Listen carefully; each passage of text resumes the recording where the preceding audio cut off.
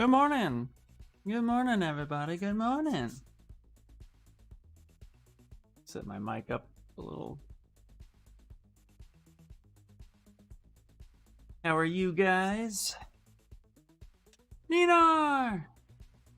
What is happening? Con the Gainer, hello. Halden, hello. Halden, hello. Slow BR, morning, morning, morning. So, Talden, I was taking a look a little bit more at your file that you sent me for Marmoset, and yeah, I really think that once you get that cage locked in, it's gonna look perfect. So, yeah, focus on that. I think it'll be good. Hey, what's up, Aspire? Con the Gamer, how have I been? I have been well. I am just waking up. I have Folgers in my cup, although it's not Folgers, it's Starbucks, but home brewed Starbucks.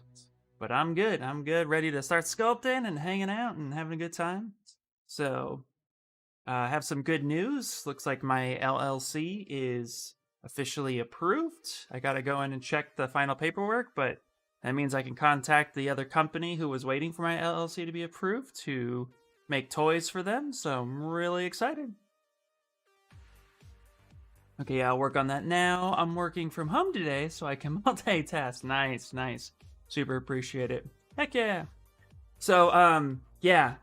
And now that you got the scaling and the other issues sorted out with within Zbrush, I think it's going to be helpful for you to get that cage locked in. But that's the one thing I noticed when I went through every single tool that you had.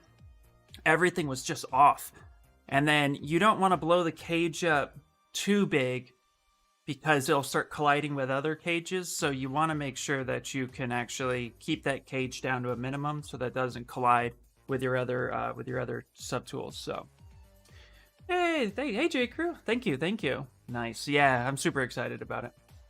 So, but yeah, I'm getting ready to get it. If I sound super tired, it's just because I'm waking up. But let's do it. I'm super excited. It's gonna be fun. So today, guys, I'm thinking about we're gonna start getting into some more detailing with this piece. Start working out and cleaning up some of the anatomy on both sides, and then maybe finalizing some more of the hair for Vega. Starting to tear the shirt on Chun-Li, starting to get some of the cuts on her body, because she got wrecked, riggedy wrecked in this scene. So we really want to make sure that gets torn up. We might add, then from there, we also might build official claws, pose the hands a little bit more because the hands are just too stiff on Vega.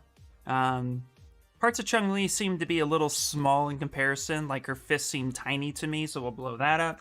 So, yeah, it's all about getting it all sorted. Bonjour! Hello, Martin! So, nice. So, we still got a ton of stuff to do. I'd say we're maybe about a third of the way through this piece. So, there's still a good amount of work to do. But ultimately, I'm very excited with the direction that it's going, so yeah. How's everybody else's hump day happening? Happy hump day, everybody. Right? It is Wednesday. Hello, Carde! Also, too, let's get that Stream Raider action happening. So, black screen. There it is. I was good and I loaded it up. Whoop whoop. Wow. Let's see. 1, 2, 3.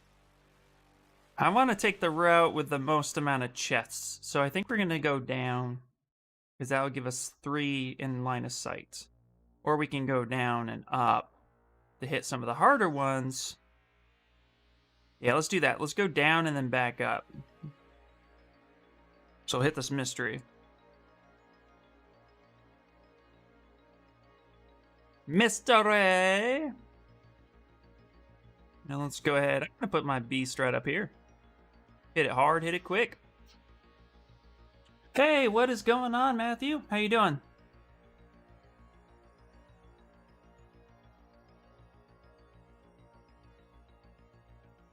Morning, good morning. All right, let's do it. Let's get this happening. So let's see, where do we want to start first? Let's start with the obvious. Chun-Li's hands look really, really small. So let's actually start with building that up. And let's get cozy.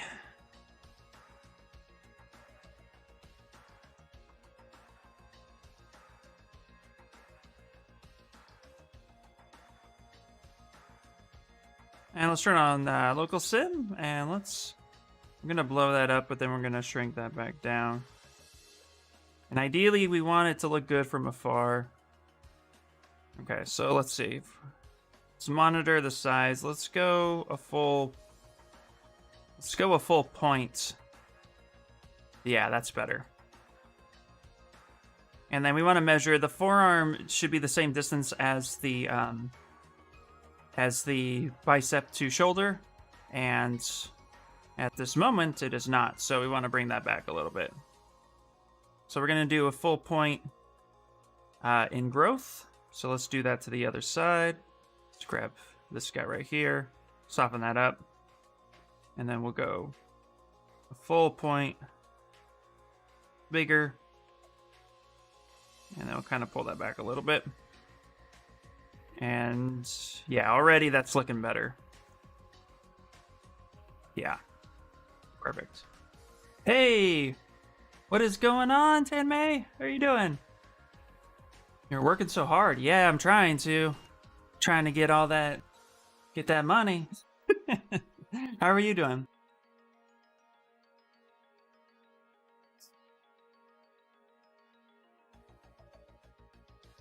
I'm wondering if I should push this further. All right, let's turn off dynamic on our underwear for a second.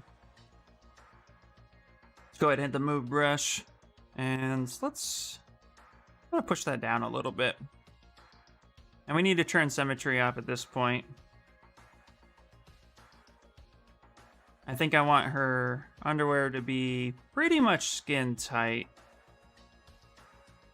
And we can kind of mess a little bit with her belly just a bit.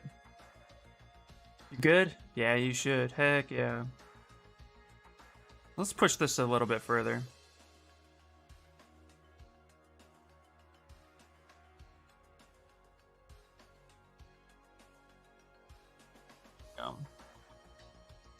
Figure we'll have the thickness of her underwear line going into her skin, not coming out. This way it will collide correctly when we need to merge it for the print itself. So we'll get a good chunk of that out. Let's go to geometry, dynamic subdivision, and we're going to go ahead and go to dynamic, and let's really offset that, because you can offset your thickness. So let's really offset it negative 100. That's full offset. And that'll just really jump right into the body. Then it doesn't matter how thick it is. What matters is how much it extrudes out. So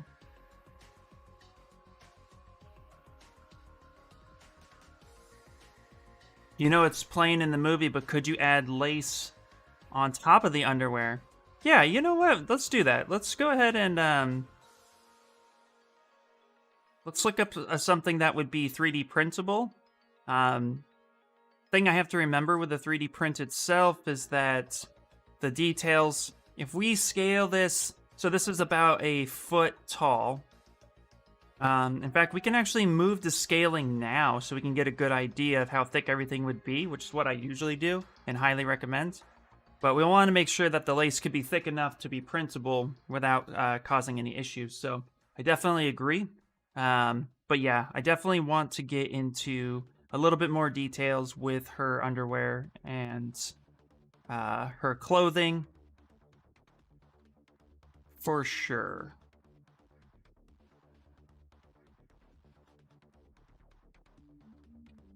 Let's see. I don't know much about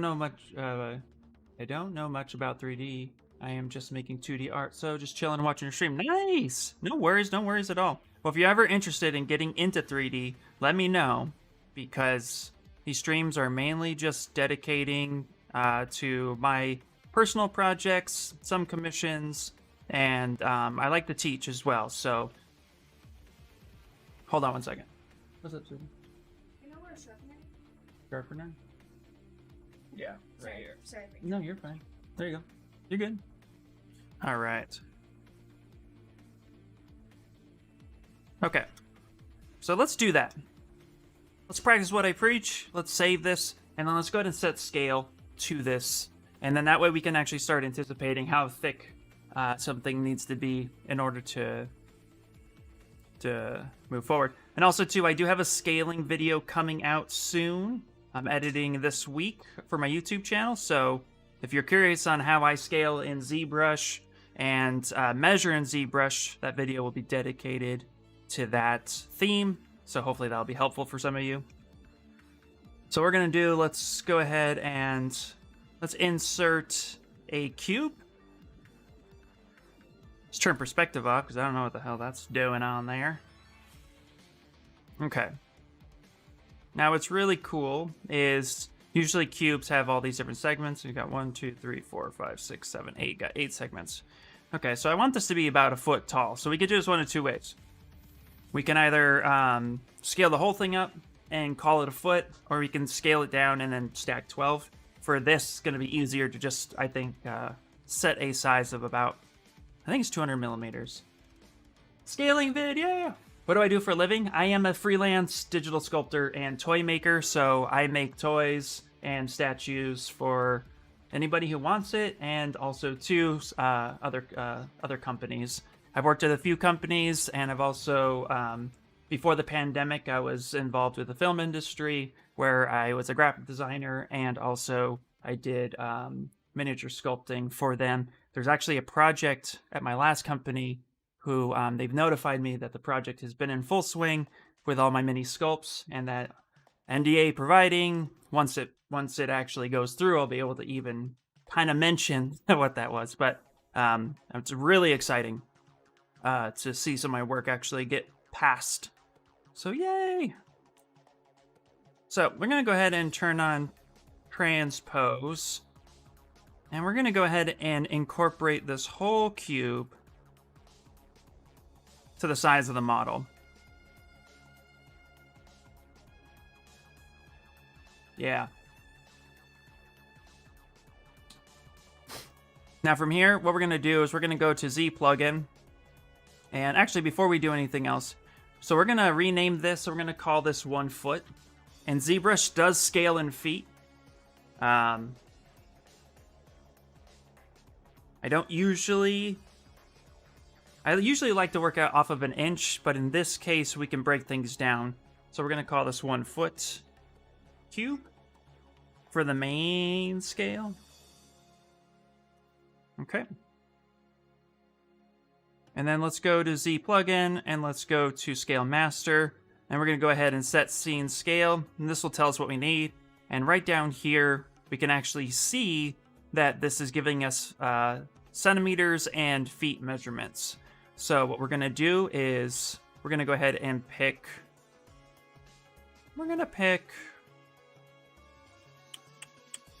Let's pick 6 feet. 6.3 feet. Now from here, we have the feet options. We're going to go ahead and type in 1, because I want this to be 1 foot. Because that's how tall I want the statue to be, which will be equivalent of 12 inches. And then we're going to go ahead and hit resize subtool. And watch the magic happen.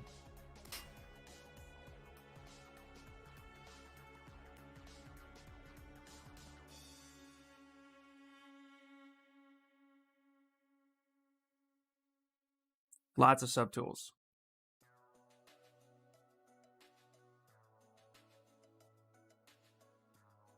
Lots of subtools.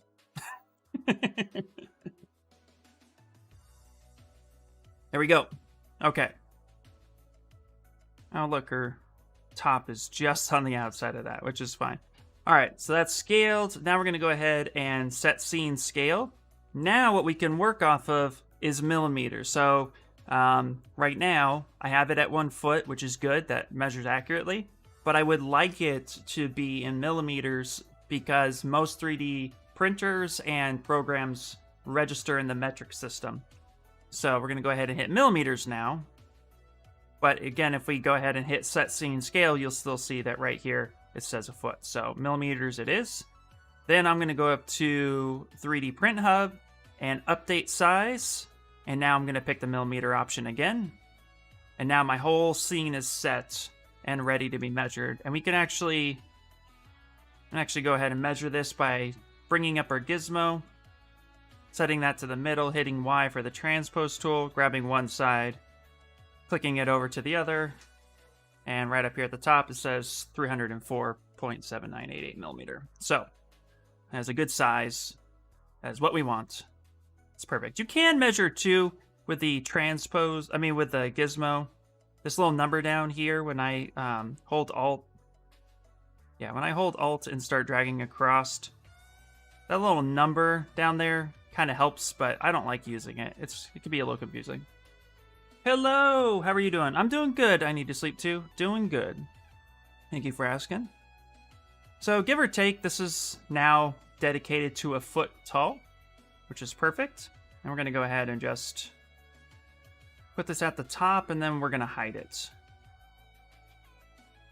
So now if I want to make sure that something is a good size, like for example, Vega's claws, now I can bring up the transpose tool and I can go ahead and measure across. And right now, that looks to be about 2.1 millimeters. So that's pretty good on the thickness, which is what we want. So now we can actually plan for things like lace and stuff like that. Sculpt Kid, what's up, dude? What's up, man? So all good stuff. Also, too, I wonder if you guys can hear my 3D printer going on in the background. Let me know, because I have a commission running, and I want to make sure it's not too terribly loud. All right. So foot tall, 12 inches. It's gonna be a big boy, guys. You're working? Yeah, me too, man. Me too. Me too, brother. Me too. All right. And that's actually going to be important, too, for her clothing. Because her clothing is going to be... Her clothing is going to be something. So let's work on that, actually.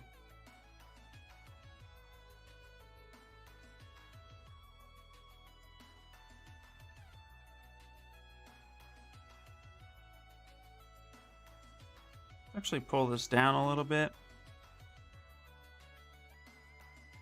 And man, oh man. That's a massive bra.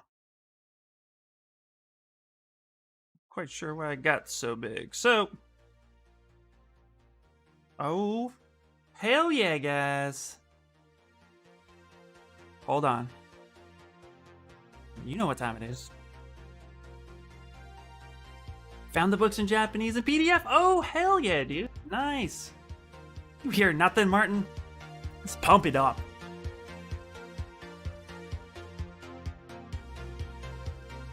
Hopefully that's not too loud.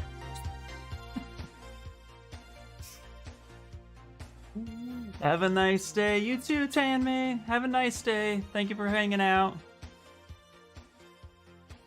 Getting ready to print Bernie. Nice. Why is this so thick? I must have gotten whacked a little bit. Nice. If you're studying Japanese, I recommend the Take Him's Guide. Oh, nice. Yes, I am studying Japanese. I actually have, I cracked it back open. This is what I got like a year ago. Japanese from Zero. It's supposed to help me learn hiragana and extensive grammar. It's supposed to help you read and write, which is good. Yeah, so I'm really excited about that. Yes. And then I need to sleep too. I need to sleep now. It's gonna help me out a little bit with just studying and talking and all sorts of good stuff. I'm really excited. I can't tell you how excited I am. I just need to find a little bit more time to like sit down. Maybe we could do a thing where like we meet up like once a week or something for like a couple minutes. And then I'll dedicate my time. What I've been doing, oh my god, guys, this has already been really cool. What I've been doing is I watch Dragon Ball Super, no subtitles in Japanese, because I already know the entire saga. I've watched it 3 times. And so one of the tips I got from a TED Talk was basically indoctrinate yourself into the language. So don't depend on translations. Just pretend you're a 2-year-old who's stuck in front of a TV listening to the language, and you'll start picking up on things just by listening and trying it for yourself. So I've been really, immersed. I guess indoctrinate's not the right word. That sounds horrible and cultish. But yeah, you immerse yourself into the language. So I've been doing that last couple nights, and it's been really cool to just kind of like listen to it, and I get what's going on because I already know the show. So I'm not trying to I'm just trying to listen, and that's been really fun too. Yeah, I'm also studying Japanese. I have like 2 years of unfocused practice, so I'm lower intermediate. If you need help with the basics, but now I'm taking it more seriously. Oh my god, yeah, that would be so awesome. Maybe we could do like just a Discord meetup on like the weekend for like 30 minutes or something, and just all hang out and study Japanese. I would love that. I think that'd be great. We should chat more. Let me know. Like, DM me in Discord, guys. Like, I'll create a group or something like that. It'd be so much fun. So for me, like, I really love anime. I really love the language, and it's been on my bucket list. You're not even gonna. I'm 37. It's been on my bucket list since I was 16. I've never been positively motivated. You know, and I guarantee you, I've been that guy who has said, I'm gonna do this, and then I never do it. And I don't like being that guy, so I'm gonna stop being that guy, and I'm just gonna freaking do it.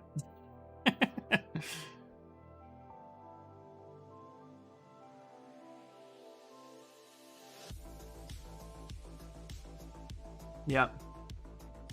Use the JLPT guide?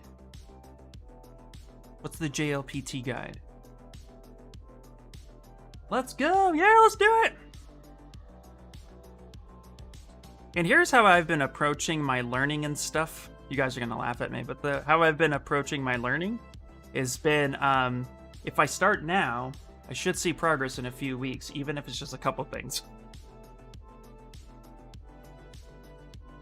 I can gather some great resources for you and anyone else, but again, I'm a learner too. No, that's perfect. I hear you, man. I hate this year I'm doing this, and you say that for like 3 years. Exactly. Yeah. Right? I know, but it's so easy to get into that mindset. And I've learned so much with just my art in general to stop doing that, you know? Like, for example, I put off articulation for 6 months. Scared shitless for articulation. And I wasn't sure if I'd be able to do it. And then I realized that the only way I'm going to actually know if I can do it is if I just try it. So that's why I always push people who are learning things to just do something. And I think it matters. I think that it doesn't matter what you're doing. It's just the fact that you need to just start doing it. So with Japanese, I need to start doing it, and I want to, so we're going to do it. It's going to be awesome. And do you know hiragana or katakana yet? No. Okay, so I can count to 10. I can say basic phrases like how to say thank you, how to say you're welcome, how to say good morning, how to say good night. Little stuff. I mean, literally tidbits. I know certain things like mizu is water. I know very, very little. Like, I'm just a straight up beginner. I'm understanding basic phrases at this point. So, and I'll tell you, part of the reason why I've been so intimidated to try to learn another language is because I already feel like I butcher my own language. As you guys know, I can barely say names half the time. So I'm a very self-conscious person. And I'm trying to get out of that habit because I feel like that's me limiting myself as a person. So Japanese is the only other language that I can speak the most of. I studied for a long time solo when I was younger. That's awesome. That's so cool. The other thing too is just learning any other language. Learning a second language, I hear, is like probably one of the smartest business decisions you can make, because you can then do business with that culture. Now, of course, then there's that argument of like what language you should learn. Well, I'll tell you, I have bad experience with trying to learn Spanish, where I worked in a machine shop for a total of 15 years. And most machine shops in California are very much has a high population of Hispanic speakers. So I tried learning the language, and it just was a bad experience. I couldn't pronounce certain things. I've been made fun of, so I just took a big step back and was like, it's not for me. Although I can listen to the Spanish speakers and pretty much understand what's going on, I just have a hard time speaking it. So I know I'm trying to get over that hurdle too. Yeah, there's definitely helpful apps for remembering hiragana and katakana. That's how I quickly studied for my Japanese courses. My recommendation is to streamline hiragana and katakana with flashcards, so that you can read those and then learn conversational Japanese instead of tourist Japanese, will help in the long run. Because I have to unlearn stuff from my college classes. Right. Well, English, especially our American English, is a hodgepodge of 5 other languages. Absolutely, yeah. Use this to learn hiragana and katakana. You can learn in 2 hours. Ooh, I'm gonna click it. Okay, great. Awesome. One of the main reasons why I downloaded the Japanese from Zero was because the guy who teaches it, he lived in Japan for like 12 years when he was a kid, and he had said that when learning Japanese, there are tourist Japanese, like you're saying, and then there's actual Japanese that you should learn, and he studied there by basically being immersed into the culture. His dad was a military man, and so he was a military brat, so he came in, and they were introduced into a school, and he tried to get into another school. Long story short, he said because he didn't study the touristy side of Japanese, that he just literally threw himself into the culture and learned by School of Hard Knocks, that they actually accepted him in one of Tokyo's like top schools. And so that's how he teaches it as well, is that you're just kind of immersing yourself in the culture. So anything works, and I think flashcards would be a really cool method too. So I'm going to download that app for sure. But the most helpful thing from those classes was being forced to learn hiragana and katakana in a week. Oh, let's do it. Let's do it. I'm excited. Let's do it.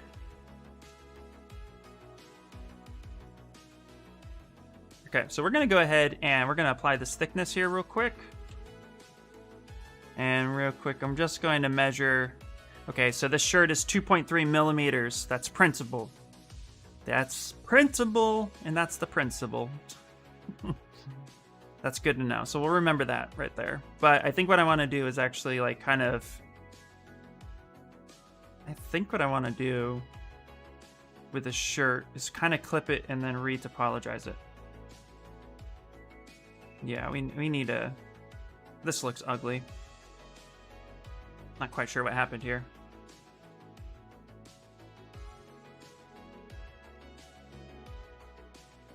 Yeah, learning other languages easy as long as they are similar. English and Japanese are completely different from hearing it, but as an example, German and Danish, or generally all Scandinavian languages, do have a lot of words from German, which makes it a lot easier to remember.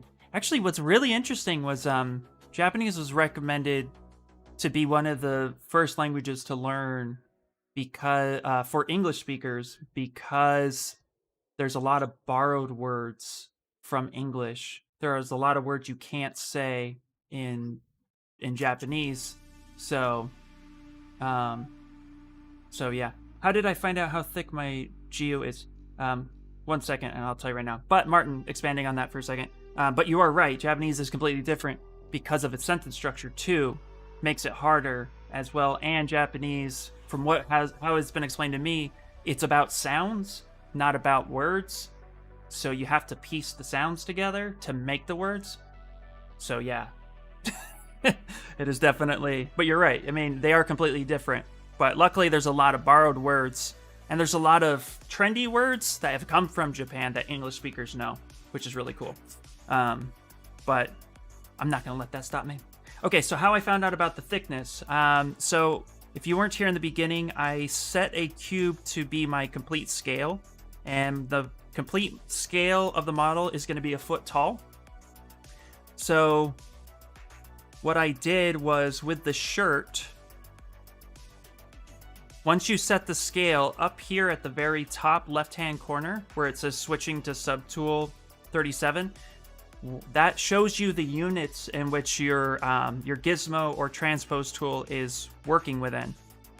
Kind of gives you the coordinates of where that's at. And I've applied the thickness to be about 0.002. So what I was able to do now that the scene the scene scale was set, I was able to bring up the transpose and click a point and hold shift and measure to another point. And then right up here at the very top left-hand side, you'll see this number, and it's now in millimeters. For 3D printing, a wall thickness cannot be any smaller than 0.2 millimeter without doing a lot of magic. You want that 0.2 millimeter because that's typically, like for FDM, that's the standard wall. So you want to take 0.2 millimeter and almost double that. So I was able to use that setting and then use the transpose tool as a measure or ruler to then get that number. And I actually have a video coming out about that soon. Evening Cicada is learning Japanese too. We can include him. Yes, let's do it. I love hanging out with him too. It's been a while. To me, Japanese seems more about feelings, whereas English seems to be more about accuracy. Oh, nice. That's an awesome trick. Yeah, for sure. Yeah, like I said, I have a video coming out this week about it, so I'll announce when that's ready. But once you set your scene scale, yeah, it's an easy way to do it. Okay. And what I want to do, actually, is I'm going to want to I have this coming to a point for some reason, and I don't understand why. So what I'm going to do is actually kind of force this. I'm going to end up clipping this right here, like this. I'm going to clip a few sides. It seems like Evening Cicada and I are on the same page. We started wanting to learn articulation together. We started really studying anatomy around the same time together, even though we're doing it opposite sides of our perspective spots. It's funny. Similar interests. I love that guy. Okay, so what I'm going to do now is kind of force these up a little bit like this. And this is going to help me when I hit Z-Remesh to kind of get a little bit better. You can use this as a guide almost. It doesn't always work. This is where it gets a little funky. But we can go ahead and do something like that. We can even clip this one here. Bring this down. Kind of pull that back a little bit. And then hit delete hidden. And now we're going to go ahead and hit Z-Remesh. And we're going to do this at like a target of 3. Give us a little bit more geo than the last time I did it. Cicada! Oh, no. Is Cicada here? Or is he working? Is he sleeping?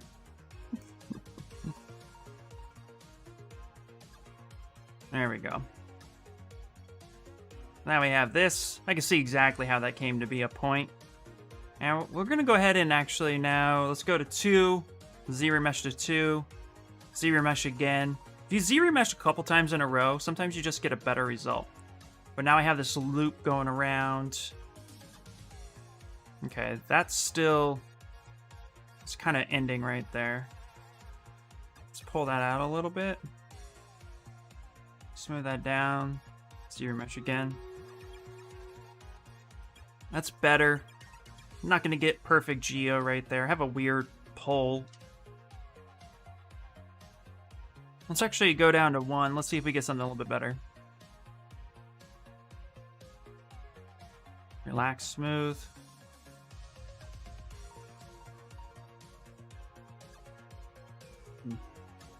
That might be okay. Might be able to do something with that. Sweet cicada. Maybe if we channel him. Is he like Beetlejuice? Cicada. Cicada. Cicada! I know him and I stream at opposite times too. He streams evening, I normally stream mornings. Yeah. But yeah, invite him. That would be awesome. I would love to do that. I also got to show him my latest articulation project. I'm trying to get that approved a little bit. Sent it to my awesome teacher. Hopefully he'll take a look at it. Need some feedback. Alright, let's go ahead and stream raider the crap out of this.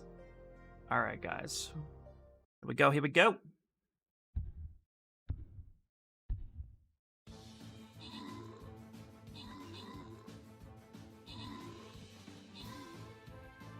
Let's do it, let's do it. This should be easy. Oh, I got the most kills. J. Crew coming in with the assists. Nice. Good job, guys. Good job. Angry Monday! I see you looking here, baby. I see you looking here. J. Crew, what's happening? Alright, so we're going to go down, and then we're going to shoot right back up. So I want these chests. These chests are amazing. That's what we want. I'm also going to do... I'm going to do a flag bearer, so I can try to support you guys. And also get those assists I need.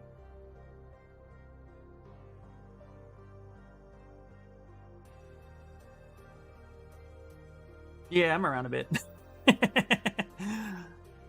I see you there. Well, hello, hello.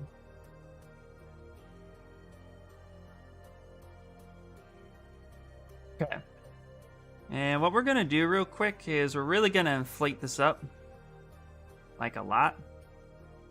Like I'm going to have it like way up here. And what I'm going to do is try to use dynamics to have it kind of sit on the skin a little bit.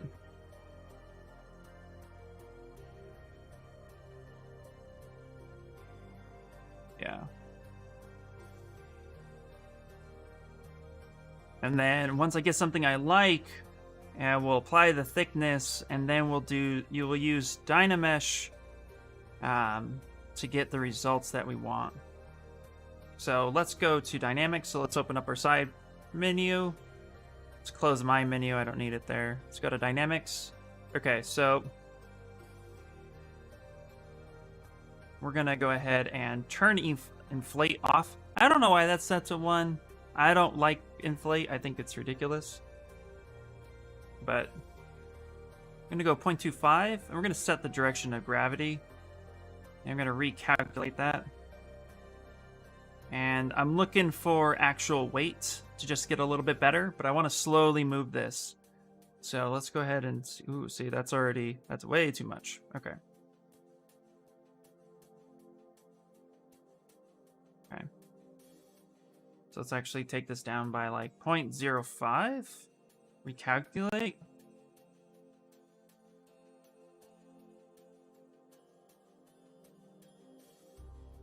Okay, perfect. So let's go ahead and turn dynamic on.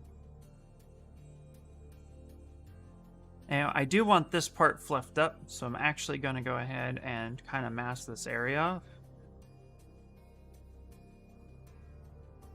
Kind of soften that down. We're going to turn on masked, and we're going to do self-collision up to 4. So self-collision will make sure it kind of collides on itself well, and then on masked should only move what is masked. Let's go ahead and recalculate it. Remember when I couldn't even do this on stream without it killing the stream?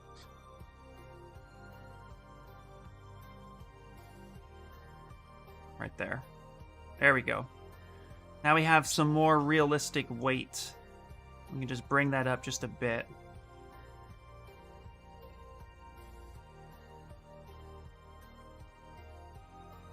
Now what we'll do is we'll grab this section,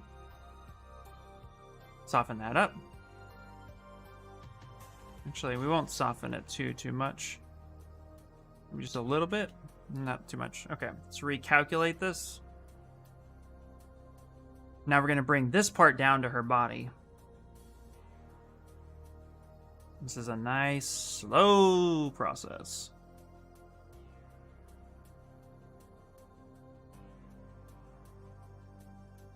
Just take a look at that.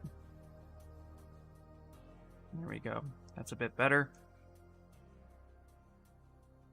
Again, what I'm going to do is kind of bring this part down just a little bit. We're going to have this collide with her.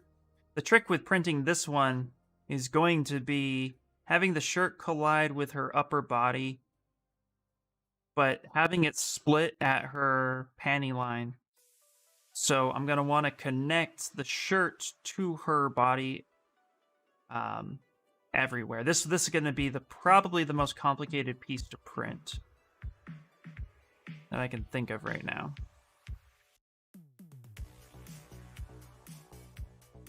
Okay. Then what we will do here is we're going to grab this, soften this up. Let's take the transpose cloth brush, or yeah, I guess it's a brush. Let's go ahead and hit Y there.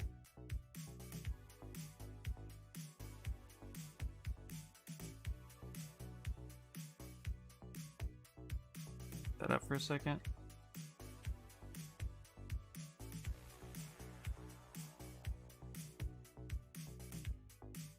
I'm gonna kind of move this around so that it's a bit more wrinkled.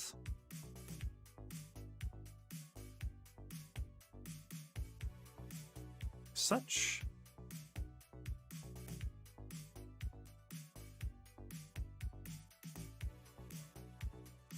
There we go.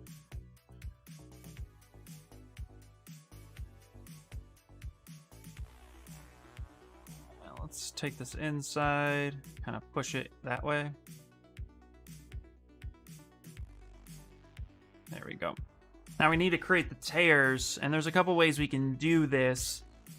What I'm going to do is actually duplicate this shirt, hide the original one, apply the dynamic subdivision, so now that's real geo at this point. Let's take a look at the reference and then start tearing it accordingly. Let me pull that up real quick. Let's hit load and Chun-Li reference. Also got this nice face kick that's happening there. Okay, so her shirt is ripped open from the top and she's slashed across her face, across her chest. I know she's also slashed on her arms. We could pull up more reference there. So let's start tearing the shirt there. It looks like her shirt is overall at the bottom not torn, so it's really just here at the top. That's what we want to focus on. So what we're going to do is, now that we have this in an actual thickness, we can grab the snake hook brush. Just kind of start pulling this everywhere.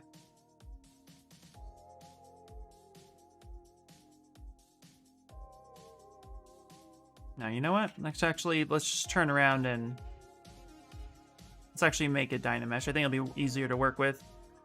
So let's go up to Z plugin, Dynamesh master, and then Dynamesh master. There we go. Turn blur off. Actually, no, kick blur at 1. And we'll make this at 0.5. So it'll be about 500,000. There we go. There we go. Now we can start really working this here.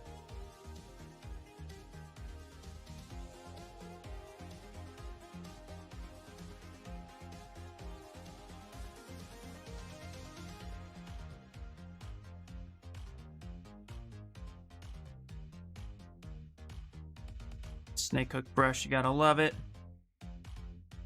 Don't need the paint on.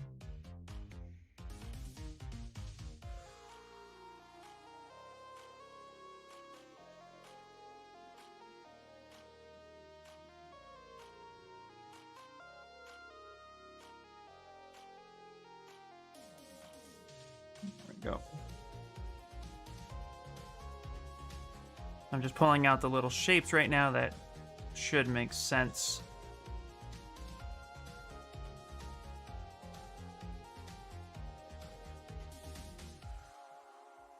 There we go.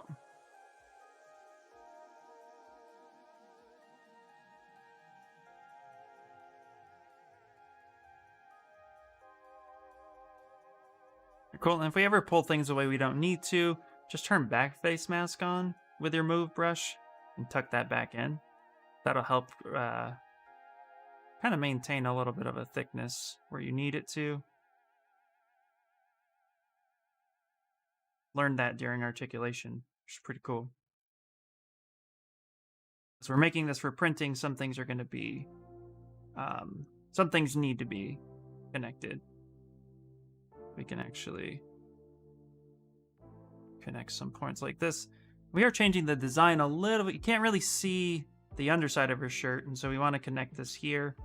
So all this will connect like that, but we'll still have some motion happening. There we go. Let's go ahead and re-dynamesh that. There we go. We'll start making those look like tears. Now, what we'll do here is we'll actually come in, we'll start fading this out. Let's grab this. Because it's a 90, what we can actually assume is that it tapers a little bit here. And I'm still using the cloth transpose brush, but that 90 will actually kind of come in just a little bit. So we can actually connect that there as if it slid up her arm a little bit. And we can even add some information there, like a little bit of a seam and like some elastic. That'll make it appear that it's supposed to stay in place, and then it'll make more sense. So we'll connect that there, and then same here.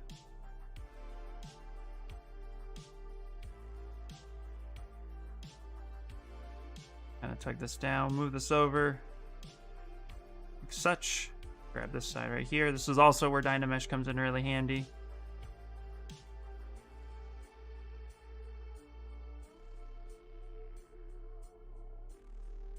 Go ahead and actually move this around.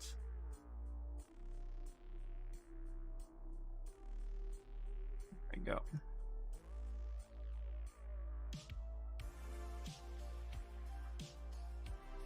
And then if you're trying really hard to get wrinkles within ZBrush, just select the section, take your cloth transpose, kind of tap it right there, and then just kind of start fluffing it a little bit with the cloth transpose, move it around.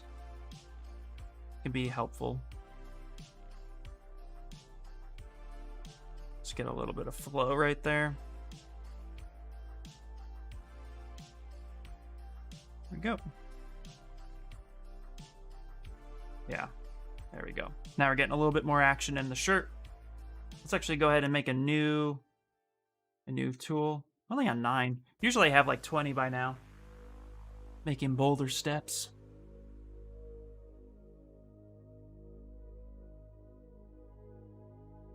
Guys, I may have to get some more coffee here in a second.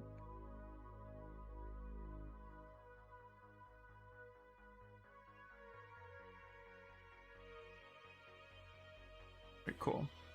Kind of connect that under her arm, which can hide a little bit of good way to hide any anatomy you don't want to fix. Then you can come on here and turn back face mask back on and actually pull that back underneath. So now, again, if you're not going to ever see that anatomy, really, there's no need to go in there and make it perfect. We just have to make it believable.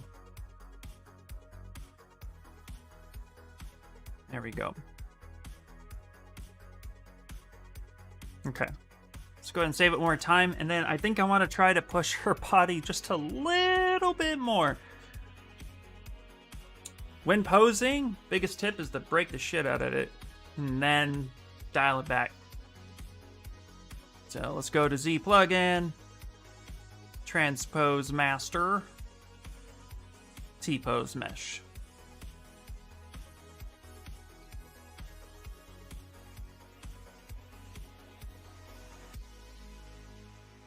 There we go. Now we're going to go ahead and actually highlight where her hips are. I'm going to take that down right there. Knowing where the joints are is super important. Then we can go ahead and highlight everything else. Kind of soften that just a smidge. Invert, soften. Okay. We're gonna move it at the hip joint.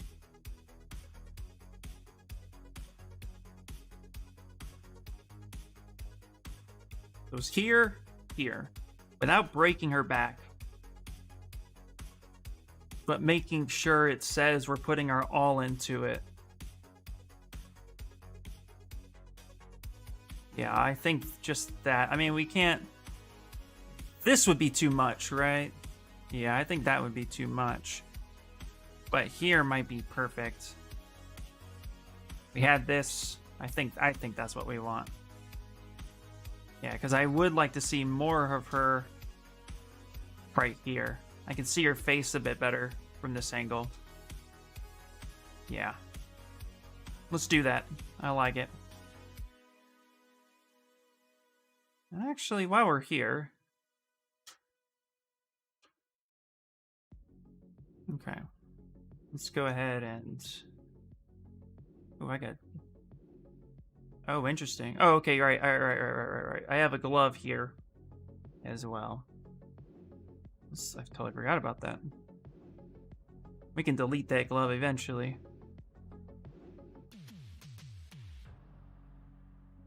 No, we don't need that. What we want to do is like have his hand kind of posed all epically. So let's do that while we're here. Let's grab this finger. Let's touch right here.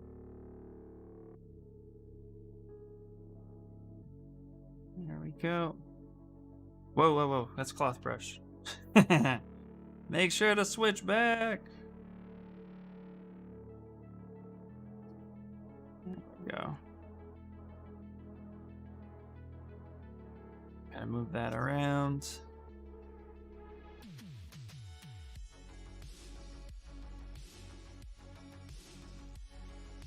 Go.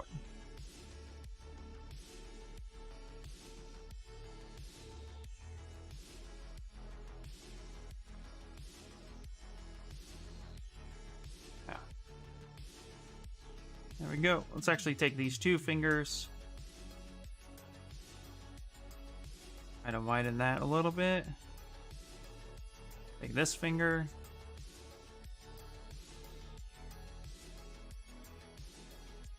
There you go.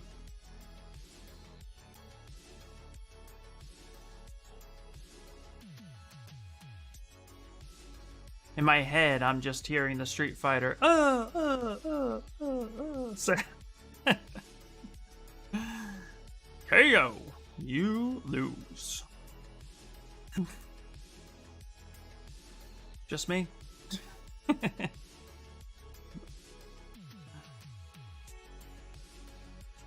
we go.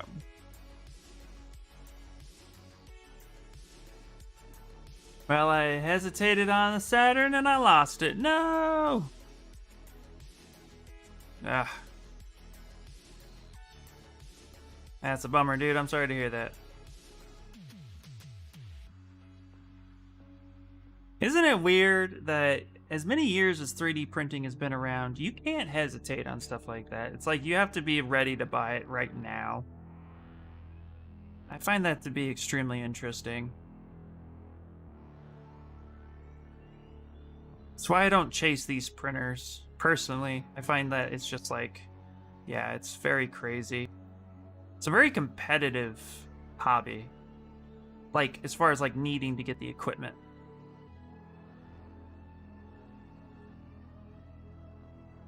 I'm sorry you lost it, though. It's cool. spending a large amount of money right now is hard for me. Dude, you and me both, man. Totally get it. There we go.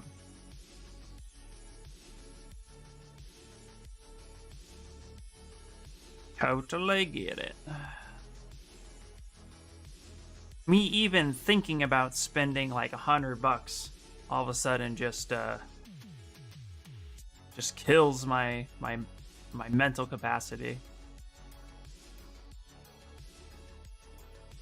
Hey, morning, Death. How you doing?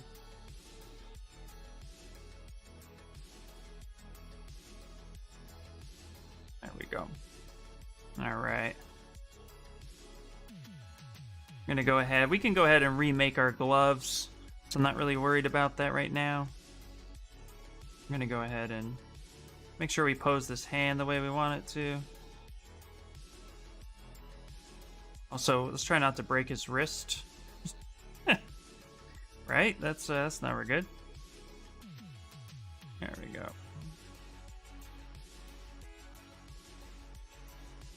Yeah, there we go. We'll delete that glove and then remake his glove.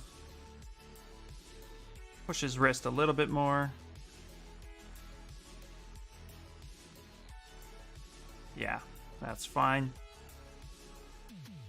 Still have to make his, we still have to end up making his, blades and stuff. So, still got a lot to do with him.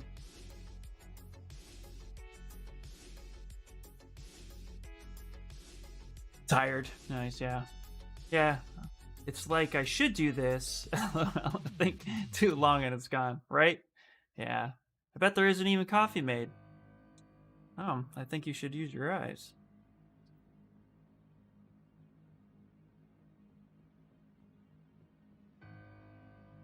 Shots fired! Bloop, bloop, bloop, bloop, bloop. Although I could print like 5 VPs on it at a time. But I might get like 1 sale a week. Yeah, you know what? I think that's why a lot of people do print on demand. Unless you got guaranteed customers, I would definitely say, yeah, I wouldn't be backstocking. Just tell them it takes like a bit of time, first come, first serve. That's how one of the companies I worked for, Fabrication Station, so people who are looking for 3D printed services, they do print on demand, and they had a good chunk of clients. So it just seemed like an easier model. I don't know. Whatever. I think it also just depends on your workflow and what you're able to produce.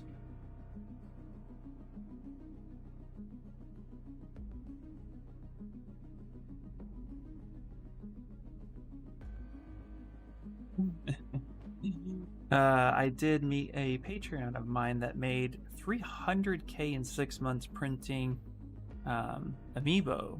So it is possible. No. It's definitely possible. Yeah, it is possible. It's just picking the right direction. That's the hard part. I had coffee, but I could use more, right? I know. You and me both. Yeah.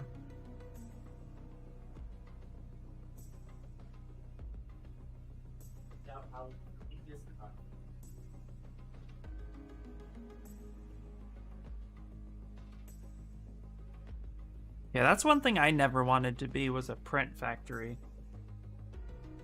Although I have been debating on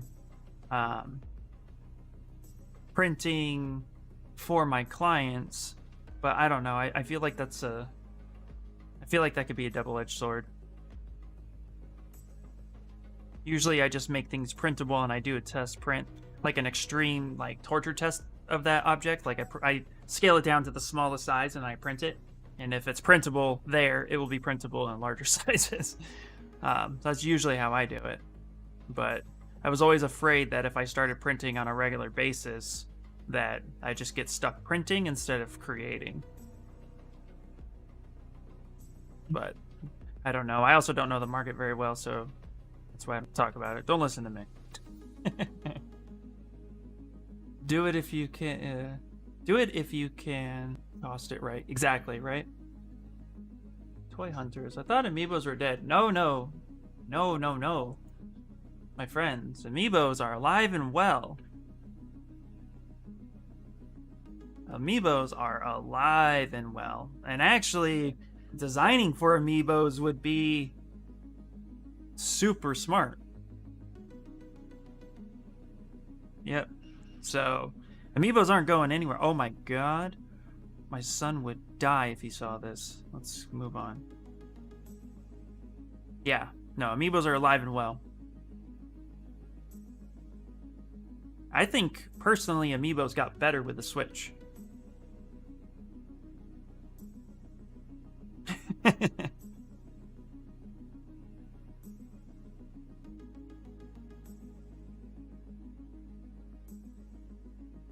Oh.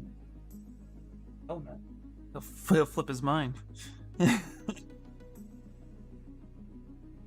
Actually, what's funny is when I had an Android phone, I had the ability to actually write amiibo code from my phone because I had NFC control.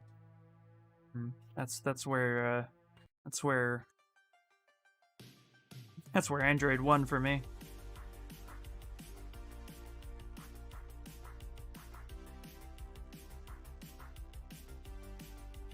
But yeah, for me personally, I'd rather design something, test print it, and then release it.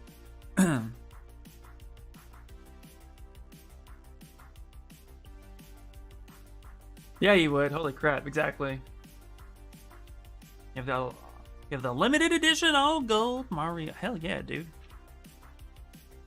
Yeah, no, amiibos are awesome. In fact, one of my favorite ones is the Link Awakening amiibo. Got lucky when I found it too. Super amazing.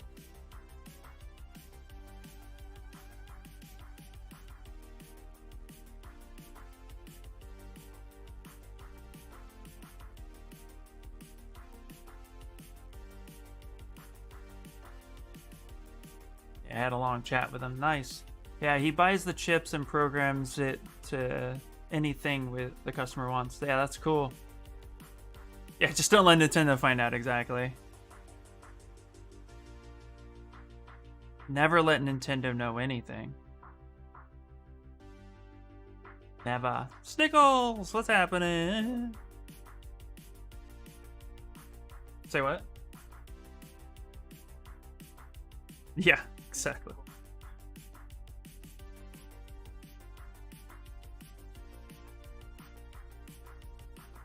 Oops.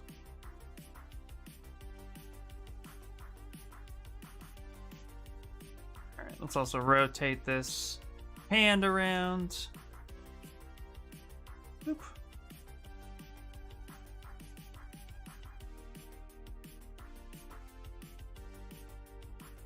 A little bit. I'll have to fix that.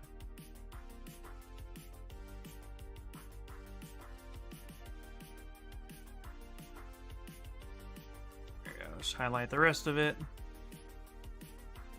Okay.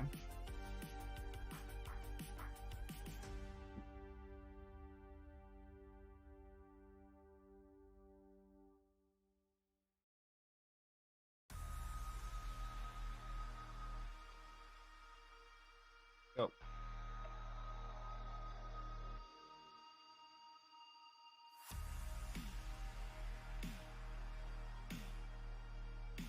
There. Now relax, smooth his arm a little bit, because you're not really worried about. You have to fix the anatomy anyway, so I'm not really worried about getting rid of some of that detail. We'll have to go back in at this point.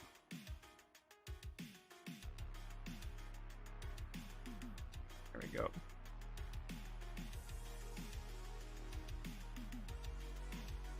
There we go. Yeah.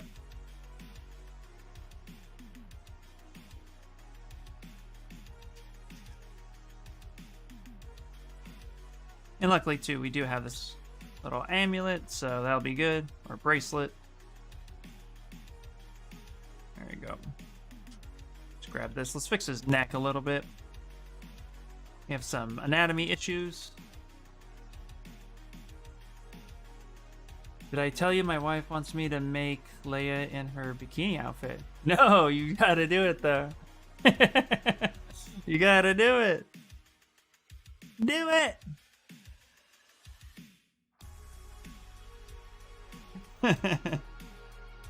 And you already have the head, so you just need to make the body. And you have a, and you already have the, I think you already have a base mesh body, so that should be easy. You should be able to get on that real quick.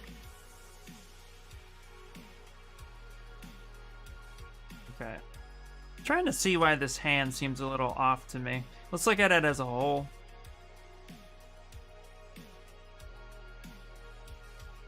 I don't mind it being a little funky. Yeah, that's fine that way. I think that's fine because... yeah, his hand would be down. Yeah, that makes sense. Bodies don't really make sense when they're being thrashed about. But we want it to look good.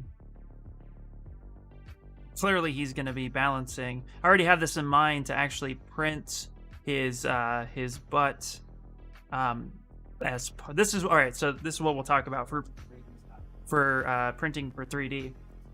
And I'm gonna lurk for a bit. I'll message you on Discord to remind you about the Japanese club group, whatever. Yeah, club group. I like it. Yay! Let's do it. Let's do it. Let's do it. Also, make sure, Joy, send me a friend request. I think I would start with some custom amiibo bases. Wait for the Leia. Ooh, a Princess Leia amiibo? Alright. Let's go ahead and save this.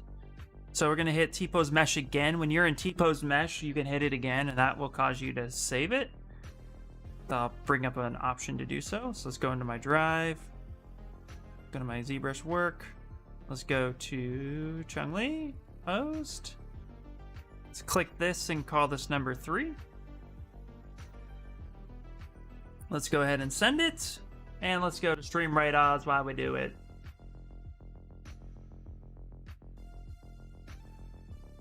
Just rewatched this scene. Forgot how creepy Vega is. Oh my gosh, yeah, Vega is super creepy, guys. Actually, it was interesting. I was talking to Carde yesterday about why that scene stuck out to me so well. And as a kid, I didn't quite get it, except for the fact that I knew he was there to you know, I knew he was there to hurt Chun-Li, but I think I saw it when I was like really young. So when I rewatched the scene as an adult for the first time, when you realize that Vega is there to, he's not just there to kill Chun-Li, he's there to rape her, to abuse her, to tear her down, to destroy her soul, basically. Torture her before he's done. Like, he's sadistic and terrifying. So when she face kicks him through a fucking wall, that is just so empowering to me as a character that it just speaks volumes. So to me, the scene is super important because it just, you know, it really showcases how powerful Chun-Li is and just how much of a fight she was willing to put up. It's just, it's insane to think about. But yeah, Vega's creepy as fuck. Oh, just to test the waters. Oh, okay, gotcha. Yeah. Also pretty surprised when she chucks the couch at him. Yeah. I think it was an IKEA couch. But also, too, Angry Monday and J Crew, there you go, guys. I think, too, when you think about it, like, if my life is on the line and chucking a couch is what I have to do to survive, I think I can pull it off. Like, maybe not on a conscious level, but yeah, I'm ready to chuck a couch. But yeah, it's crazy how ridiculous that scene is in so many levels. It's so inspiring. That's why, like, when the request came from Carde to do this scene, I was like, the only statue worth sculpting out of that whole scene is her kicking him through the wall. So yeah, it's pretty exciting. Yeah, I hadn't seen it since the 90s and didn't remember how intense it was. I know, it's so intense. It's also towards the end of the movie, which is crazy. Like, that scene is pretty far in.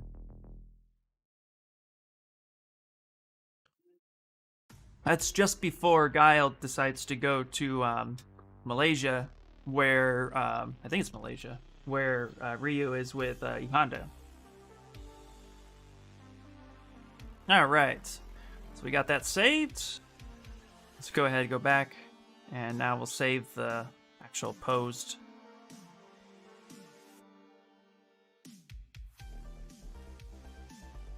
All right.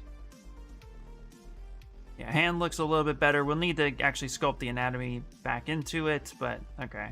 I want to make consistent changes throughout. But what I was saying was this part right here is actually going to get welded to the base here and here, and that's where the weight of the piece will be balanced, which is near center to this part here, which we can actually just turn around and make sure that it's as centered as possible, like such. So now the entire weight of the piece should be balanced. And then, like I said, what we're going to do is when we key her feet into his face, the key is going to come pretty much like this far. It's going to be a massive key because it's going to have to hold the weight of the legs. Unless what I do is make her feet and his head one piece and print that solid and then key that to his neck. And then what we could do from there is key that pretty deep into his body, which might be the other way to go. That way this is all one piece. And then the rest of her will be hollow. Luckily resin is pretty light, so once you hollow it out, so we can make this part right here pretty hollow and make his body solid. Yeah, I think that's the direction we'll go. Okay, coffee refills. Nice, nice, nice. Nice. So I think that's the direction we're going to go. That's pretty much how I had this envisioned in my head. So when we go to finalize her feet, we're going to make sure that all that's there. Okay. I'm just kind of looking at it all. Since this is probably my most complicated piece I've done to date, I'm really just kind of trying to take my time, make sure that it's legitimately correct all the way around. I don't want to move too quickly on this piece.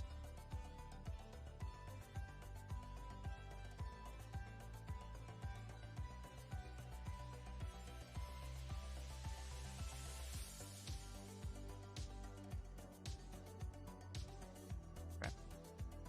All right. Give me 1 second. I'll be right back.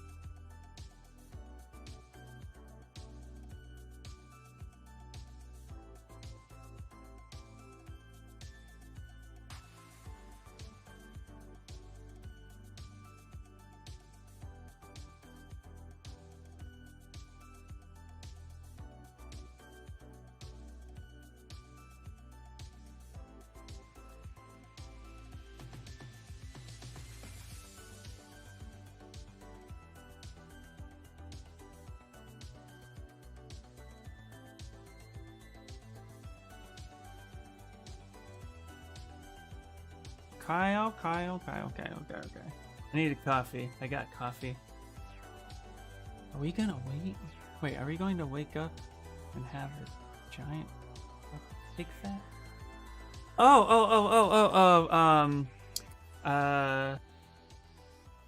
Shit, I know it. Hold on. Down Periscope. There it is. That's the movie. Man.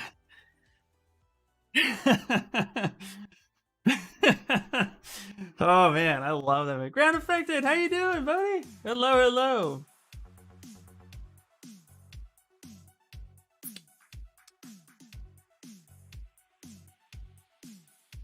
Hello. How you doing, man? How's everybody doing? All right, so I think now what we're gonna do is start moving into. All right, let's start finalizing the shirt one more time. We kind of reposed a bit, and then we need to start slashing. Let's actually make marks where she would be slashed. So what I'm gonna do is she's only. Oh, she's 630,000. That's actually a pretty good amount of stuff. So what I want to do is actually make those marks. Hey dude, yeah. Let's make those marks where she's cut, and let's get them right. That's the important part. So let's go to Chung-Li versus Vega. Okay. She has a hole in her shirt there too. Perfect. Let's go to images real quick. All right, this right here is probably the most telling. Oh, interesting. She actually has a very full bra. Her bra changes from scene to scene. Of course it does. Oh, here's a chibi version. Okay, so she is cut on her chest, she's cut on her abdomen, and she's cut on her face, and she's cut on her arm. All right. Cut the fuck out of her. So let's take our /3. Let's actually go up to morph target, and let's store a morph target. And I'm gonna make a mark in red on where she's going to be slashed. So she has a cut here. She has cuts here. Cuts here. And if I remember right, cut here. Maybe something like that. And it's Vega, so each cut needs to at least be 3.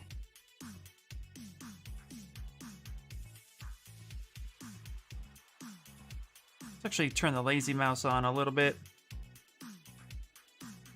Let's get those cuts happening. Try to evenly space them as much as possible. All good, dude. Thanks. Yeah, it's nice, man. How did your piece come out yesterday? Everybody also, too, shout out to Ground Affected, man. You already got it? Nice. Yeah, if you guys want to see an amazing painter, check out his channel. He's an awesome, awesome painter.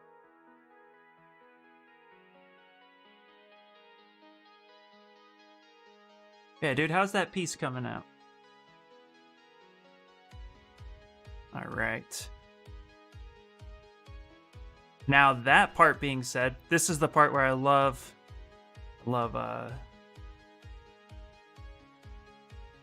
Dynamesh, because what we can do is actually solo this out just a little bit.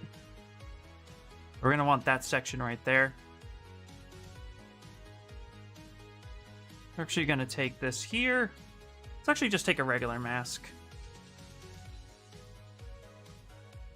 No, actually, let's do this part. I'm all over the place. All right, we're going to take a mask like that.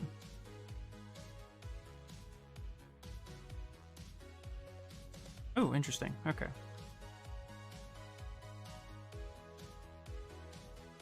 Yeah, I'm still working on it. It was still in the ugly stage. It's looking much better now. Nice. Yeah. Yeah, I call it the Valley of the Suck. And it's on its way. That's how I feel about this right now. It's very much in its ugly stage. But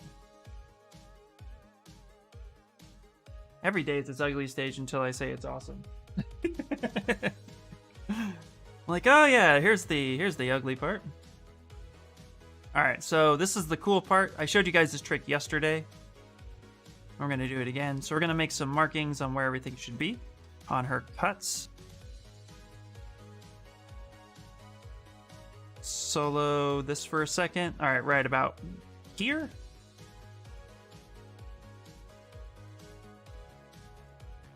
One second. All right. So right about here is where the mask is.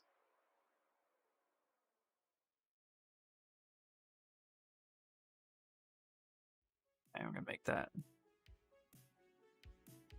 Now, luckily, this is thin enough where the mask is actually going through the other side. So we're gonna sharpen the mask, and then what we're gonna do is actually go ahead and hit Control W, which will give us this right here. Kind of cut that shirt up a little bit.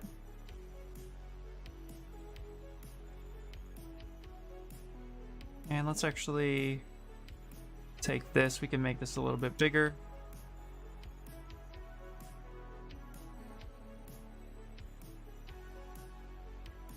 Go. Let's hit Control W there. Let's grab that. There we go. Okay.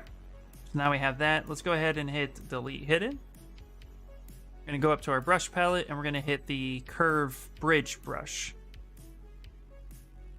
Now, this works when you have double turned on. It's really hard to do it without it, so make sure you have double turned on. I'm going to start drag and hold shift and select this point. Drag and hold shift, and it should bridge those two together. Now, it doesn't have to be pretty here, it just has to be effective, but it'll give us that hole that we need. Do the same thing on this side. Grab this guy, grab this. The cleaner your geometry, the cleaner that will be, but we don't need it to be super clean. We just need it to be torn. There we go.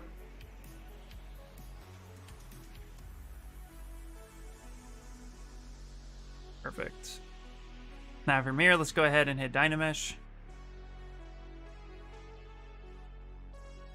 Now we have some tears that we could work with. Go ahead and grab the dynamic, trim dynamic. Kind of clean this up a little bit. /3.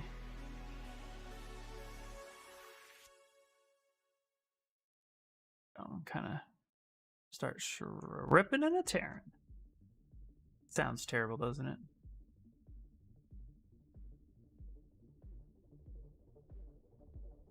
Go. Since I was late, good morning, Carday, Snickles, and Martin! Yeah, dude. Alright. You're all good, man. You're all good. Honestly, I could have cut sleeping this morning. I was tired.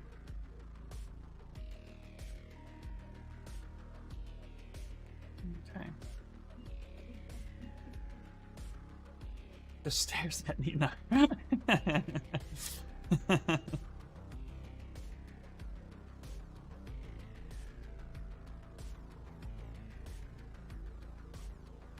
Now I'm just kind of making this a little bit, just a little bit of imperfections. Too crazy.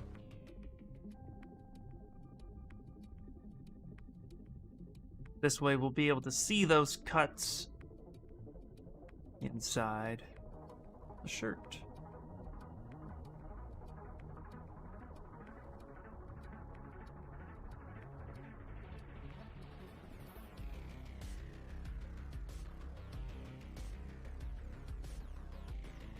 Again, we could push this down, make sure that that's actually touching our arm on the inside. So that way, when we go ahead and weld it all together for printing, that it will merge correctly. Ian drank all the coffee. Oh, wait. Yes. I need to be focused. Just a little bit.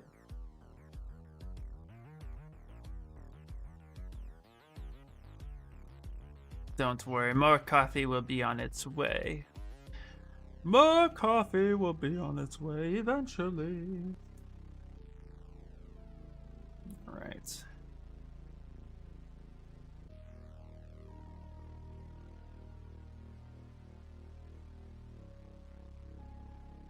Gotta get some more of those wrinkles in there.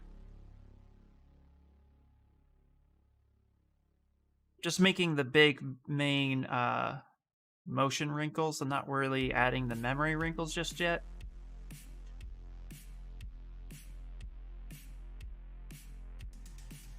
Let's actually solo this for a second. Don't really need the rest of it.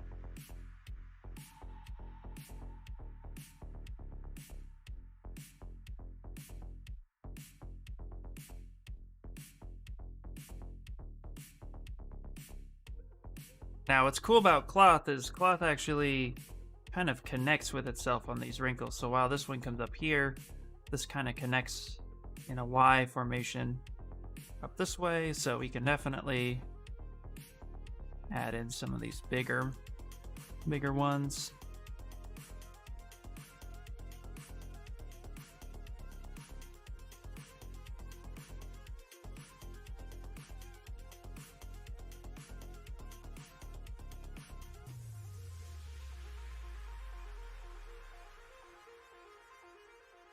Push that back a little bit.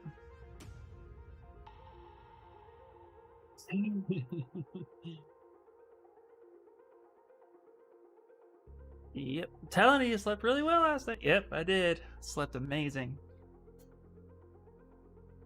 Let's go right back to bed. Excuse you, that was the first one to say good morning this stream. You were, Nianar. You were. You were very active this morning. Yep. Right? You cannot lie. Of course he is. Of course. That's what death does. Gotta get that attention. There we go.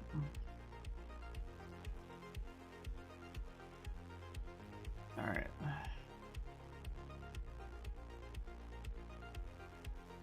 Let's get this wrapped up here, this way.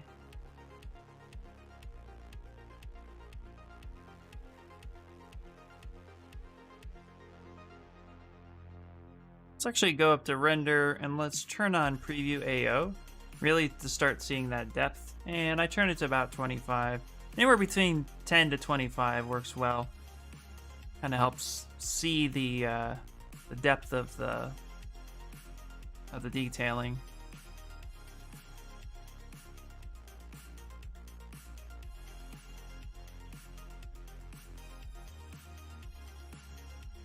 Now we're gonna do a light smooth.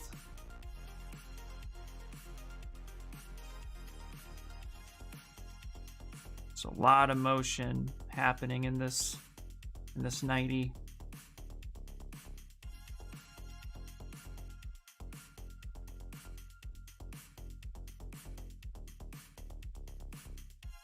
Go.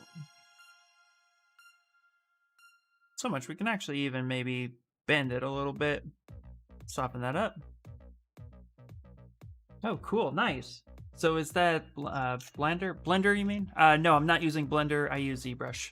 Zbrush is my main program to sculpt in.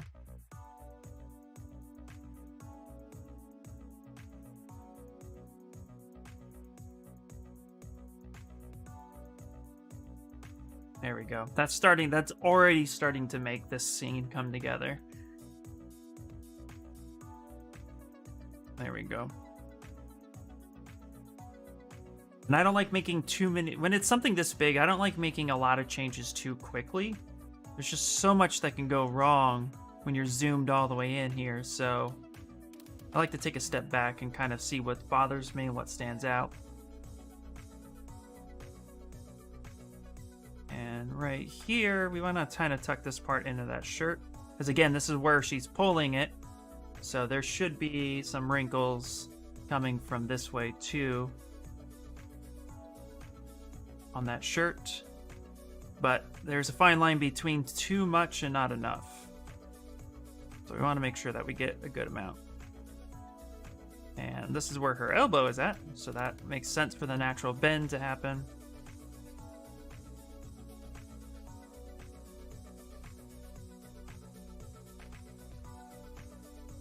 Do I allow 3D prints of my work? I do on those that I've released.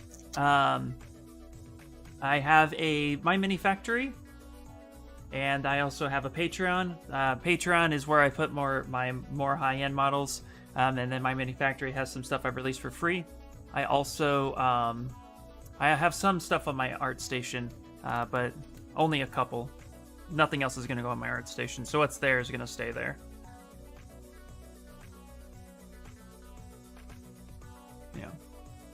Yeah. Also, too, yeah, when it comes to 3D prints, if you do print my work, it's totally fine. But I don't have any of the IPs for the stuff I've released. They're all personal projects, so just ensure that you can't sell any of the stuff that I have. But you can print it for yourself for sure. What other languages would you want to learn except Japanese? Russian and German on the list.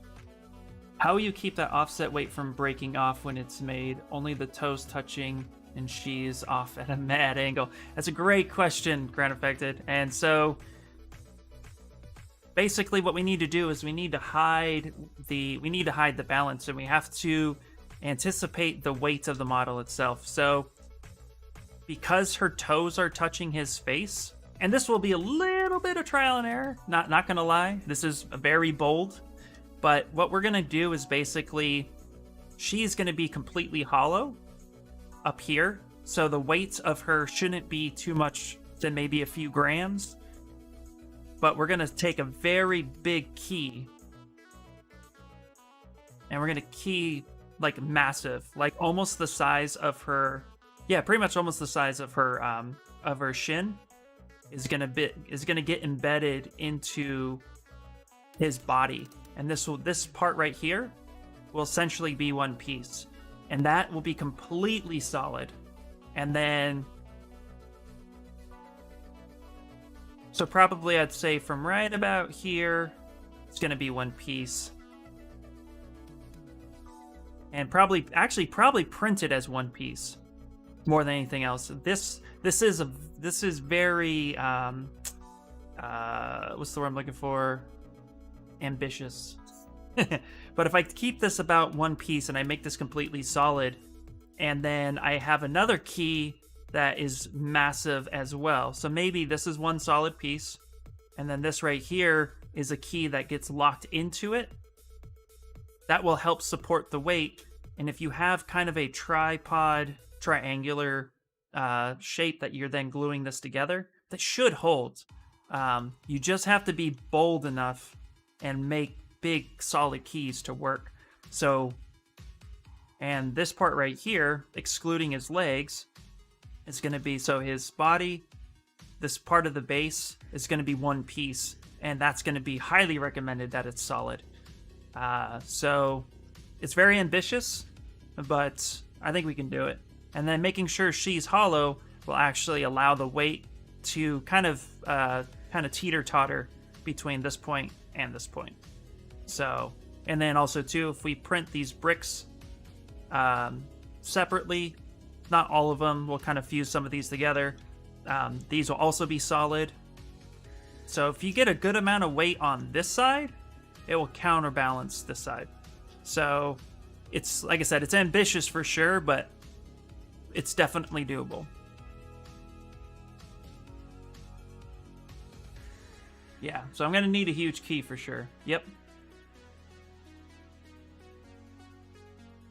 I'm working and lurking, so you won't get much from me. No problem, Jacob. Yeah, printed as on would possibly work. Yep. So I have a lot of that in mind once I got the design. Originally, I was actually having her whole foot flat up against this face, and we didn't have his face here for a while, but it didn't look good. It looked like crap. So definitely having this here pushed in, this is all going to be one piece, super solid. and then keying at the neck down his body. That's the only way I see it being possible. And then hiding seams, of course, we're going to have to print her legs separately from her waist. And I think that's where we're going to cut it. And I'm already anticipating that this right here will be one piece, or we're going to cut her arm off on each side. And so that'd be 1, 2, 3, and then maybe her head, 4 would be separate. Depends. Right now, this is scaled to 1 foot or 12 inches, so yeah. So it's going to be pretty big, so we have a lot of space to work with getting those keys cut in. So I'm excited about it. But it is definitely going to be a challenge. No lie about that.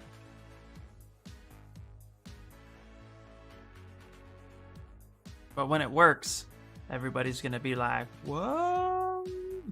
Alright, let's go ahead and take the Move Infinite brush. Let's kind of straighten out some of this anatomy. There we go.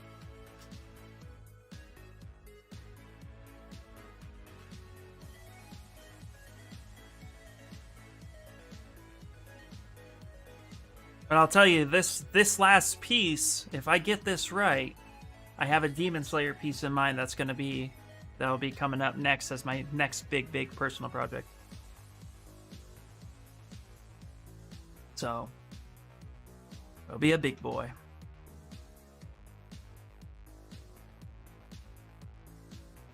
Also have to make sure that there's enough supporting weight in her ankles and stuff, so it's imperative that we get all that situated.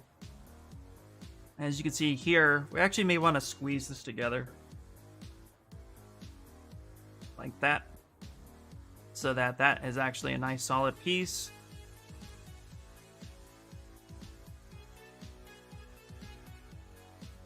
Let's inflate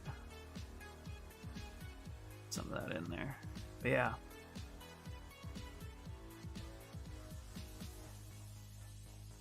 Hey, what's happening? Hello, babe. How are you doing?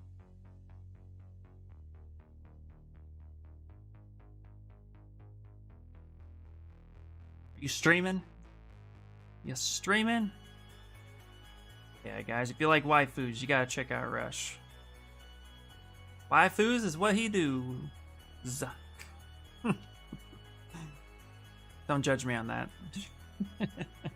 No, I took the day off. Nice, man. Yeah, you need a day off, brother. Look at what we're doing here. Look at how we do.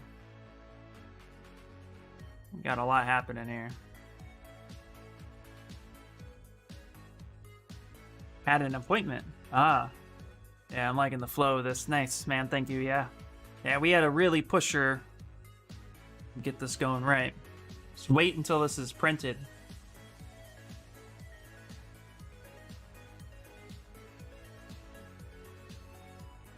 Let's actually get some of this going here. Let's do this.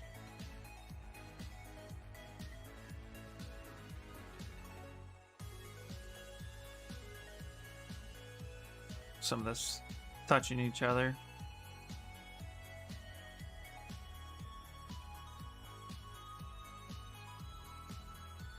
Reset that, set that down. What'd you work on yesterday, Rush? I like popped in for a second, but that's about all I had.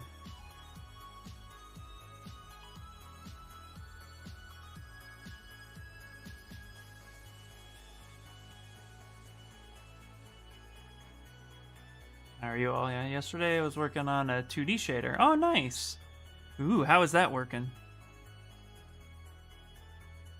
Seen a lot of anime 2D shaders and Blender show up. Just really cool. Okay, for these bricks, I think we're gonna do like a really cool like stack on one another. We're gonna do like a kind of anti-gravity. We're just gonna anti-gravity the shit out of this whole piece. But we're gonna anti-gravity these bricks so that they're touching each other, but they are also looking like they're not. So we'll embed a few of them, but yeah. we're just gonna anti-gravity everything.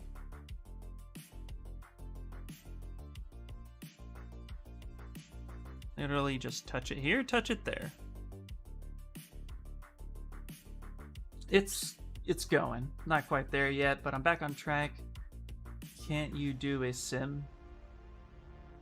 Oh, how the bricks will fall? I could do a simulation of how the bricks could fall, except for I want them to be very purposeful, and I can't control the simulation on how that would be. I want them all kind of touching each other so that I can print it in one piece and then key the bricks to then just kind of be a place.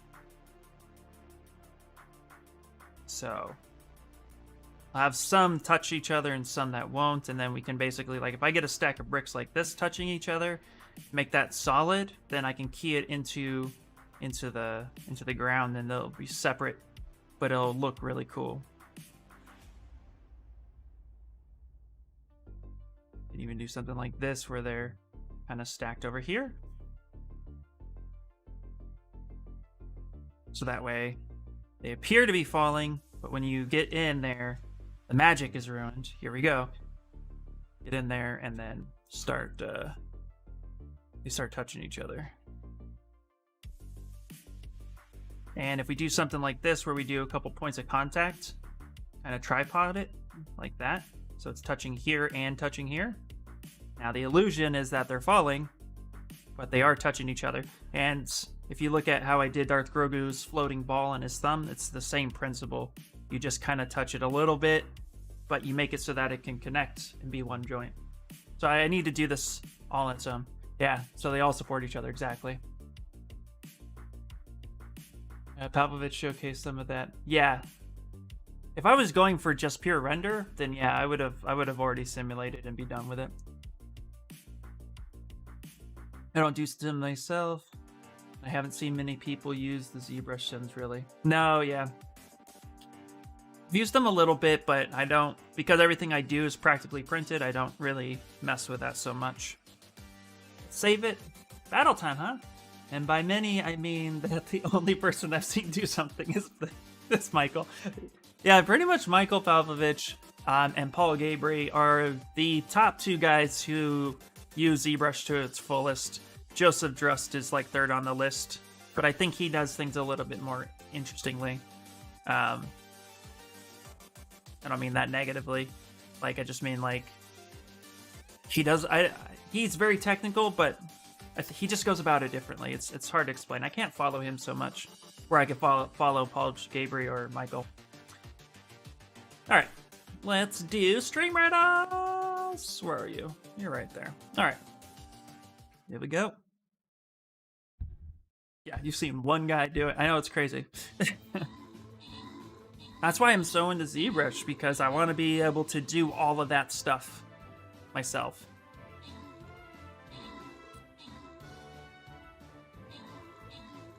I feel like I can watch a Michael Pavlovich video over and over and over again and still learn something new in his one video, which is amazing. Alright, we did it. Yeah, we always do.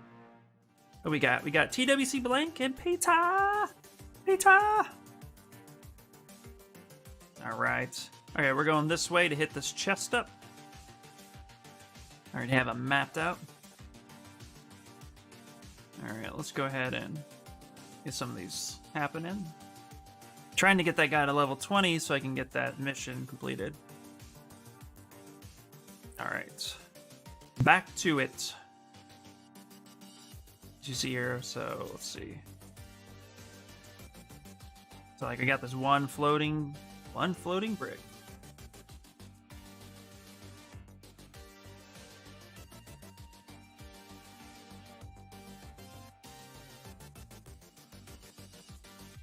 Because we're going to print his body as one part of the base, we can actually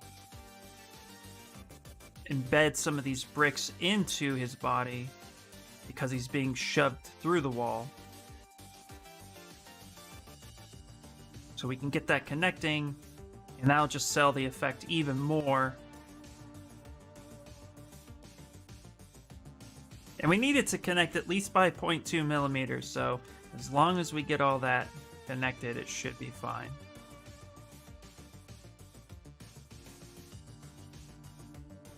So we want the head to be separate, which means the hair will be separate, so...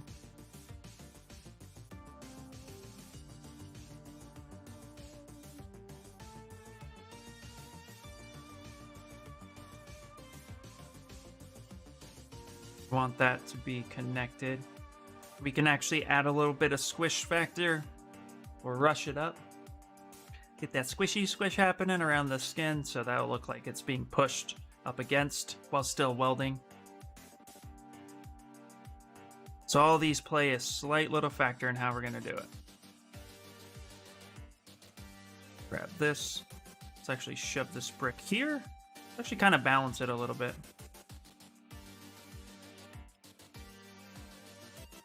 That in and bring that up. What I find to make these look believable is minimize the contact of the piece. Again, we're not printing for molding, we're printing for 3D printing. So, we're prepping for 3D printing, not prepping for mold, which is a different process. So we can actually do stuff like connect these points here and right here. Since his arm would be printed as a separate piece, I can connect it right here at his bracelet or his armlet. I think that's what it's called, and that will sell as what we're trying to achieve.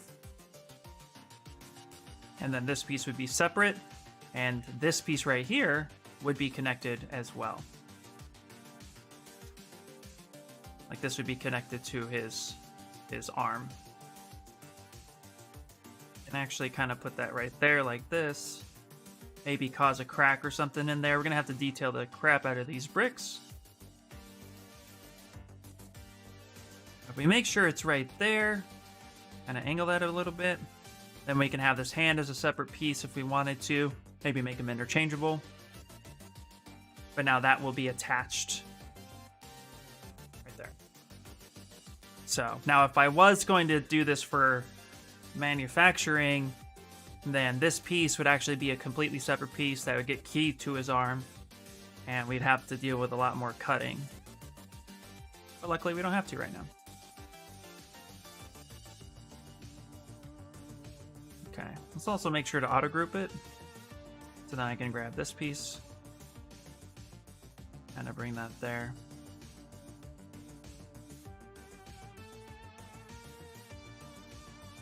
This is already kind of broken, which is perfect. It's an armlet. Armlet.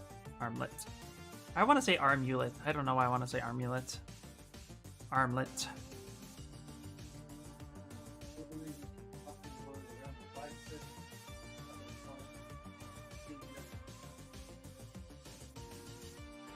Alright, let's grab this.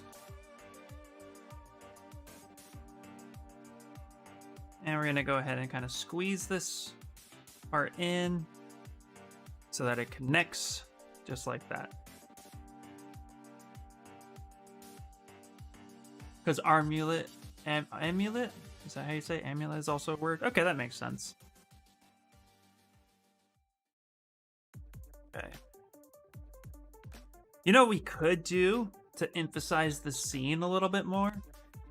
What we could do is actually split this in half. Like right about here. Make this half look like street, and this half look like her apartment.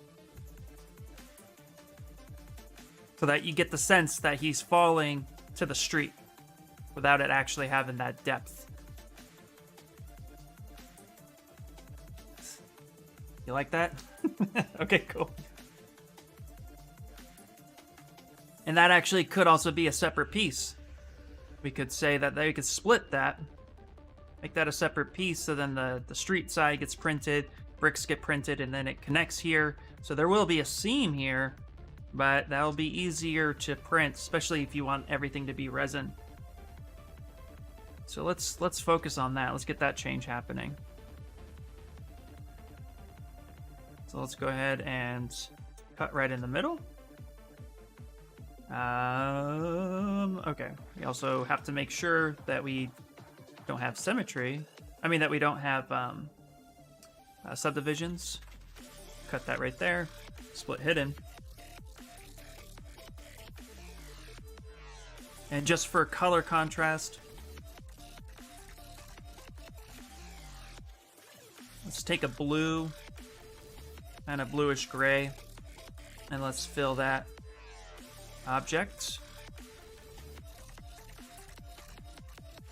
like that. And then this part right here kind of be more of a richer brown. Not Richard Brown, but a richer kind of wooden floor. Something like that. Now divide this pieces, and then when in this space, we'll open this up. We'll call this apartment side. And then we'll call this one repeat street side. There we go. Again, because we're trying to tell the story of what's happening here, so every little bit of information will be helpful. Ian, could I get your opinion on my latest prop I've been working on? I would need some fresh eyes from others, only if you have time for that. Of course, absolutely, Martin. Abso-freaking-lutely. If you blah blah blah speak. There we go. Back it up.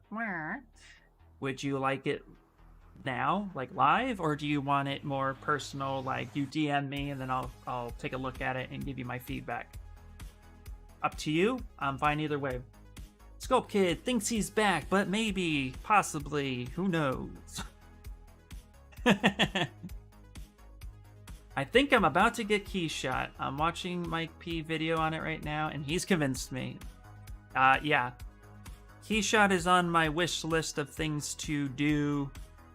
Let me tell you. Close holes? Alright, we got the close holes on that side. And then what we're going to do here is grab our Z modeler brush.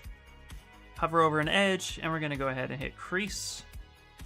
And we're going to crease a lot of these edges real quick. Bless you. To the person who sneezed in the room. There we go. Let's do the same thing here. Close holes. Oops. Right there, right there. There we go. I think now would be better if that's okay. Absolutely. Send it away. Internet is garbage. Ugh. Dang it. Dang it. Dang it. Dang it. Yeah, send away. Hey, perfect. I love it. Okay. Boop, boop, boop, boop, boop, boop, boop, boop, boop, boop, boop. Martin. All right. There we go. Now we got some creasing happening, so we can add some subdivision now. Wait, what?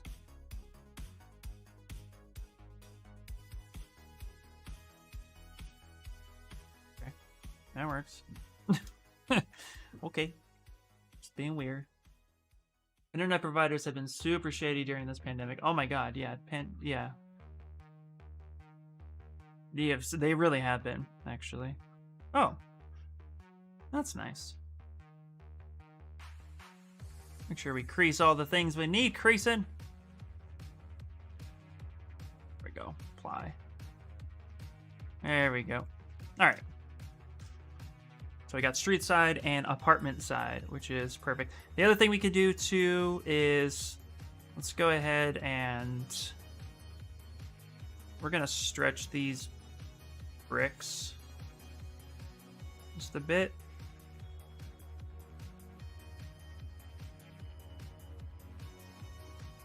And then let's stretch this wall. So that way it kind of covers up the remaining seam lines. There we go. Let's see how that's all working. And the size of the bricks, you can't really I mean, you probably could take and try to see if, but that's not that big of a scale difference. So stretching that works out. Yeah, this is better. Getting more and more in love with it. I sent it over on Discord. Ooh. Martin, my friend. All right. Oh, right. Okay, so this is really cool. I can already tell. It's a drill press. I love the textures. This literally looks like something I've worked on or worked with multiple times. Also like how you use Marmoset Toolbag 3 to do this. Now I'm gonna zoom in a little bit.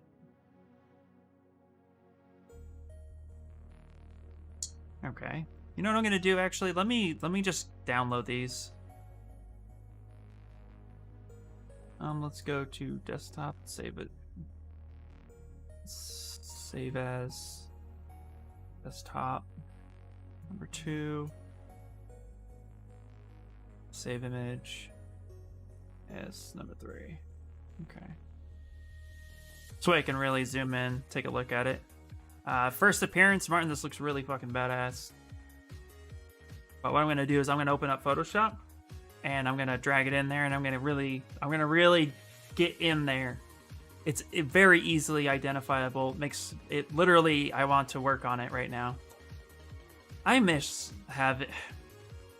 did not like my time in aerospace whatsoever as far as like how crazy the internet is. I mean the internet, how crazy the industry is, but the experience is amazing.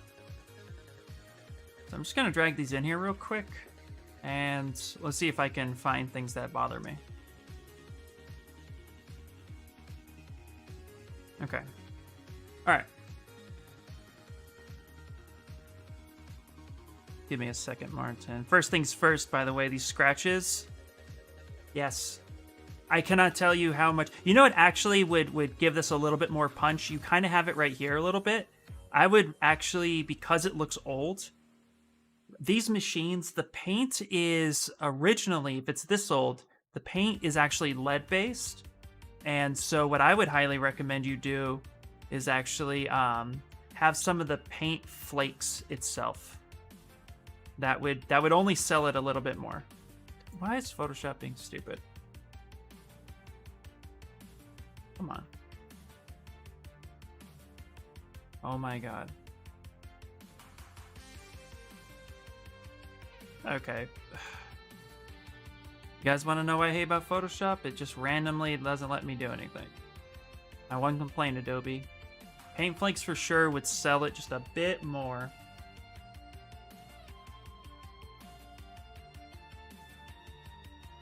Okay. I can't hear you, what? Okay. Yeah, give me a second. So paint flakes I would recommend just to sell it a little bit more. This handle here, in my opinion, looks too clean. It's rare that anything is super shiny on these machines. They're usually covered in grit and grime and oil. So it could be scuffed, but I'm also being very nitpicky on my opinion. But I do like the sheen and the shine that you have here on this cover, because this is where you would lift it up and have all these the gears and the belts in it. I mean, that's very tiny. Like, I would actually make that more matte and not as reflective, but I can see why you did that. Again, if this is an operational machine, it would just have grime and grit on it.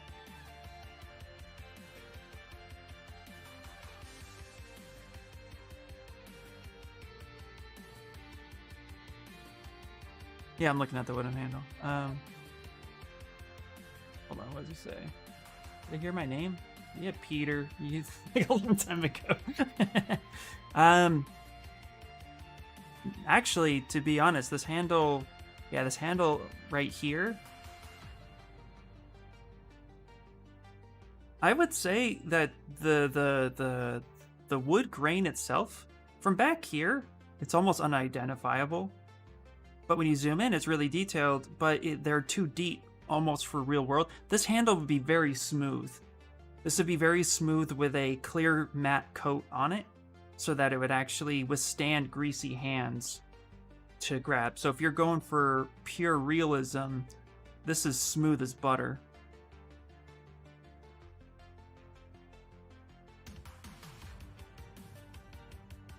Yeah. Because you're touching the machine when you're testing stuff. Your hands are constant and back and forth. Right. So you're gonna have drying on your hands. Smoother handle. Noted. Yeah. If I was operating on this machine, I'd actually be afraid of this handle. It would give me splinters. But this is so nitpicky because what we're looking at is a prop that can go inside of, you know, a game or a movie or anything of the sort. From here, I can't tell how aggressive the handle is. So, it's almost, you know, 6 to 1, half a dozen to the other. You could go either way with it. Because I'm in here like this, I'm like, yeah, that's too rough. But out here, it's hard to tell. It depends. Like, if this was a hero piece, I would definitely make this handle look a little bit more user-friendly. But all the scratches look great. It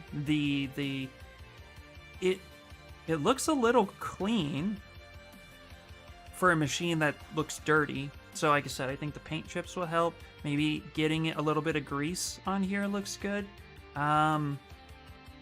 This is too... So this base right here is a little too shiny. This would get milled. So check this out. Alright, pardon me. 1 second. Metal mill lines. So these machines don't usually get polished, they get sandblasted. And sandblasted is a very rough process. Here, let's actually do that. Well, first I want to look at like what a mill would look. So in most machines, even the CNC lathe here, it's kind of hard to see, but the metal is more reflective, not like a light it's not, you can tell it's matte. It's hard to say. It's shiny, but it's not reflective. It reflects light, but it doesn't reflect a whole lot of visible imagery within it. And a lot of these parts get kind of smoothed down and sandblasted like this. There you go. This is what you really want to look for. So I would make the parts like this here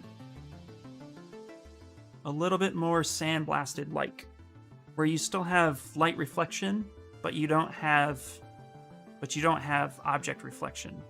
Does that make sense? Hopefully that makes sense. But like this right here, this is actually really good. This is a really good example of what I'm talking about. This is perfect. This has light reflection, but it doesn't have object reflection.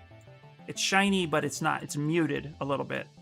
I think that's exactly what you should do here too. Just because it's a little distracting as far as like, you wouldn't see that normally. And even still, this gets covered with grease. And so maybe that's what you were going for, but I wouldn't say that it would be, it's not like water. So I would say, yeah, what you have going on here, I would implement here too.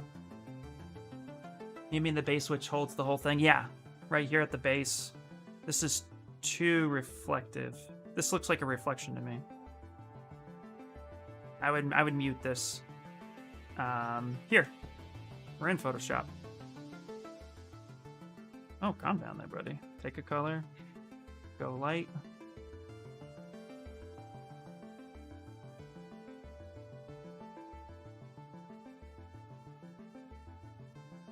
I would say something like this right here. Tone that down like such, and then maybe add in just a little bit of texture.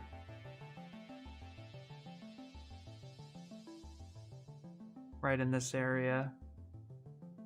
You can even add a little bit of this kind of texture on there. Come down, group that. So here's your before, here's your after. I would say that right there, maybe just add a little bit of color back.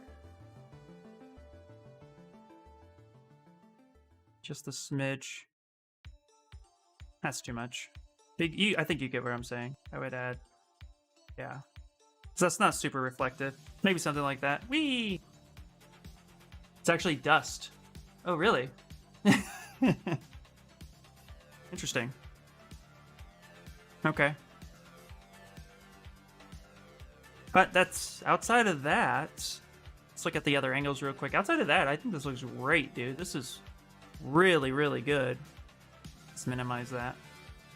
Like, if this is, yeah, that's what I'm talking about, Martin. That's what I'm talking about, dude. Oh, wait a second. Right. Is this actually... Is this actually... Let's change color. Is this actually down? Like, is this recessed? Is that what that is? Is that what that is? I agree, change that. Thanks for mentioning it. No problem. See, this actually looks recessed. If that is, then forget what I said over here. If this is actually recessed in, meaning it's cut away, it's hard to see. I'm kind of seeing it now. If that's the case, then never mind. Because then I would see what you're saying, because then that gets bolted in.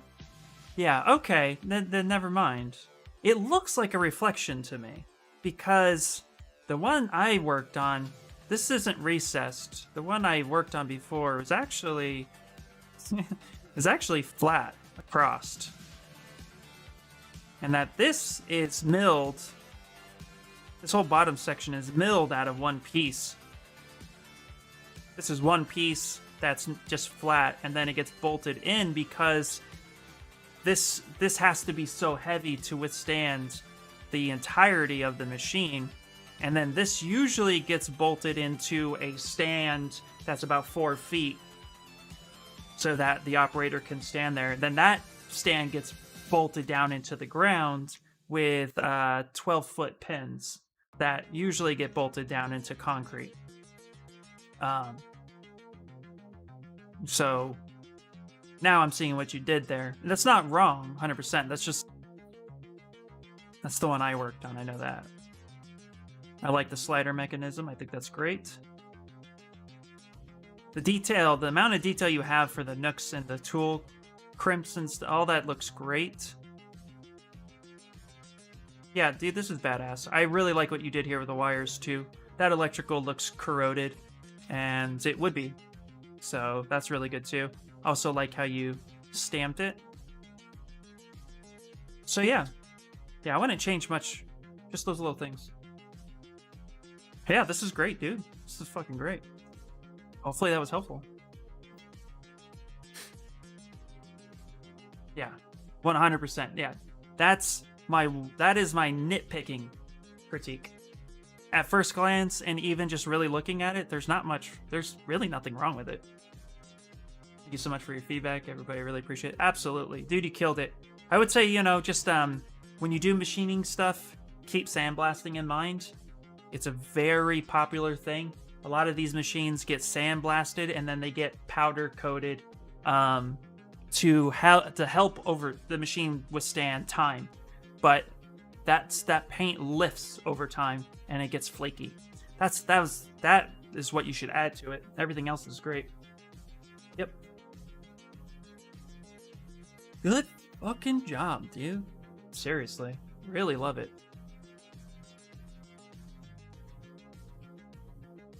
Now go apply for a job.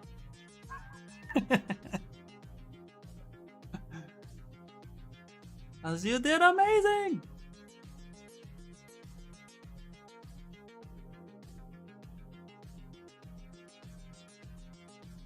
Heck yeah, my friend. Heck yeah.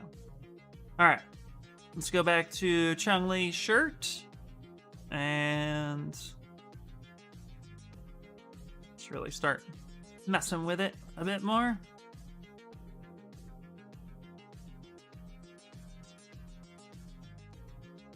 There we go.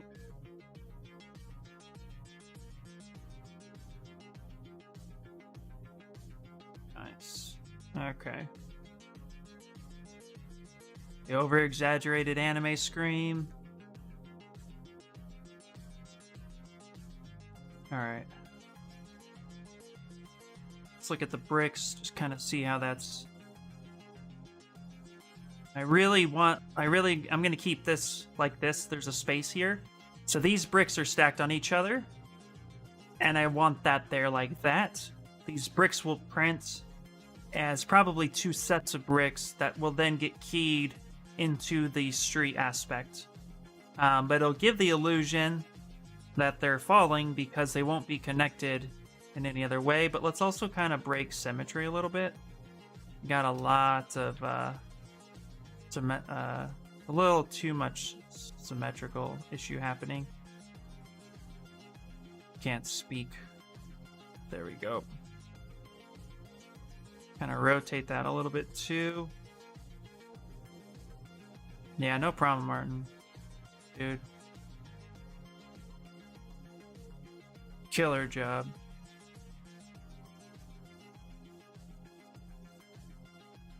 There we go. Yeah, there we go. Making sure everything's connected properly.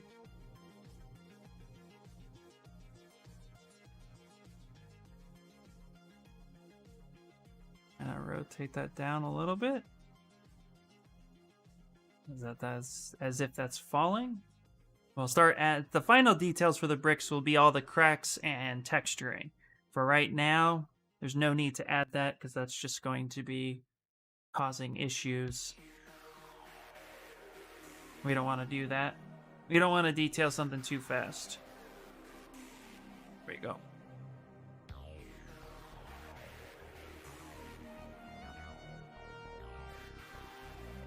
Oops.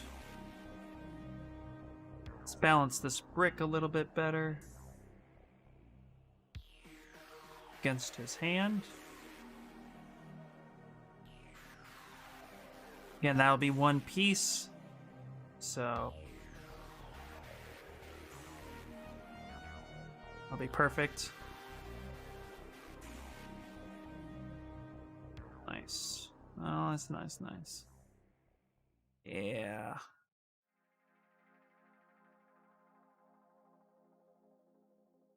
All right. Now let's see here. There's so much to do. I want to pick a good direction. All right. Okay, let's look at the streets in China. No, it takes place in New York. She's not in China. She's in New York. New York Street.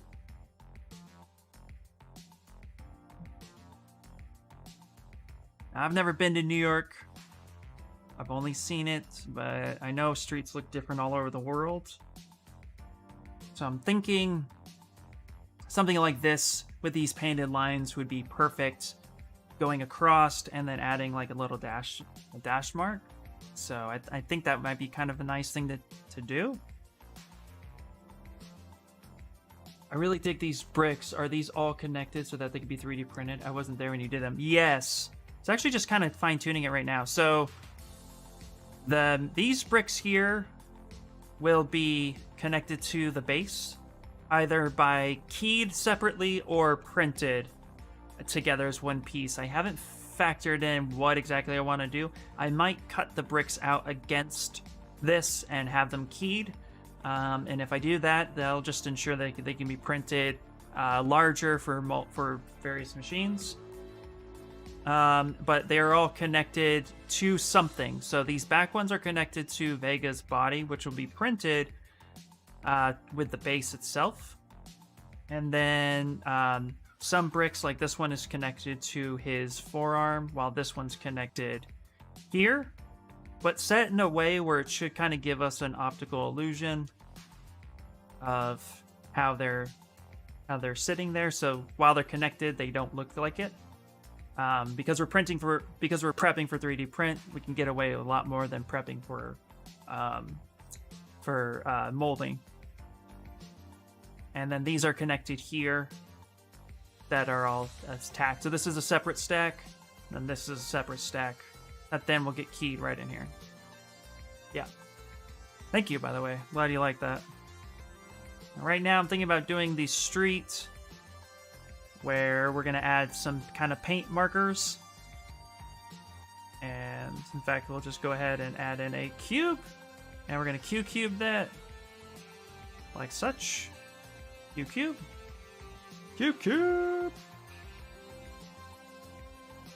And then let's go ahead and make this white, kind of like a pale white. And I know Stream Raiders is ready. We'll get to it just in a minute. Shut your whore mouth, brother. All right. It's probably gonna be your most insane print. Amazing job. Thank you. Yes. Yeah, I'm really excited about it. Yeah, it's gonna be crazy. All right, what I'm gonna do is actually merge this base down. So let's go ahead and delete higher. Let's merge this down like such. Let's go ahead and solo it out. And then we're gonna go ahead and hit auto groups. Gonna mask this one off. And I'm thinking what we'll do is we'll kind of push this down like such.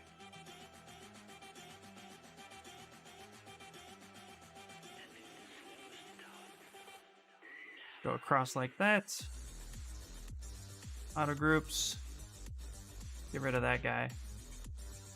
Really hidden. No, really hidden.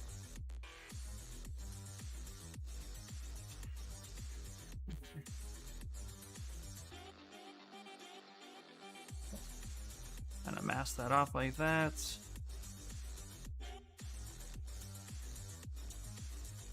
Line that up there, so that'll be kind of center.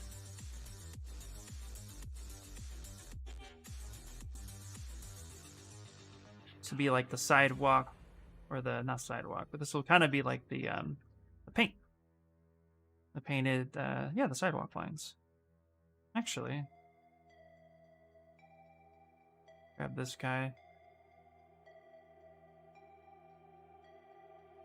Okay, delete hidden. What I want to do is actually move that there. Oh. Come on. There we go, delete hidden.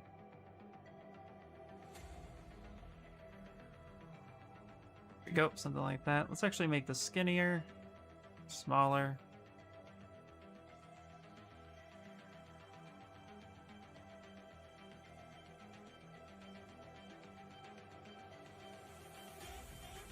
Like that. There we go. Line that up to the center. Something like that. Maybe, I don't know. We'll play around with that. That's the idea. Let's go ahead and save it. Just make it look more street. Maybe I'll just add, I don't know. We'll figure that out.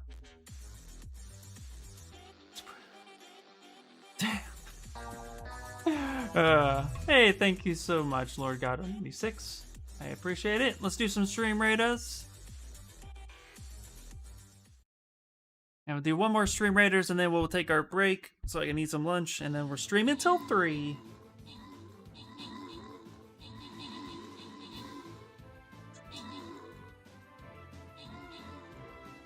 Alright, alright, alright.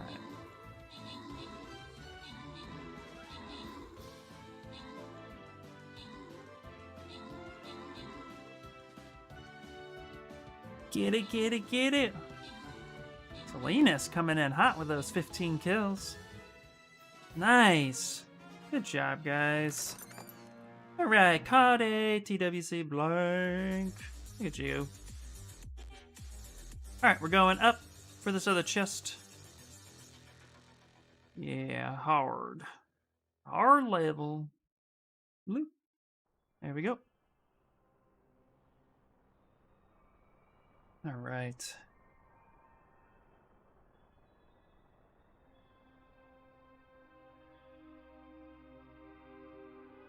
So, south for a second.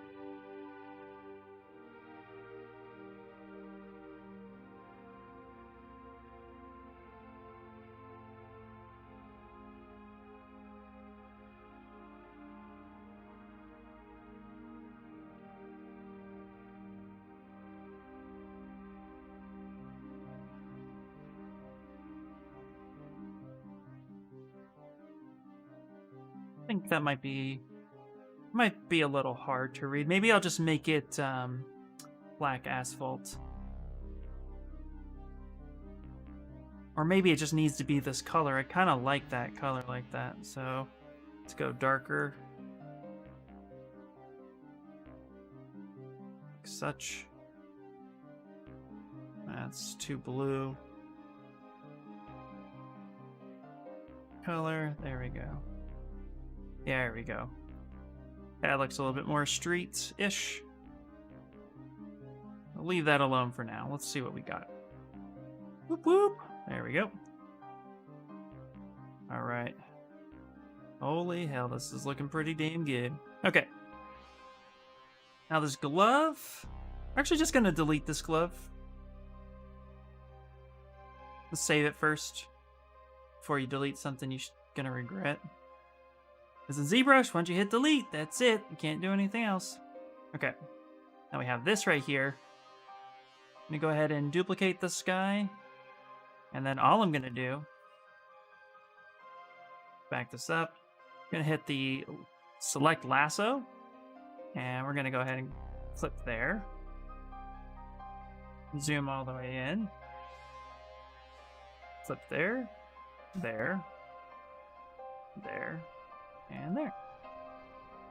Go ahead and hit auto groups. Okay, that's still connected. So let's go ahead and get rid of.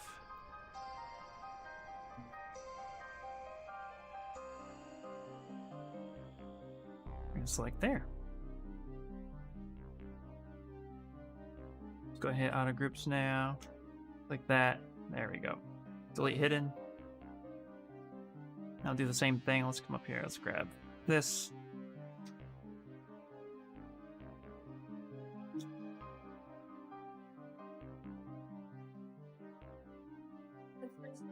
Actually, let's go a little higher. Let's go one up.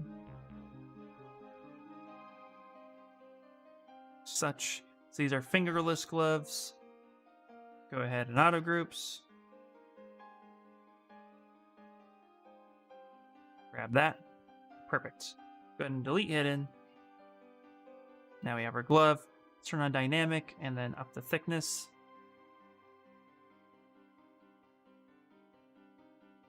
Go. Hello! Mommy's little angel. Hello, welcome in. How are you doing today? All right. Perfect. There we go.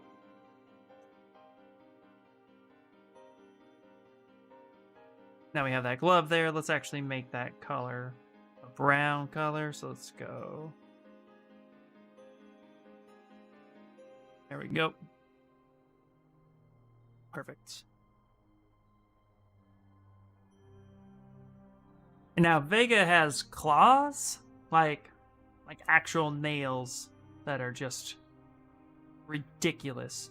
So I'm actually gonna make the nails separately, probably as like an IMM brush, and then from there, we'll just kind of put those on, which I think will look a lot better when I do that.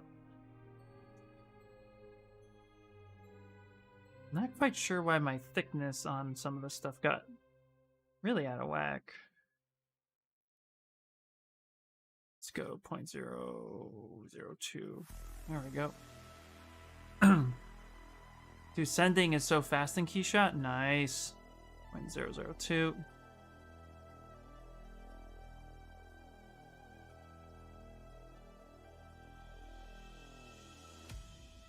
Okay, Inspire. So, did you buy Keyshot? You bought Keyshot, right?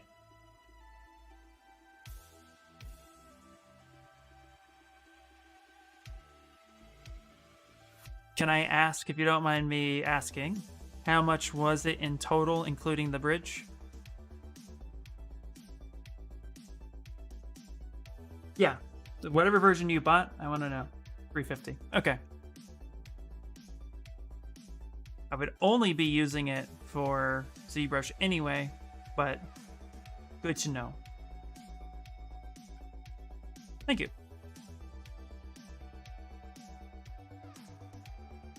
200 for key shot and 150 for the bridge. All right, that makes sense.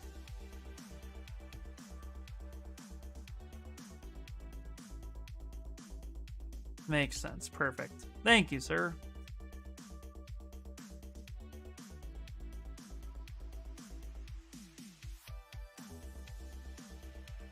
All right, let's go ahead. Dynamic. It's an investment that will be happening at some point, but I wanted to make sure, because I'll tell you, like, I've heard different things that, you know, you buy Keyshot Bridge and it comes with a free, the cheap version. I was like, that doesn't make sense. So, wanted to make sure. So thank you for clarifying. Keyshot is awesome. You are going to really enjoy using it. Yeah, I've used Keyshot 6. That was a while ago. And it was amazing then. But Keyshot, like Photoshop, is expensive. So I'm not going to pay thousands of dollars for something. But then when learning that Keyshot had a Zbrush version, I got really excited about it. But I just never really looked into what I would need. So now we know. And that's not too bad. Considering what it does, that's not bad at all. And for what we'd use it for in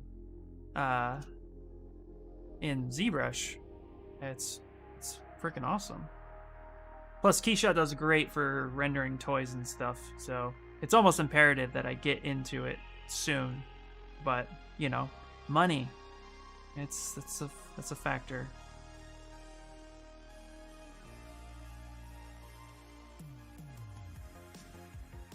All right. Yeah, Keyshot's really nice. I used it once, but I think Marmoset is more easy to get good results, but that's just preference. They're both powerful. Yeah, that makes sense. Yeah, no, Marmoset's really good too.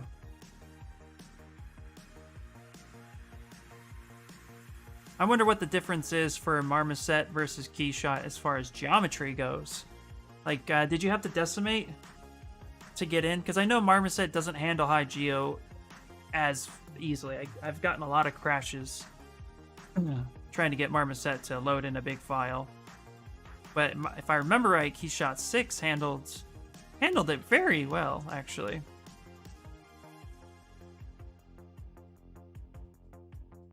But I don't know. I don't know. Okay. Let's fix this body.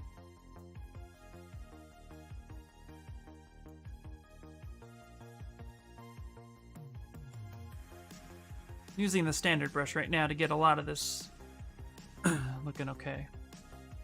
Some things like this bulge here on his bicep doesn't make sense. So it actually be a little bit bigger. So a little bit more tame. He's not flexing. Then we got to round the deltoid out.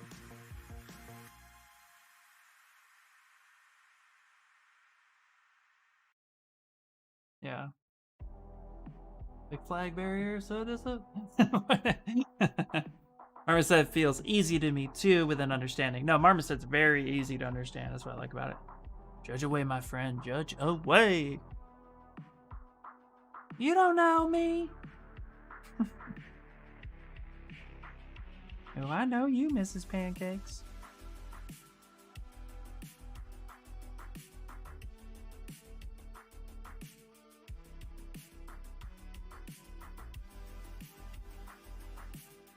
There we go.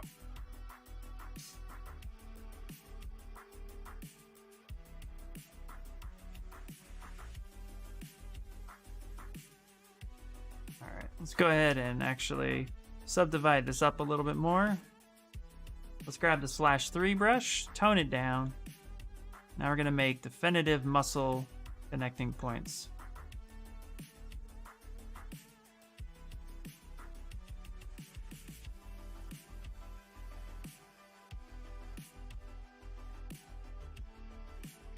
And let's actually look on the underside of the arm. I'm pretty certain I might have that wrong. even keeps the AO settings. Holy hell. Nice. Oh, here's something you're gonna love in Keyshot that I have a hard time doing in Blender. Light reflections off of objects. Now, I'm not saying you can't do it in Blender. I'm saying I have a hard time getting the results I want in Blender. But in Keyshot, let's say I want to light this scene, and I want to put a softbox right here. I can literally stick a cube. Let's see here real quick. If I insert like a plane 3D, for example, bring this over here. I take this plane and I kind of angle it over here. This is exaggerative for effect. And kind of angle it. In Keyshot, you can make this a light panel. Now, I know you can do that in Blender as well, but I know in Keyshot, light panels work really easy. And so you can do that and set your scene up for lights in ZBrush and then move it over. I'm experimenting more with getting good results in Blender because I like that. Especially for my photography days, it was a lot easier to understand.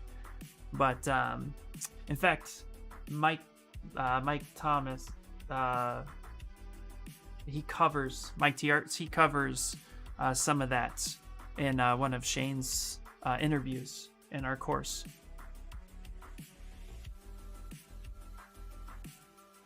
I see Substance Painter 2021. If 129 on Steam, buy outright. I think about getting it. You said you have the previous Steam version of Steam. Yeah, I do have. I have the 2021 right now, and I think. I'm sorry, I got 2020. I got Substance Painter 2020, and I think I can upgrade relatively free. Steam's been pretty good about that stuff. Let me go to my library real quick. Substance Painter. Yeah, this is my Substance Painter. I don't mind sharing what's going on here. Yeah, I think there's an update available. I might just be stuck with this version, but that's okay. Oh no, maybe it is this version. It says Substance Painter 2020. Let's launch it. See what I get. I had to reinstall it since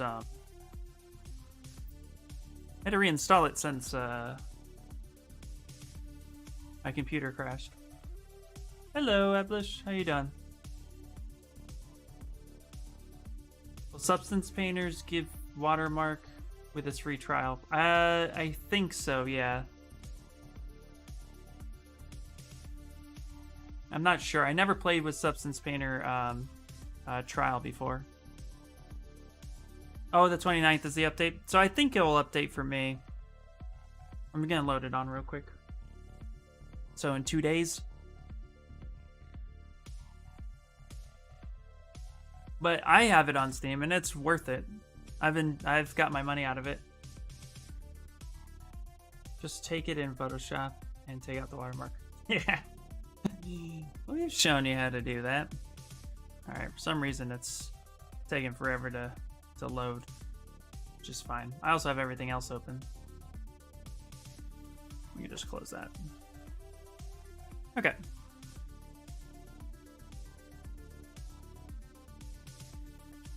Back to anatomy fixing. It's a good chunk of it.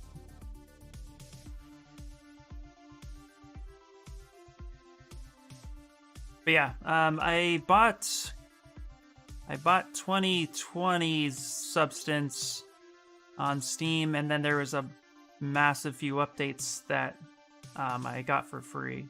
I think it should be okay. But if you want to wait until 2021 and then get it just to ensure you get it, it's worth getting. It wouldn't hurt to wait a couple days. Yeah. There is alternatives for Substance Painter as well. That is true. I have not played with them, so I have no frame of reference on how they are or how they operate. So I would just say look into that.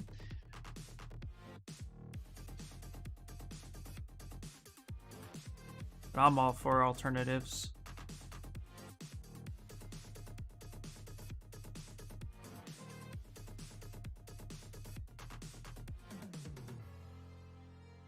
I just got things I know I would use, and substance is an industry standard, so it's something that I use nearly on a regular basis.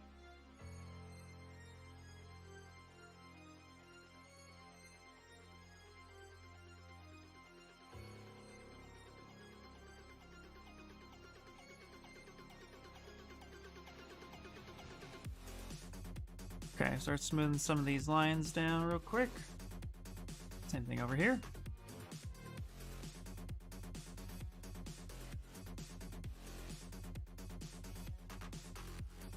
Really just get the heads of the deltoid carved in.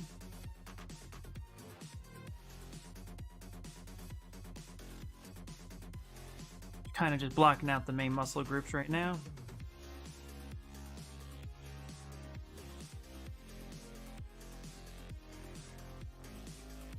We'll actually bulk him up in a little bit.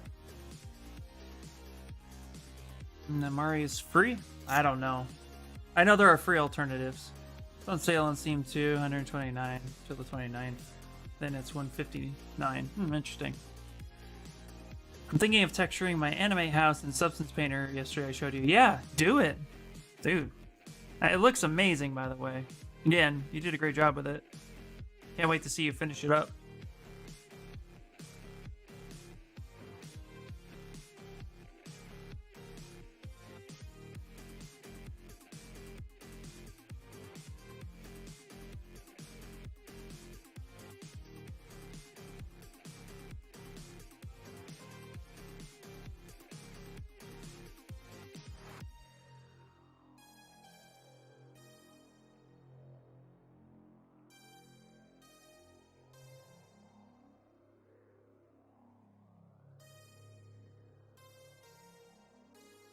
So with this, with the damn standard or the /3 brush, I really just kind of sketch where these muscles can should be.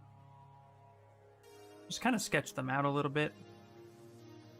I find it to be very helpful just to kind of lightly sketch, and then see what it's looking like, and then go from there. Right here, this comes down. This part here. This way too, if you get something wrong, you're not committed to it, you can just kind of reference it and then come back.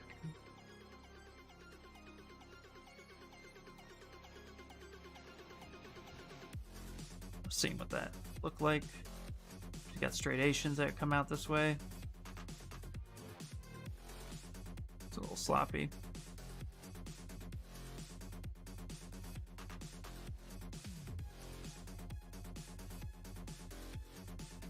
Push that in. Make sure that armpit's there. That's the important part, getting that armpit in there.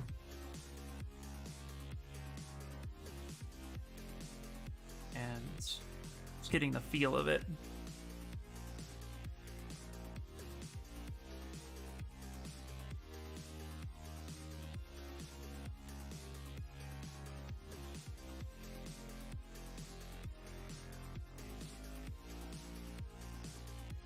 Actually get that waistline in there.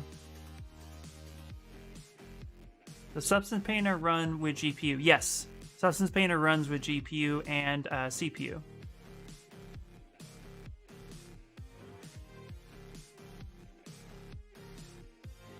You can actually you can tell it what you want it to do.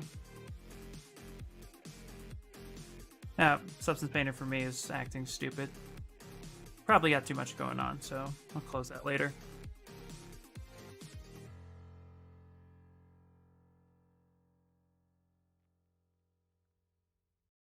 Let's go ahead and smooth some of this down.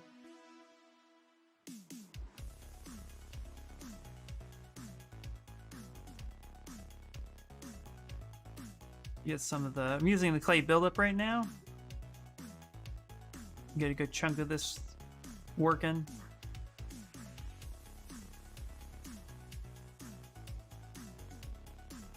And I'll smooth a lot of that down. Sometimes I'll come back with clay tubes, but I'm trying to just get a good chunk of this Actually, let's pull up clay tubes for this part. BCT shortcut gives us clay tubes. Kind of round this out a little bit. This part right here that sticks out when you bend over, that's your rib cage poking out. So let me smooth that down.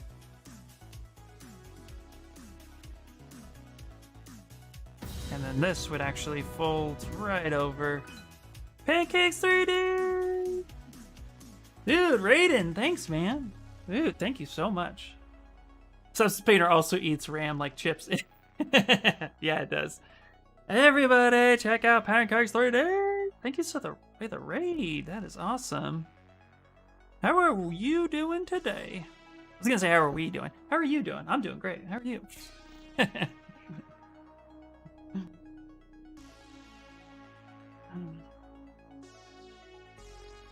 Detailing the crap out of this chest, trying to get some stuff going.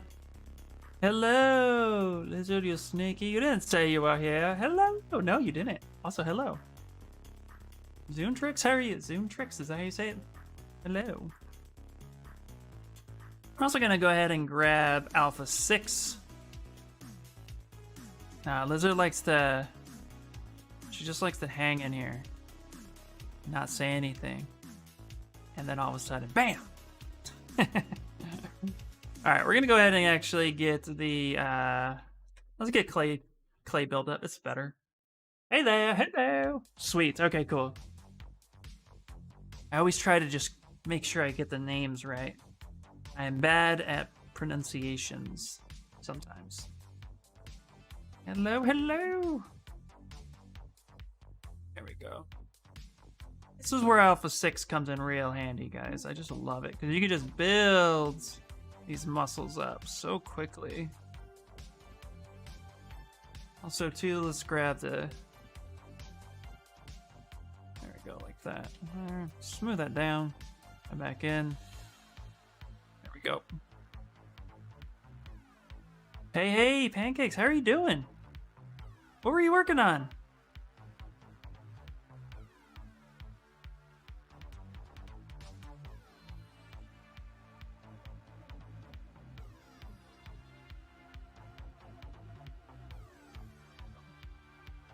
We gotta remember too, this is 1994 Street Fighter, so we have ridiculous anatomy happening. And we want to keep that as true as possible. So we want to make sure that we do consistency across the board.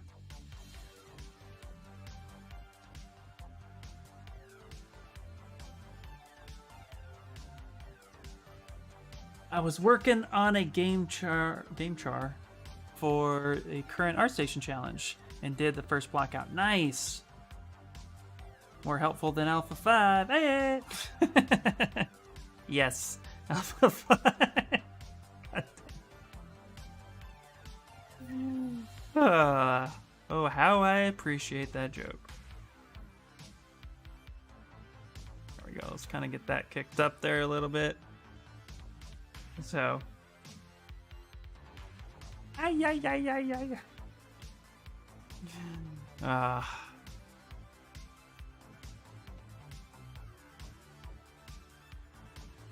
go. There we go. Really build these neck muscles up.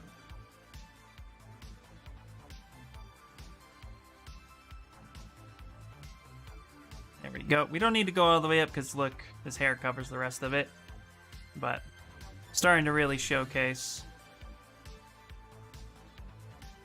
I'll break that connection piece a bit and smooth that down.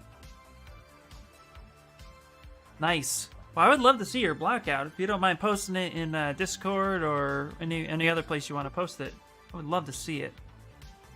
I love looking at blackouts. If you want to share, no pressure.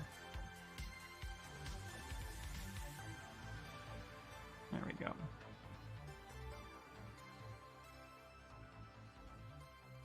Alright. Damn standard. Gonna get these little back dimples in there. Coming back in with that Alpha 6. Is there an Alpha 5? I don't even know if there is an Alpha 5. There is an Alpha 5. Isn't it? Let's see. Alpha 5 is this thing. Ooh, actually. Ooh. Let's actually use smooth peaks. Maybe Alpha 5 is very helpful. Really smooth that down. Oh, Alpha 5 could actually be used for some really cool texturing. I'm not loving it, but I'm not hating it. Might have to go back to that. Didn't know they did an art station challenge. Yeah, they do sometimes for sure. It just depends. I know they're doing a bunch right now. Did you see the Popeye sculpt on Zbrush Central? Wondering how they rendered that in Cinema 4D. I'm thinking. Let me see. Oh, you just posted an update. Oh my goodness. Oh, what the hell? I'm not even following you. Change. Oh, cool. Nice. Oh, look at that clean wireframe.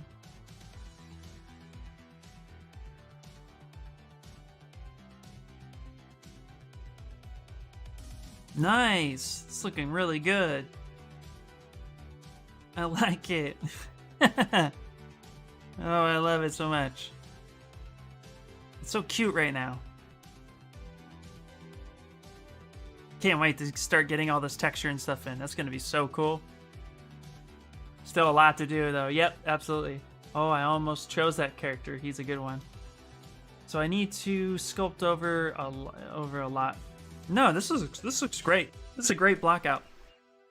Very nice block out. Very clean wireframe too, like I was saying. Like, very directional. I like it. Looks great. Look at his face. Look at his cute little face. Awesome.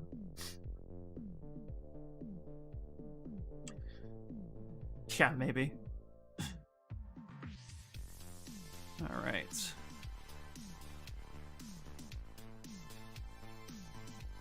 Alright. You're doing a big mech beetle thing because I'm bad at hard surface. Well, that's a good way to introduce yourself.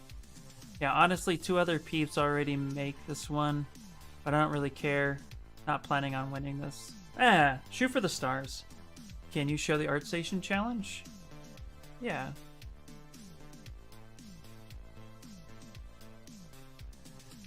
What is the challenge itself? Game character art real time. Grand Space Opera. Here. You want to take a closer look at that. You have 900 plus challengers with 34 days left. These are all the different submissions. Cool.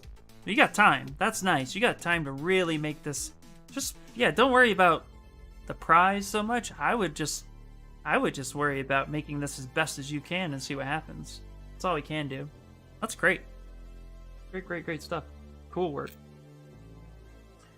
It's now the first 4.5 hours of it today. Nice. It's actually already going since a month or so. Really? So they gave like a couple months then. Probably just to give people time to jump in. Well, that's really cool. Alright.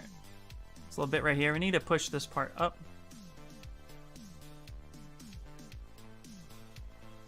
And then we need to... That's Stream Raiders, I hear. Alright. Make sure that that part connects and that this part comes down.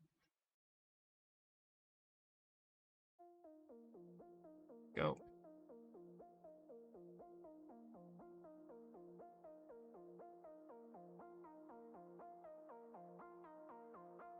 Oh, I got smooth peaks on. We want smooth regular.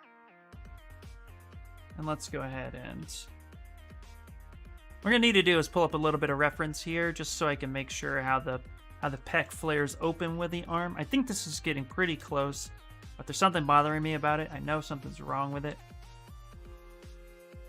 Could just be that it's not flowing the right way, but we'll play with that in a second.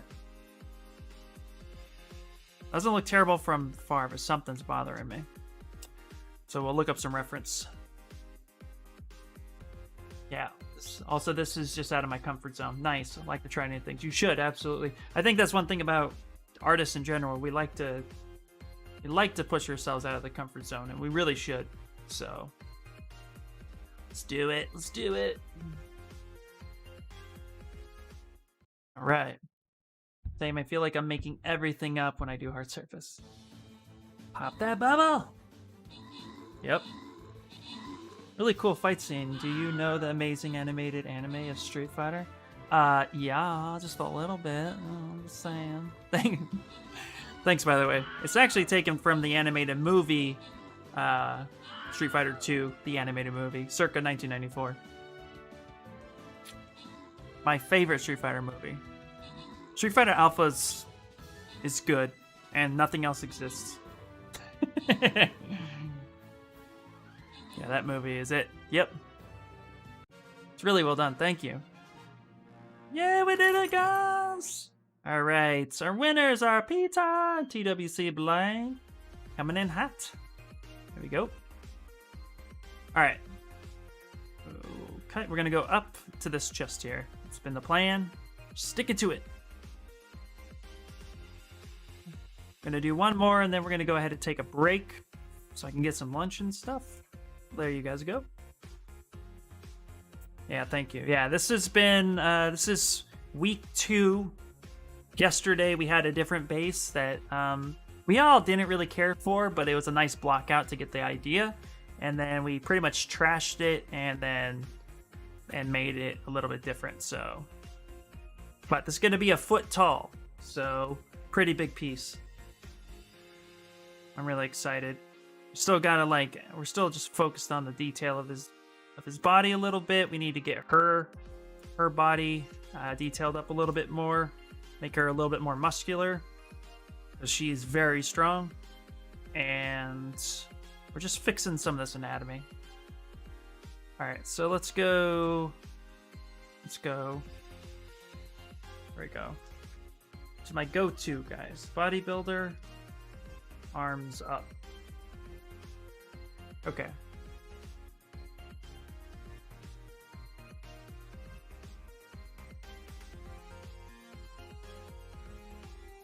There we go. All right. Arnold's the man. I know there's other bodybuilders, but Arnold's the man.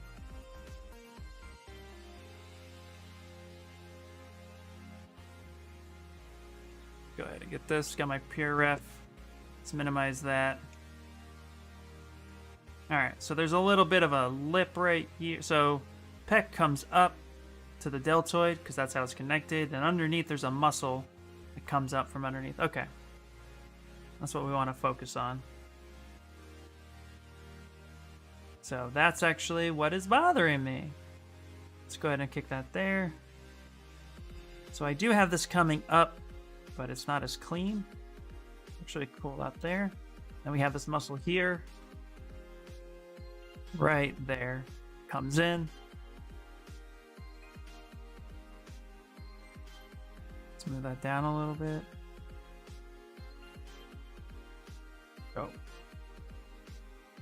And I got this a little wrong, so let's smooth that down. There we go. Clay buildup right here.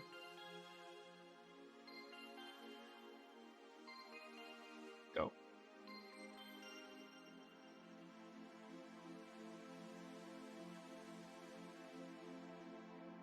There we go, there we go. That's a bit better.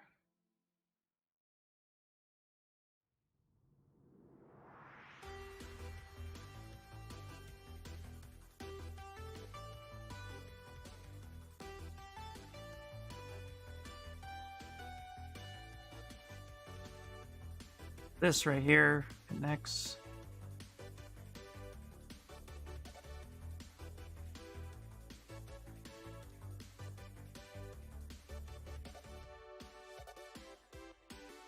pushes in a little bit. Pardon me.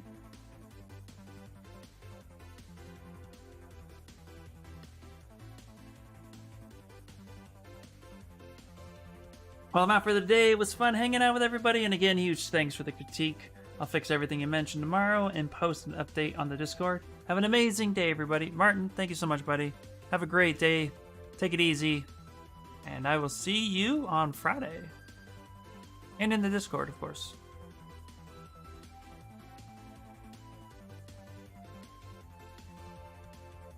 There we go.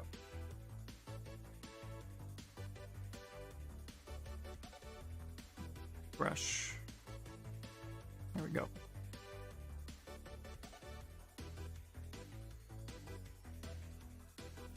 Let's fix the same thing over here.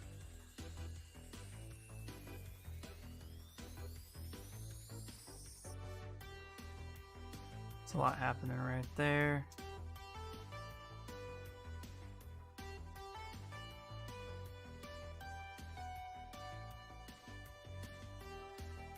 Let's move up his tricep a little bit.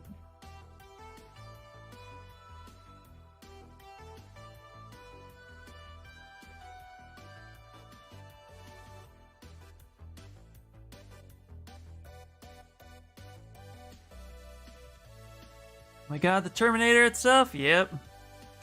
Heck yeah. Like, you're gonna get reference, get the right reference. Right. Yeah, that's true. Former governor.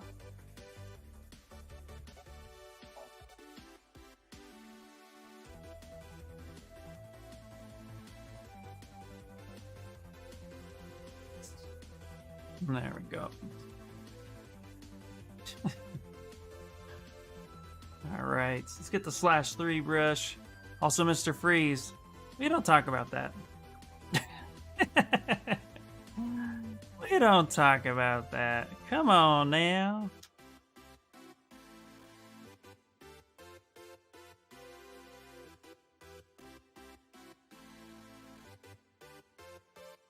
We don't want to insult him. He needed a job.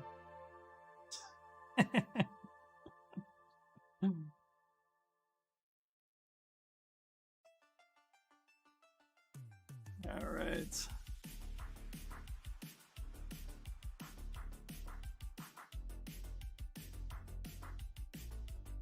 Also, too, here, one of the things I'm getting a little off, we need to actually lift that pec on this side. We can smooth this down and then rebuild it. There we go.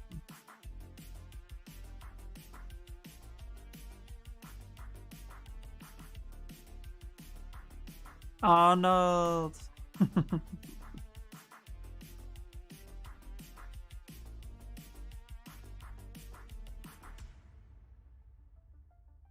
Yeah, getting that motion in there is important.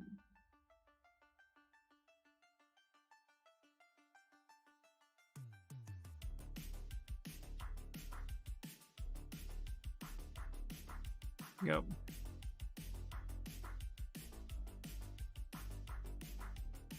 What's cool is we can actually utilize some of these muscle connecting points as a seamless cut too when we start breaking apart the body.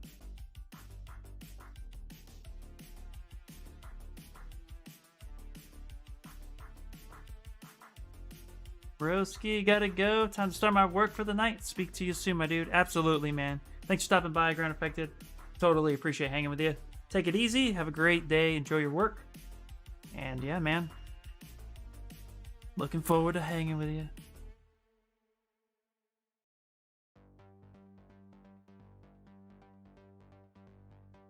All right. There we go. Okay, we're getting there a little bit. Do a light build. Haven't added those lat. Forget what they're called right there. The rib cage. I haven't added that in there. Just quite yet. Trying to get the shape right first. These punching muscles, lat muscles, I think. Or lats, whatever that's called. I really gotta learn the names of this stuff. There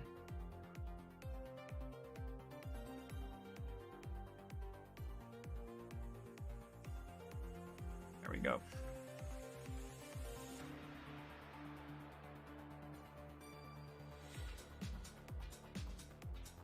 Cheers, dude, and cheers. Heck yeah, brother. All right. There we go.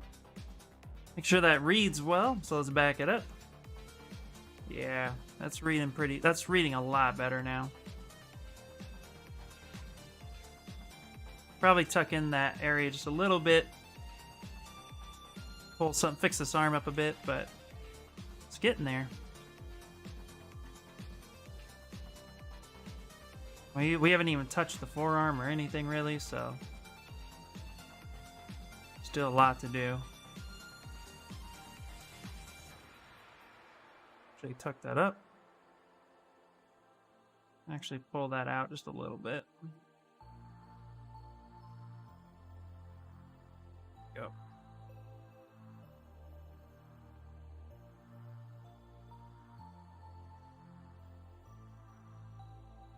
Go.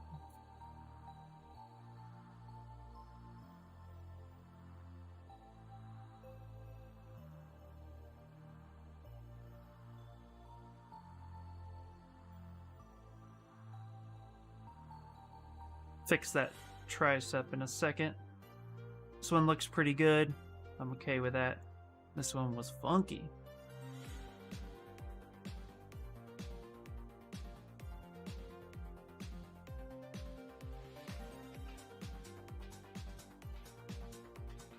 Go. No! I do not want to be famous. Don't ask me that question. What's wrong with you?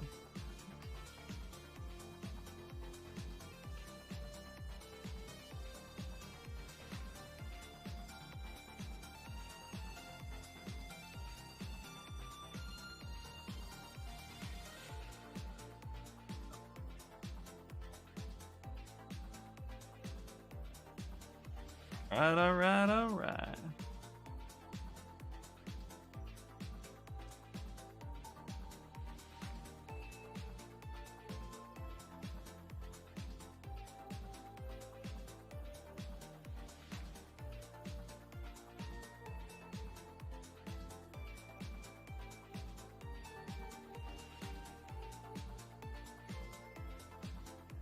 Go.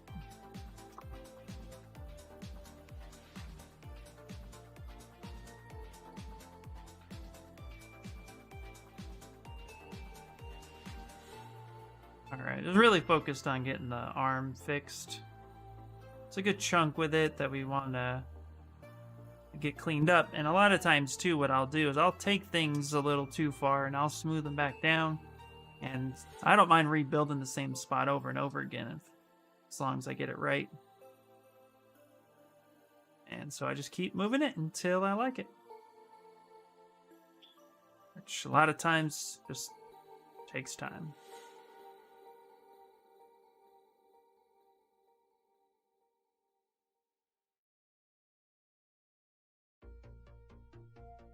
Yeah, there we go. That's good. Lurk. All right. Thank you for the lurk. Appreciate it.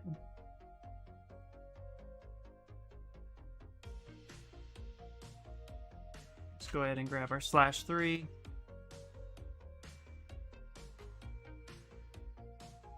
Go. Kind of smooth this down a little bit. Cool. Okay, we'll come back to him for a little bit. We've worked on him a lot. And I think it'll be best to come back. Fresh eyes. So let's move on.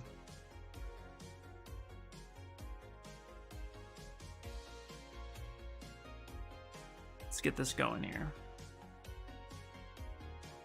Alright. Oh my god, this is so good. Poor Vegas. Right? I know, Vegas getting... Well, Vega's a creepy little bastard. No, just looking at muscles of Arnold. Yeah. He's a beautiful specimen. And perfect reference for male muscles. Let's see here. You know what? Figurosity might have what I'm looking for. Let's go to poses.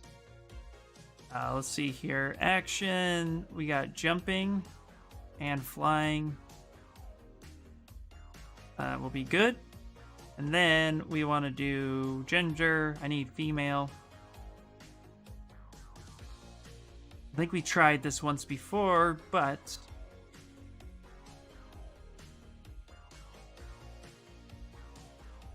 what I need is the muscle direction of her body. Ooh, here. You know what? This is what we're going to do. Let's go to...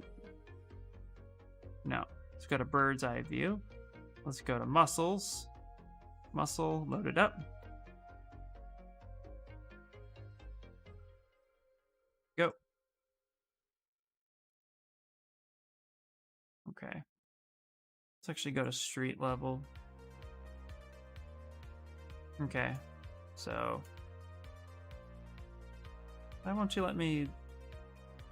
Okay, fine. Worm's eye view. There we go. Load it. There. Okay, this is what I'm really looking for, is the muscle direction of her leg.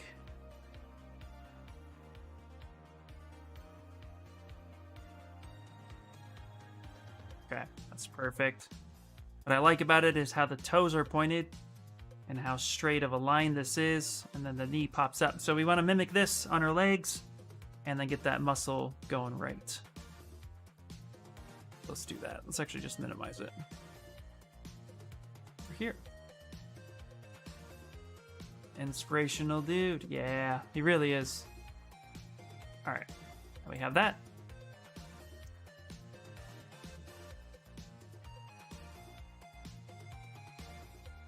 All right, perfect.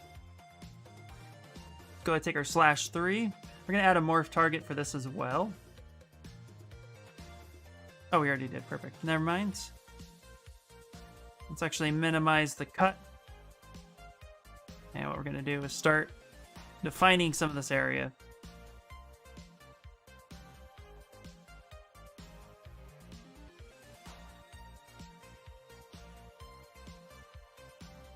Right in there.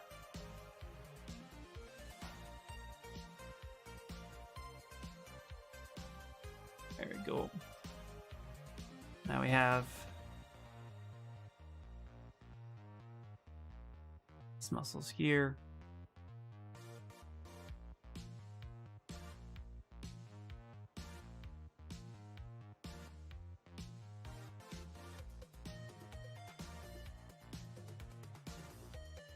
You can see here my base mesh already has a good starting point of each of these muscles.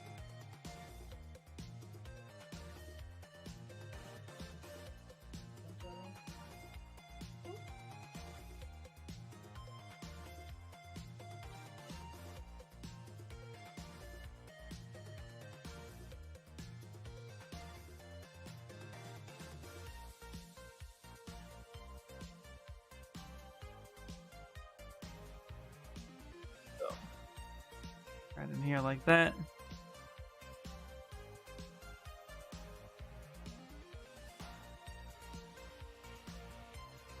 Now she's still very soft, even though she's super muscular, so we want to really cut these muscles in, and then we want to actually taper that back.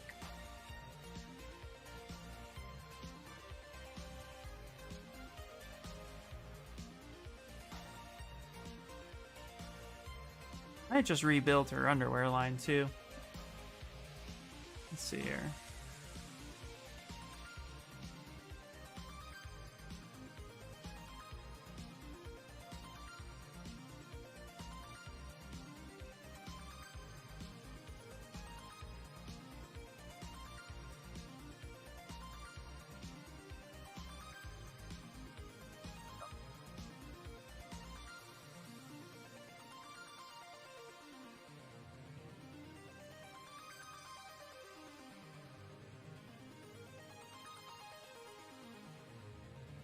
Let's get these calf muscles in there.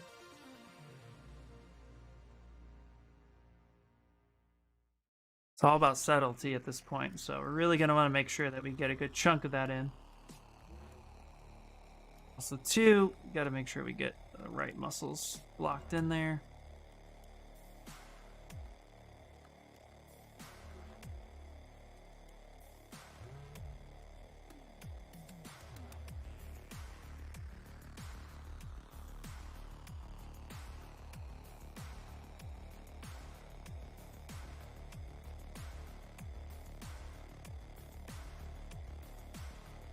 Let's go ahead and take the Alpha 6. Let's really soften this up.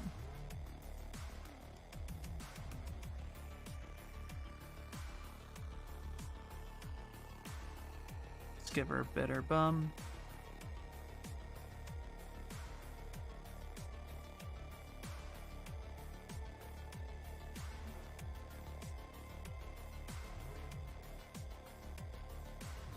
Okay, let's go ahead and soften that up.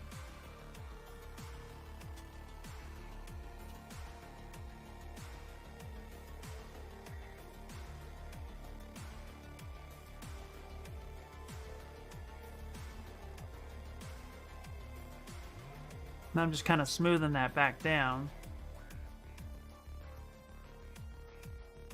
so we can see muscle definition, but also see the softness of her.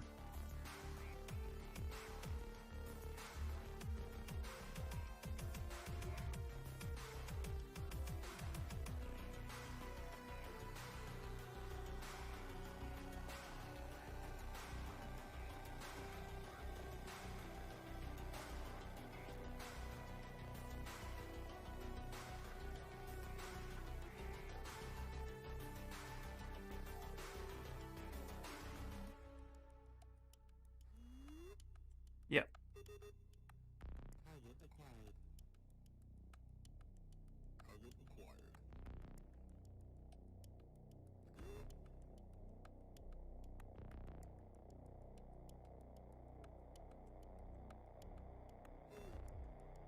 Who? Oh, yeah. Yeah, do it.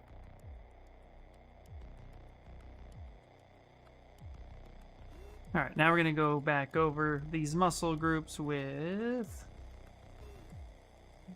getting that damn standard built. It's a little too aggressive. There we go. Damn standard's really good for getting some deeper cuts. We can redefine some of this. Let's turn Lazy Mouse on. And let's go ahead and... There we go. Emphasize some of these landmarks.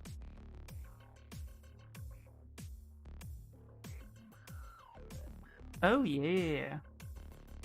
Good shout out, brother. Atomic Studios, you gotta check them out, guys. If you like 3D printing and toys and such, check them out.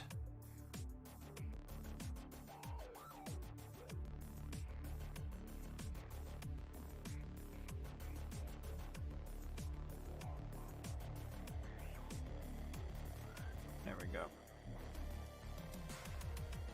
By the way, Atomic, if you're still here, I don't know if you're lurking or whatnot, but I know you're working on that cast and molds. How's that project going?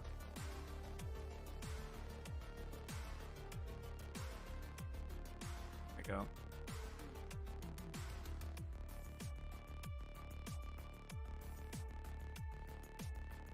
Damn, look at all sorts of craziness. All right. Thighs for days. All right. And this right here, we're gonna kind of pull this off a little bit. Let's soften that a bit. But butt muscle kind of comes to that point right there.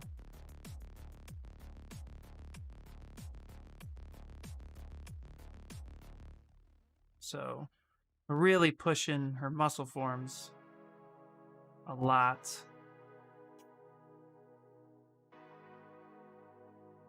Okay, this underwear is actually in the way at this point, so we're going to go ahead and hide it.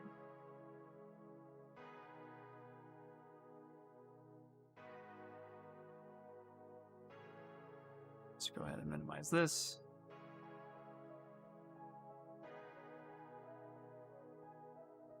Smooth that down.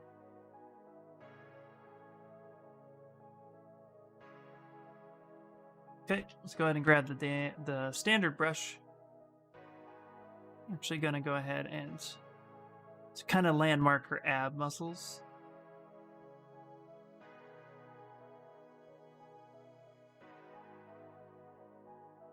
Just slightly.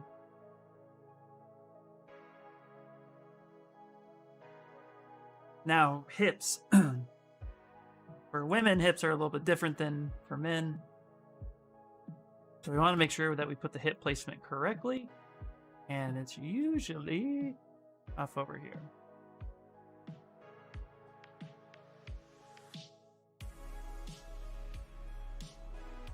Just got to get those hip bones in there.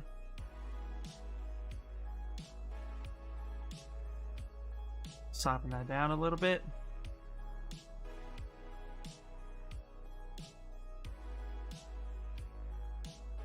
Grab the standard brush. Slightly bring up this area here. Make sure not smooth in color.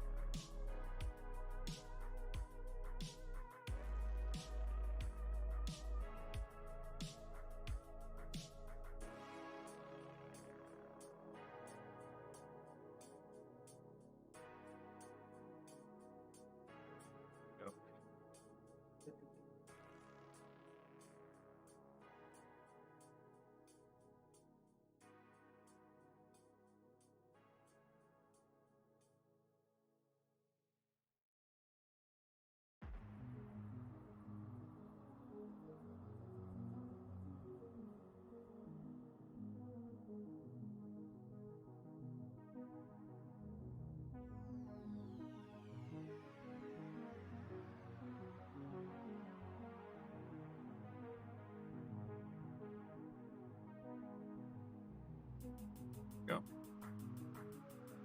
Now for abdomen, we're going to go ahead and just bring that line down.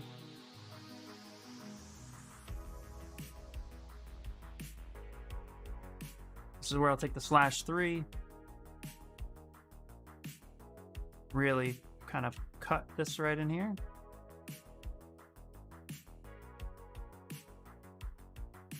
Make it just slightly asymmetrical.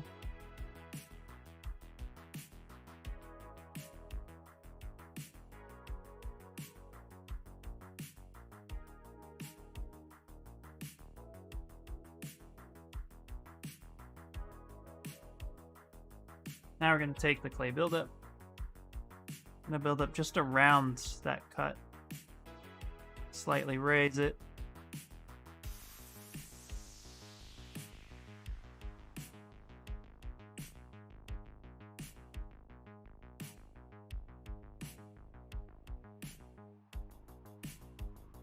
And then we're going to taper it off a little bit. We're going to take a big brush and smooth it down.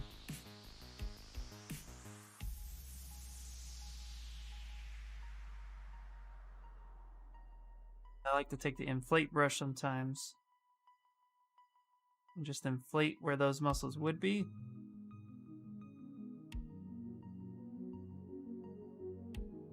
Now let's take that underwear back.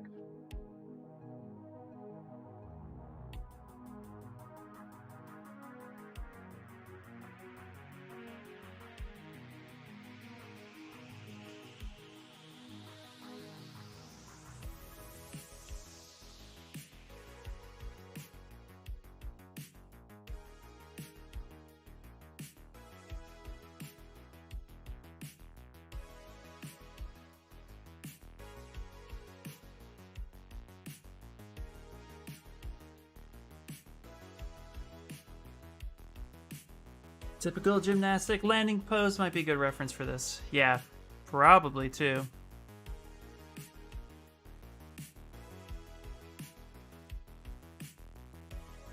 Yeah. I didn't even think about that.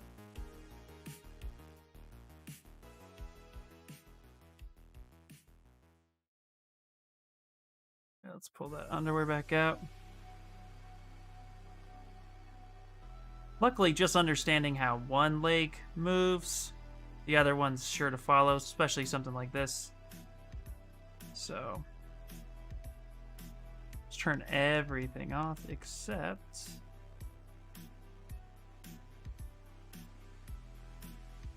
Oh, nice. We gotta fix that. Okay. Where's our body? There it is.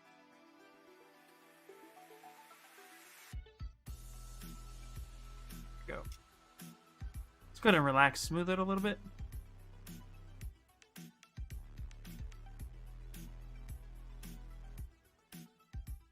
That pretty close to the surface.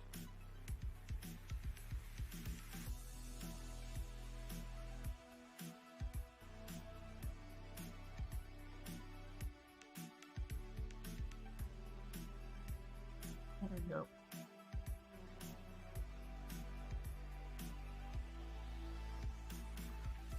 Okay, let's turn that back on. Check out the thickness.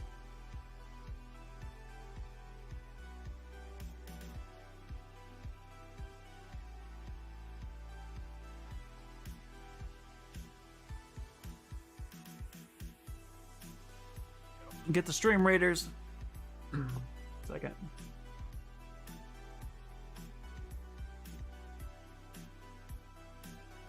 Oh, oh, what's going on?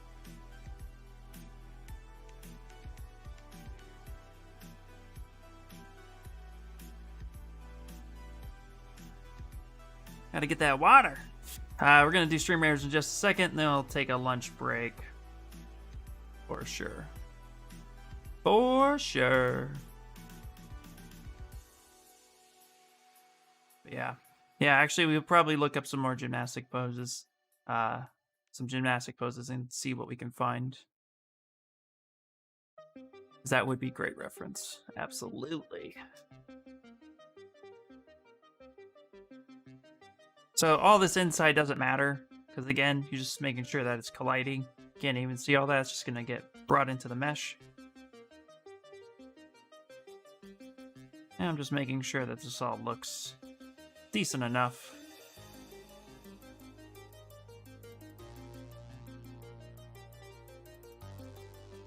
And because they're underwear, we're going to make sure that there's at least a little bit of a indication of it wrapping around. Okay, gotta cook some food. Had a lot of fun. Keep up the great pace. Thank you so much, man. I appreciate it. Thank you for the raid. I'm going on my lunch break right now, too, so if you come back in half an hour. But thank you so much. I appreciate it. All right, real quick. I say that a lot, but seriously, real quick. What I want to do is... First things first. This guy right here. Go ahead and delete this one. Yeah, this one right here. We need to fix this part real quick, so let's take the curve bridge tool. Grab that right there. There we go. There we go. That got unwelded somehow. Not quite sure how, but it did. That's totally fine. Maybe I accidentally clicked something. Let's go ahead and dynamesh it. So that it's official. Okay, cool. Let's go ahead and grab that. Color, fill color, perfect. Alright, there we go. There we go. Now we're getting somewhere. Her legs seem a little too rigid right now, so we will be softening that up just a smidget, but that makes sense too because all of her muscles are extended out. So, all right. Let's find a good angle. I think that's a great angle. Stamp that. Stamp this.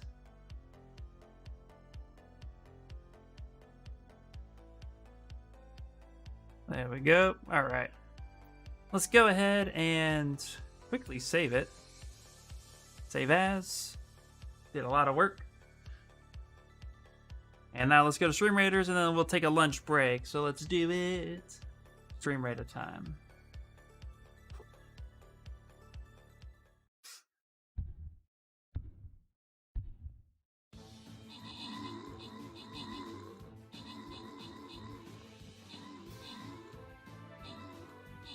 Get it.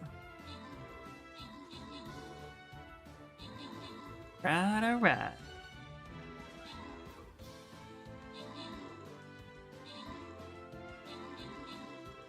There's 20 enemies. We got death, murdering, and assisting. Man, that's crazy, man. That'd be crazy.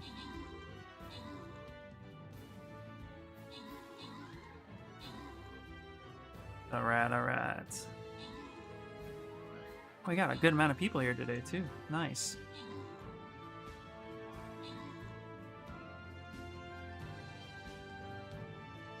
Get it, get it, get it!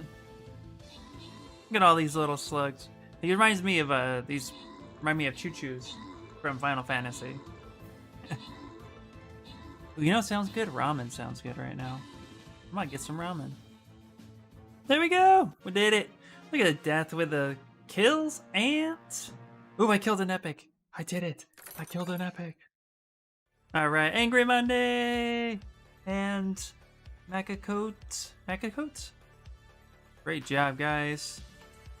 Alright, I did a quest. Better get some money. Give me those scrolls. Alright, place 2 Centurions. I think we can do that. I think we can do that. Alright, let's go here. Let's come on top. It's level 4. Let's see here.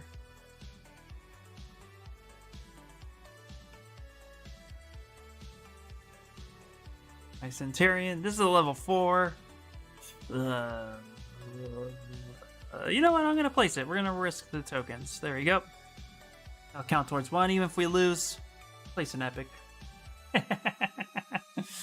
Alright, guys. We're going to take a break. This is where we are right now, but we're going to take a break, and then we'll be back in about 20-30 minutes. So get some lunch, get some food, get up, stretch, all that good stuff. Health first. Alright, we'll be right back.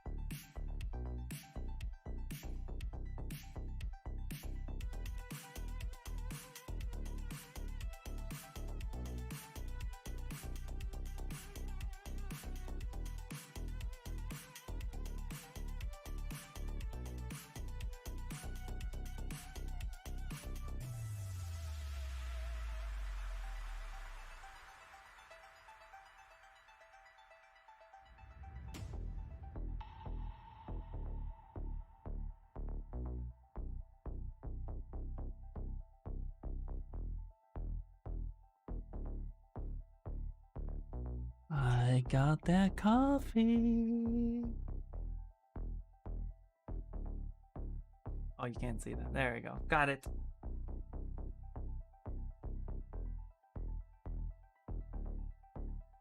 All right. We are back. We are back.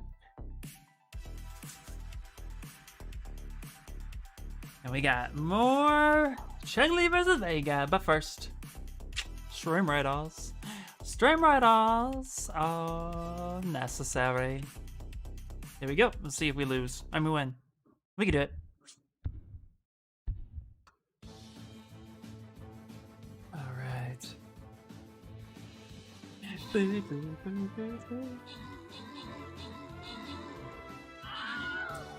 Oh, yeah. Got that cold brew.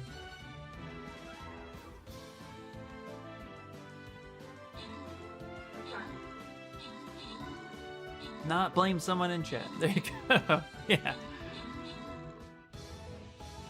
Beep, beep, beep, beep, boo. Come on, let's do it. Let's do it. We did it! As we tend to do. Nice. Alright, and we got J Crew! 3, 1, 2. Coming in hot with the item rewards. Here we go, here we go, here we go. Let's see here, I can't put that down, so let's get it. Boop. There you go. Yo, hey, what you got? How you doing? How you doing? Hello, hello. Look at this. Look at what we got happening here. We got stuff and things. Stuff and things. Boom, boom, boom, boom. Did you see those renders? I did not. Let me look at her. I was out getting Starbucks because, you know. Ooh, my goodness. That's beautiful. Yeah, these are very nice. That's cool. Although, I don't know if you get that reflection on that wood, but I'm just nitpicking now. That looks great, dude. I love that. That looks great. This is cool. Your VV is like my favorite interpretation of VV so far. Looks great, man. They don't sell PSL anymore? Oh. No. Fuck that pumpkin spice latte. Yeah, probably not.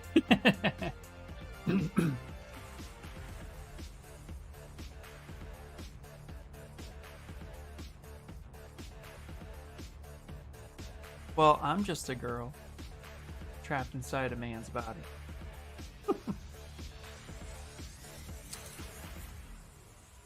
Cold brew puts hair on your chest. Excuse you, that PSL is live. You know, hopefully I emphasized that right in there. Maybe it'd take like 3 seconds to send it over. Yeah, maybe. But anyway, this looks great, dude. I like it. That's your first experience in Keyshot. It's only gonna get better. Perfect. Awesome. We're clicking, Nina. We're clicking. All right, let's get into this. We got more to do. We have lots to do, actually. We're getting some muscle definition done in her legs, and I think it's coming out well. I think I want to emphasize more of the calf, just a bit more. And then let's actually, who was it earlier? Somebody earlier? Blah, blah, blah, blah, blah, blah, blah, blah, blah, blah. Slowby Art mentioned gymnastic references, and I think they are correct. So let's look up some email. Now, let's get more specific. Women gymnasts.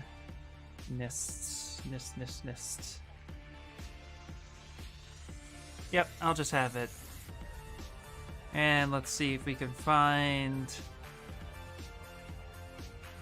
Holy crap.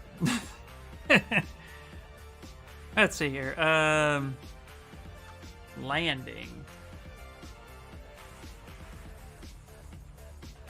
What if I am so snuck in there on the time? Wait, what?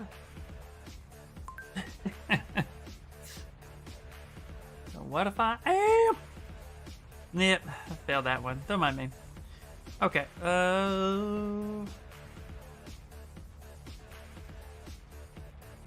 Yeah, here we go.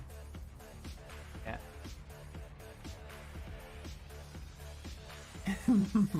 Botch. You want to talk about botch? Look at this.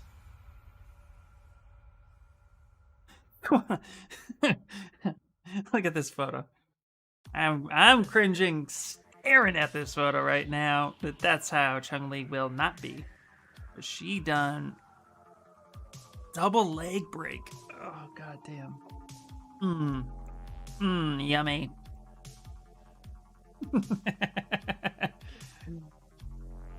You are creeping out, man. Okay, so right here. Yeah, see how the calf kind of bunches up like that? Perfect. That's what we're doing. Me, 6'4". Nice. See, we are. There we go. I'm 6'4" too. I'm 6'4" as well. 7'6", 10 feet.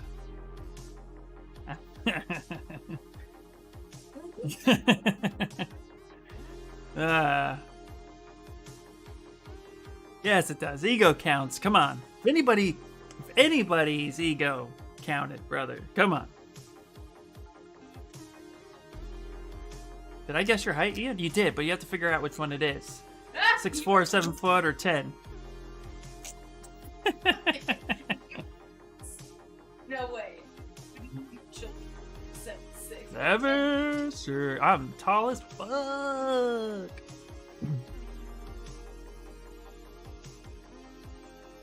You know, it'd help is if I started painting on the right subtool. There we go. There we go. There we go. There we go.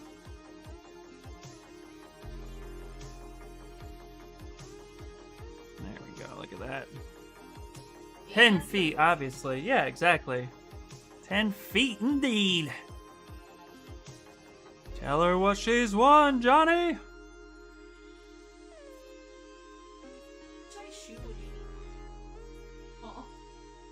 I don't know, my stepdad had dainty little feet, and he was 6'3", and he had size 9 feet.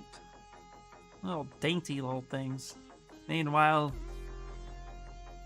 I'm rocking a size 12 to 13 foot. So you guys know. I'm getting all sorts of information out of me today. Just keep me talking. There we go. Really bunch that up. Yes. Bam, look at that. Look at this. Oh my goodness. There we go. Those calves. I know, she has calves for days. This is Chung fucking Lee we got going on here. Alright. Let's grab the slashy dashy brush. Bring that down. And we're gonna go ahead and just start carving away at where her knees would be. The caps, to be more specific.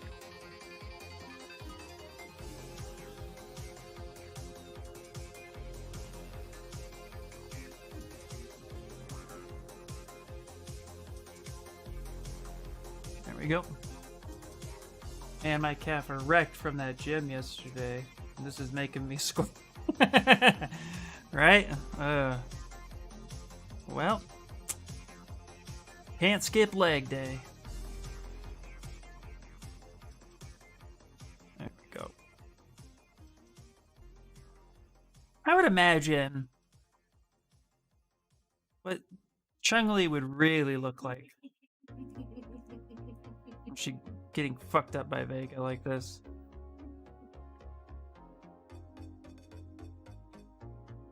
Okay, we're gonna go ahead and really smooth this down.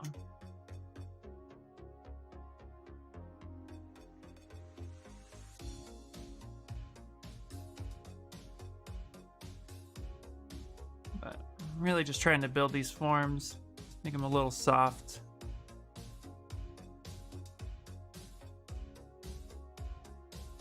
go.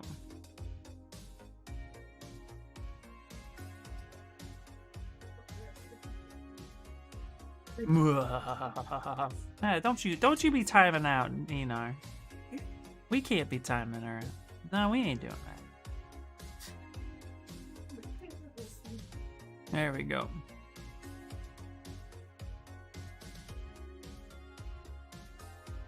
There we go. Alright. Time to kind of soften this back up a little bit. Just lightly, though. We're not going full extreme on it, because we want to see that muscle definition. Of course, her knees are a little big, so we can bring that back to reality. Smack back to reality. Whoop. No, I don't have the beanie today. It's not going to work. I'll throw sand because you like Gal.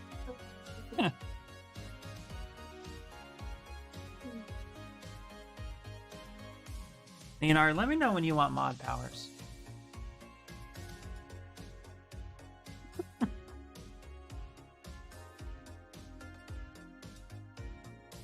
You just say the word. You got it.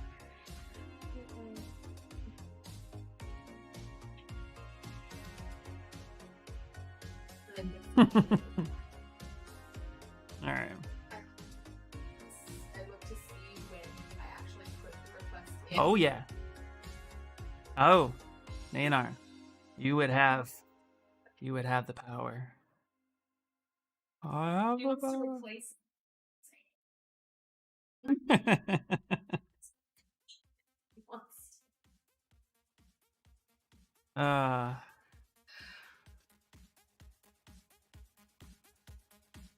Yeah, it took me 6 months to get a meat.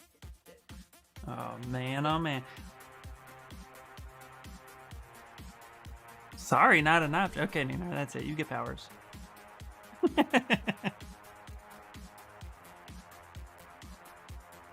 All right.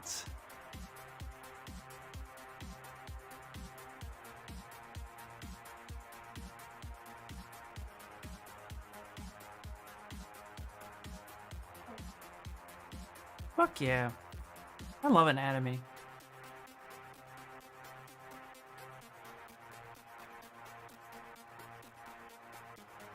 Shit looks awesome. Wait, what? Yeah. Do you want to study anatomy with me? I'll show you where all the muscles go. There we go. Alright, smooth that back down. There we go. Wee.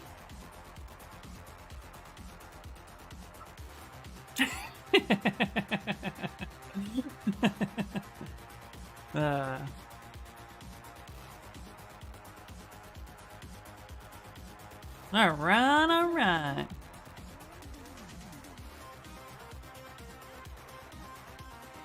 All right.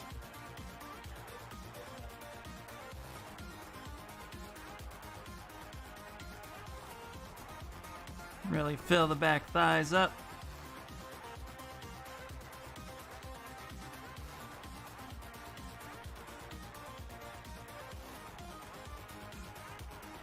All right. Let's go ahead and take the trim dynamic. We're gonna kind of take that, taper that in, just like that. Those guys. Oh yeah. Okay. Now,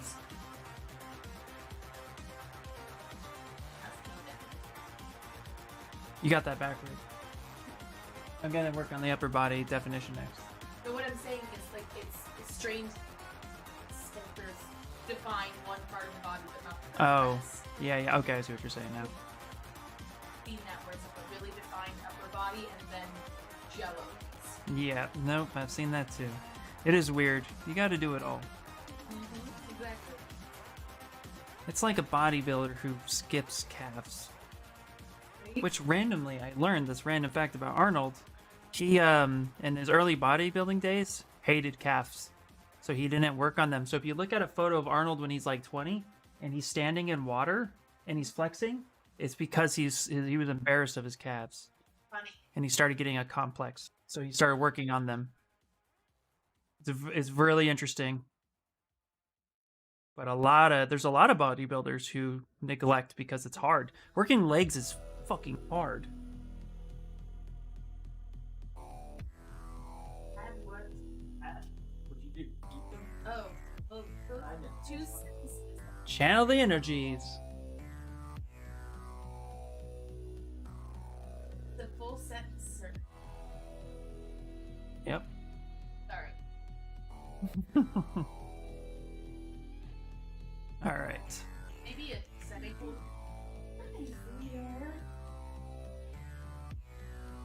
All right. Start getting this upper body looking really good. Okay, here we go. Here we go. Really gonna define this area here. Okay. Now, Chun-Li is really well endowed. So we need to give her a little bit more squish.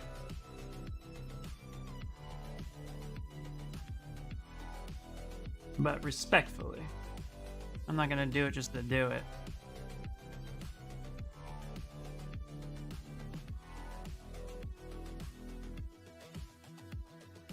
It would be. Well, They would be flopping out at this point. No, yeah. This is one of those angles in which it necessarily needs to be. the ball holds mine, but I'm not wearing. That's the She's lunging at this moment.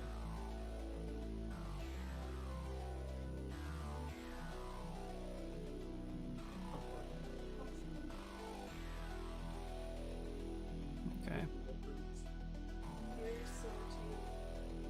there we go. Get that armpit structure. Yeah. So she needs to, yeah. So that the direction of said boobies are needing to go up in this area. So they need to go here.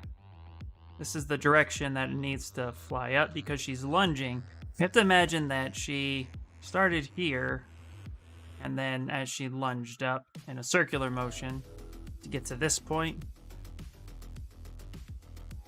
May end up redoing the bra and stuff at this moment from this angle, but yeah. She's up here like this on her toes. Yeah, that's a straight push.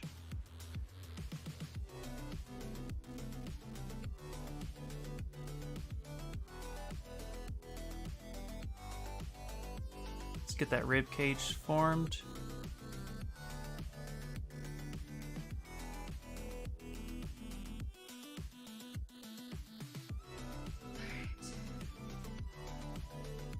Again, she's very strong. We gotta really define these muscles, but then tone them down just a bit. She's not roided out. She's just very. She's equivalent of a gymnast, so.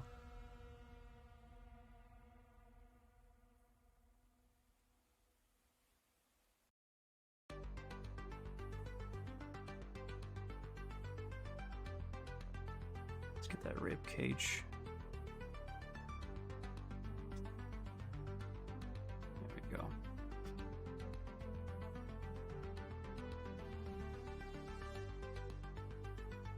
A pear-shaped gymnast. Oh, she's actually a martial artist, so. But yeah. Yeah, she is all legs. This is all. That's Chun-Li.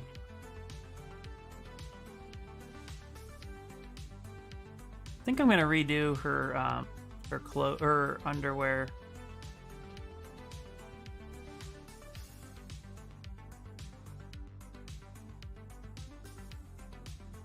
Okay, this is where I remembered that my stream is adult.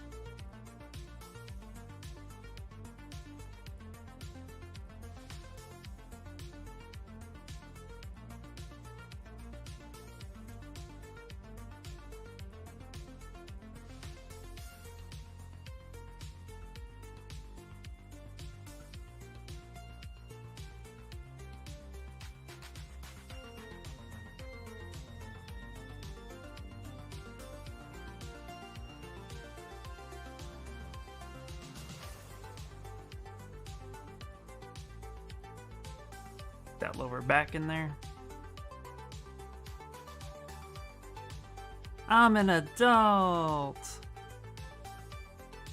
I'm something. I just said my stream is dedicated, mature to adult. It's supposed to be. We'll find out.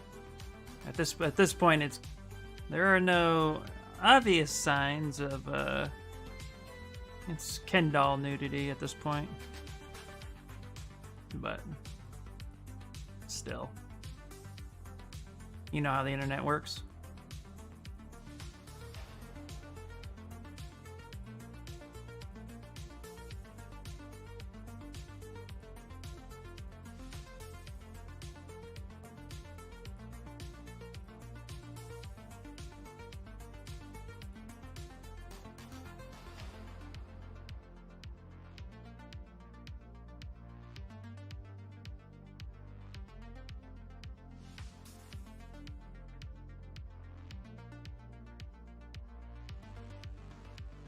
Okay.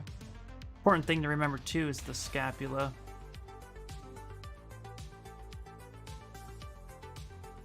This part actually right here, a lot of this would get pushed back in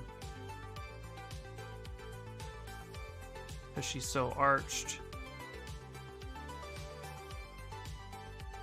And the scapula would be right here. That would be protruding. His arms back, all that's gonna get pinched.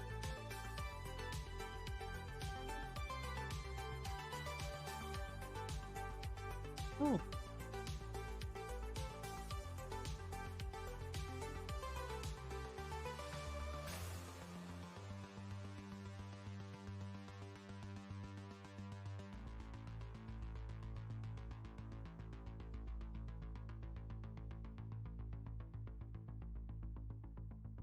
All right. Oh my goodness. All right, let's go ahead and take the trim dynamic and actually shape around that scapula.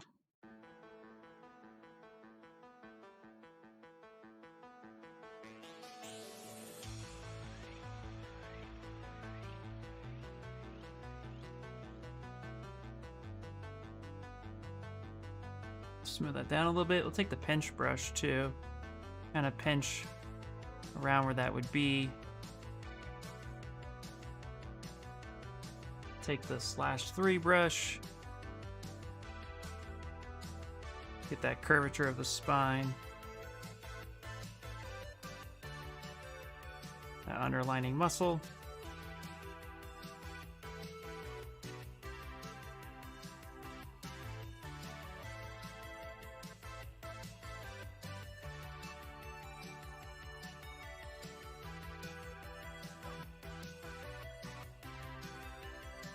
That way we get some definition back here. And we'll yeah, we're actually going to redo the bra and underwear at this point. Keanu Reeves and Ryan Reynolds is how the internet works. Yeah. Yeah.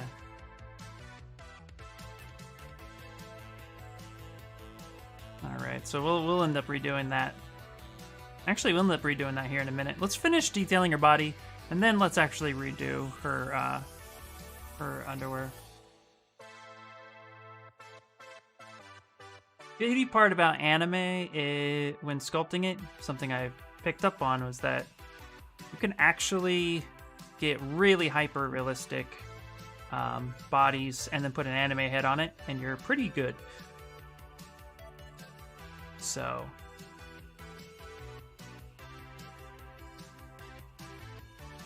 we can kind of go nuts here.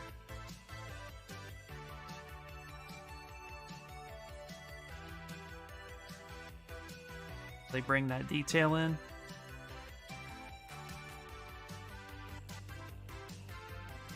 But she needs to be super fit.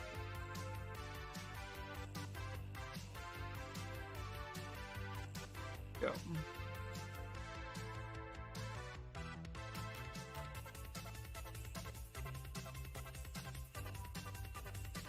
But we'll still keep her soft. Fit but soft.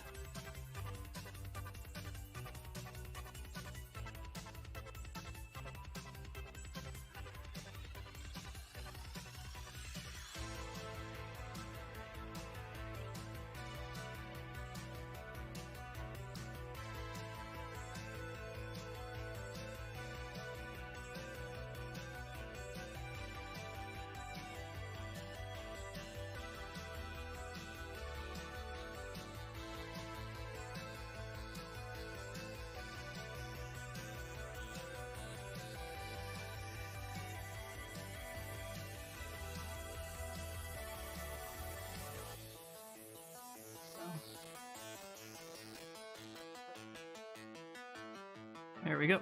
Huh? I know, yeah, it's really quiet. This is the area in which people are usually pretty inactive, which is cool. Actually, this is a really cool, like, kind of calm point. I just really just focus in.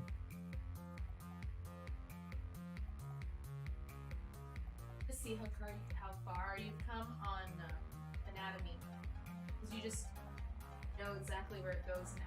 Right? You know what I mean? Yep. It's my job. No, but you know what I mean? Like, no, yeah. I mean, it's like, it's cool because it's my job. It's actually like a neat thing. You know what I mean? Like, yeah. It's while I still pull from reference, the more you do this, the more you're just like, oh, I don't need reference as much. You know? Well, and I notice more now too, because tell me, and I'm like, oh wow, I didn't notice that. So I can look at other art and be like, whoa. Right. Yep, exactly.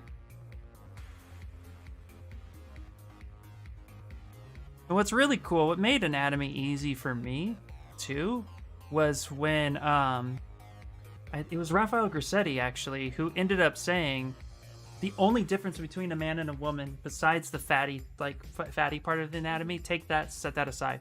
You're looking at just all the muscles. There is no difference between a man and a woman. The only difference is the skeletal structure underneath. That made it so easy to then just focus on exactly. Agreed. Yeah, Neonar. Yeah. So yeah, it's neat to be able to just sit here and say like, okay, I can now sketch out all these landmarks, make them really bold, and then dial them back.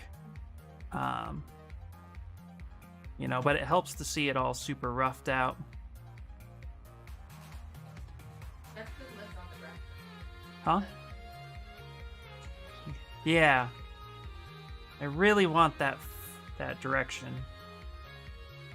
So. In fact, actually, the thing that's been bothering me is that her hands are not, they're not bent enough.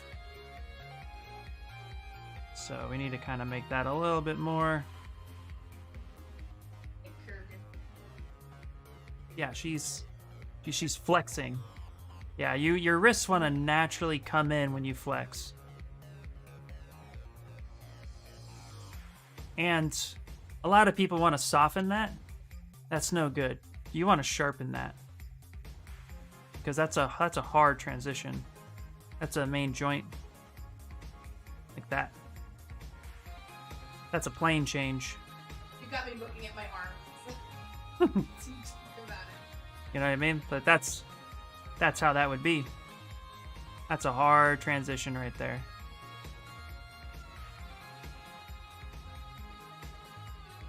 Actually, what's really cool is having martial art background, because when you really pay attention to how something moves, like being able to... I remember the first time my Kwanjunim had said, like, I'm going to have you guys at the end of Black Belt class running on a wall. And we were, like, laughing at it. And then Taeyong ran up and took 8 steps across the wall, like he was fucking Spider-Man. And then from there, they just started breaking down, like, how the body moves and how it's possible for the human body to go with the momentum and have your trajectory of that momentum still continue upwards even though gravity wants to take you down. So you learn how to adjust certain parts of your body to go with it. When you jump, your hands want to curl in to give you that lift. So it would only make sense that as she's not only flexing but jumping, that her hands are going to help guide her in that direction. That's why when you see people jump, they kind of clap and they pull their hands above their head so that they can start swinging it. Same with a backflip. Their hands will go back to indicate to their body that the rest of it should go. So it should go hands, head, then the body should follow. So getting something like this, you know, she's at her apex here. And she's also moving forward as well as up, which makes that a very difficult motion to capture. Oh yeah, like floor gymnastics, exactly. Their hands move around like... Yeah, exactly. Yep. So all these little things of motion, you just have to we have to kind of pay attention to get all that locked in. Okay, let's actually delete her underwear because it's bothering me. Let's delete the bra because that's bothering me as well. And we're gonna go ahead and now that we've have most of her body sculpted in place, we'll actually put all that back a little bit better. So let's go ahead and save it.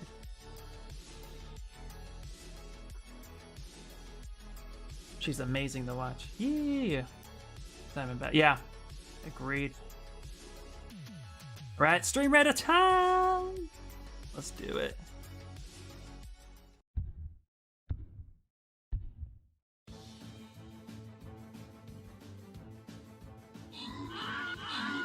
Yeah.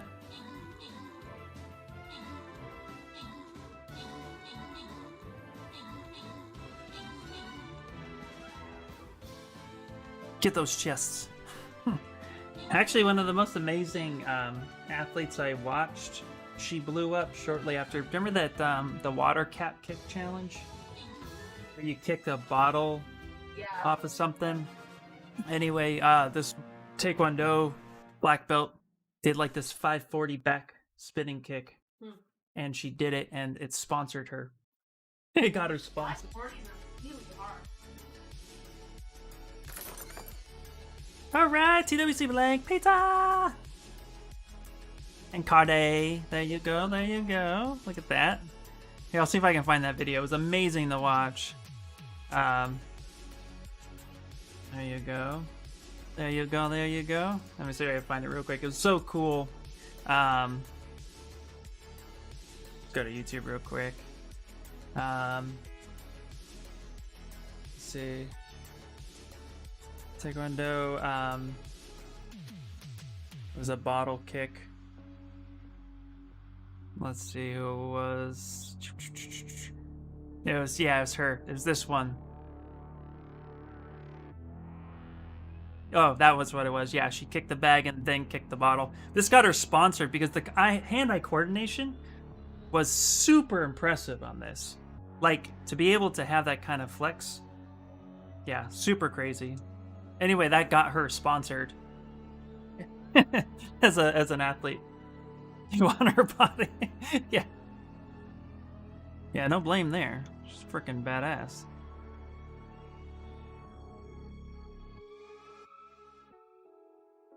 Without the hard work, of course. Hey, just want it. You gotta work for it. Alright.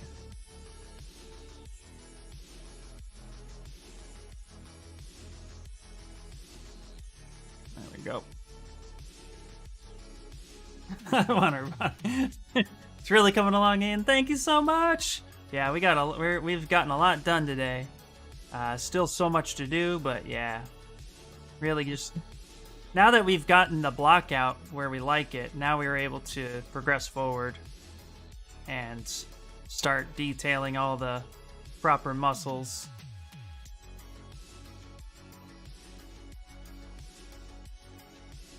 Really excited how well it's coming along. There we go.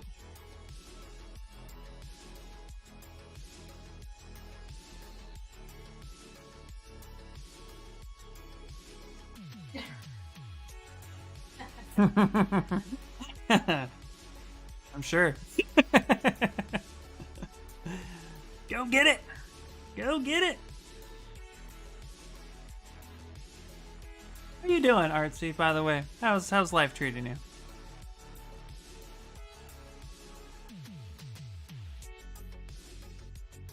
Alright, let's go ahead and get that shoulder socket happening right there.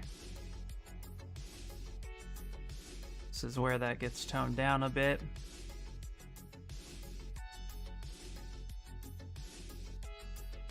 Finishing up a sculpt hopefully today also. Nice, nice.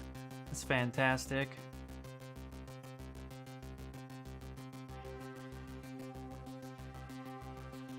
Really got to get that armpit in there. Go.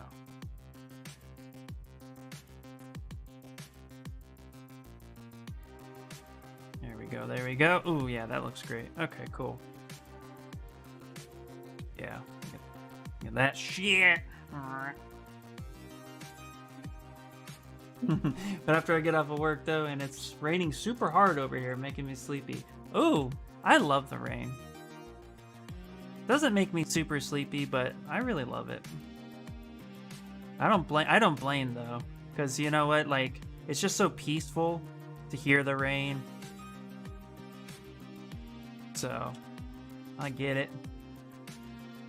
I'll go for two things when it's raining: ice cream or a nice hot tea.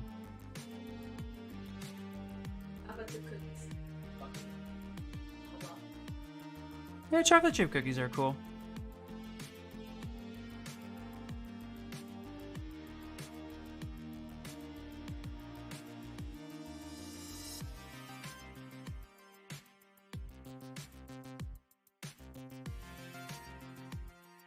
Any reason for ice cream choice?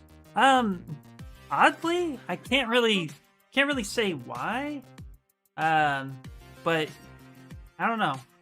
I just remember having it when it's raining at certain times, and I just like it. Ben and Jerry's when I was little and when I was younger, and people come for ice cream in the rain all the time. All Yeah. the time. Their busiest time was raining. Weird, isn't it? Yeah, I can't explain it. I get a craving for ice cream when it's raining.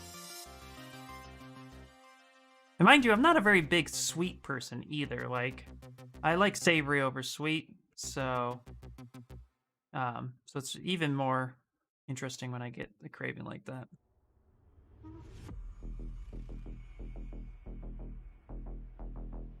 Go. Yeah. Fuck yeah. I'm liking how that's turning out. Reminded me I have ice cream in the freezer! Oh, what kind do you have? What kind of ice cream do you have? I don't know. Let's see what kind of flavor Ninar likes. I'm a sweet over savory person, yeah. Yeah, nope, not me, I'm the other way around. Ooh, salted caramel! Fuck yeah. That's great. That's a great choice.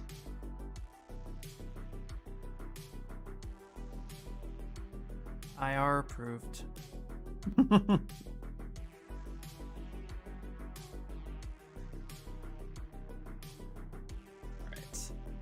Spill the inside a little bit. Yeah, Ghirardelli's awesome. All right. I'm going to go ahead and use a /3 to give some separation to that lift. And kind of pinch it in there a little bit. I like to do this part where I come in with a /3 brush and it kind of gives it a little bit of separation. Then I come in with the inflate brush and pinch that bottom part back down just a little bit. That gives it that kind of gravity pull and squish just a little bit. There's a little bit of lift there. Then we have to even that out.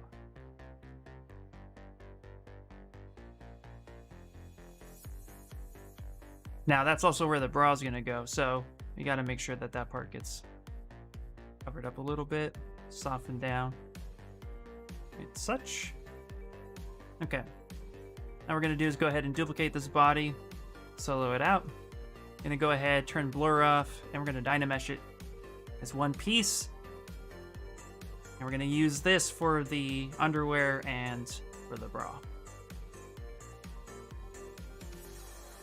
And all we're gonna do for the bra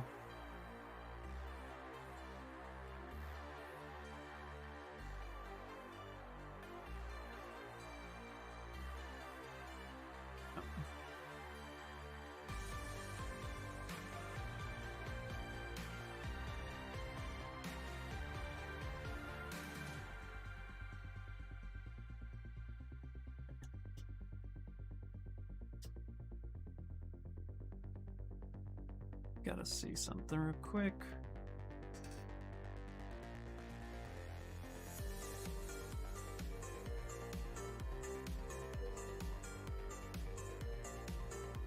Let's see. It's a home brand. One of those you gotta see.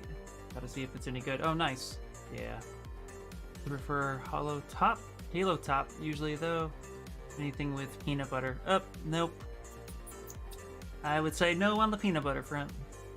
Do you usually turn off blur when you dynamesh? Yes, I usually do turn off blur because blur tends to soften those hard edges and those connecting points a little too much for my taste. And for something like this where I'm trying to pull information from the sculpt, I want every little bit of detail. Then I can control it myself the rest of the way.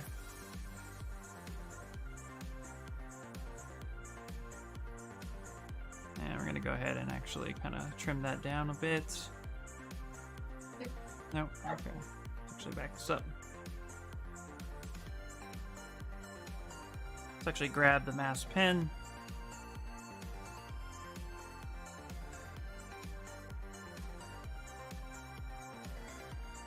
There we go. Actually, her bra is really interesting. Too much peanut butter is too much. Yeah, no. Fuck peanut butter.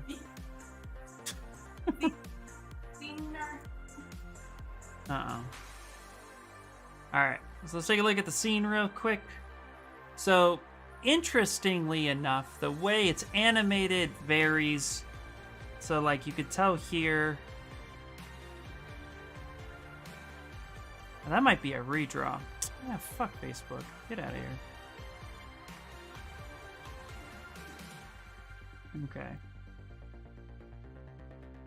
Let's see here real quick. I don't want a jiffy jiff. Show me your bra. Okay, so it's thin up on top, but it looks like a full coverage bra. I know we kind of looked at it once before, but yeah, but it looks more like a sports bra in some areas. Thank you so much for the Dang Daniel design. Thank you for the follow. Hot. Yeah. I mean, the one you had is big hot. But Yeah. You But I like this one, as it cups just the midsection to the tip of her boob. I think that's more appealing. That's a demi, yeah. So we're just gonna just do what we want. Yeah, I don't really know much about them. So let's do something like this, but I would like to.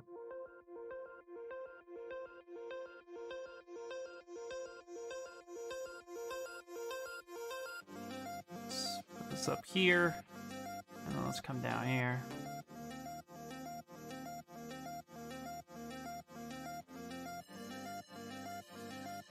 I'd imagine that the strap would come about here. So.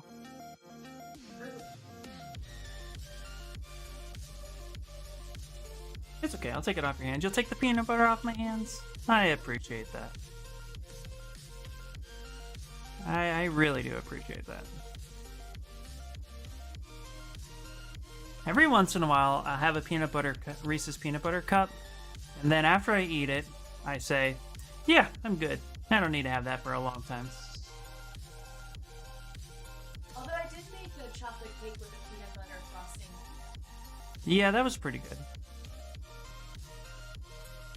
Or you at least keep it. Okay. Let's make this one piece. So we can actually get the right transition. And always clean this up.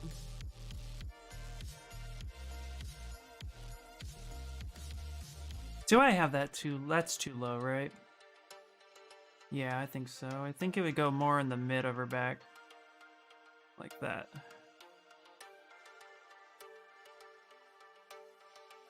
And then this would swoop up. More like this. Actually almost kind of pinch in the middle there. So let's come up this way.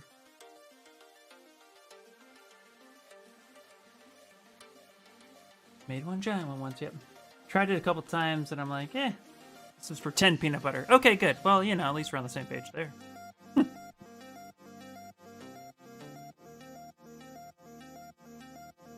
we go. And then this would come down. Also trying not to change the shape of my brush size too much.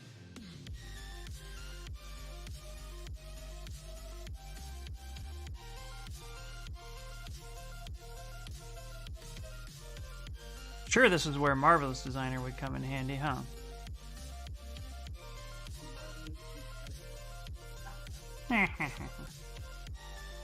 Alright, there's that.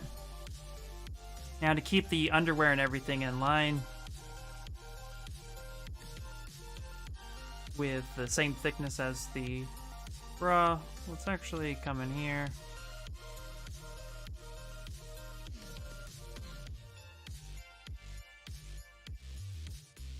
There we go.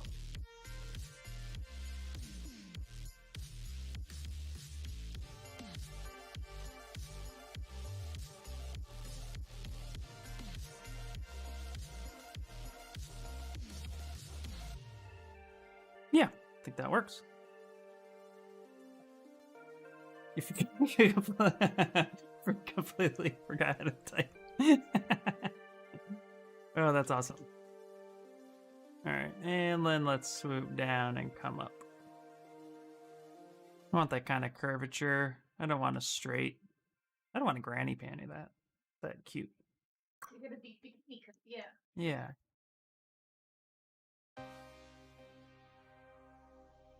Yeah, alright. We're gonna go ahead and hit Control W, which will give us a new group. Now we're gonna go ahead, come up here to our Lightroom. We're gonna go into Brushes, and we're going to go to Smooth, and then we're gonna do Smooth Groups. Say yep, say okay. Zoom in, and now we're just gonna smooth group so we get a nice clean edge on our mask selection. It's a really good way to get some nice clean edges that we can Z-remesh.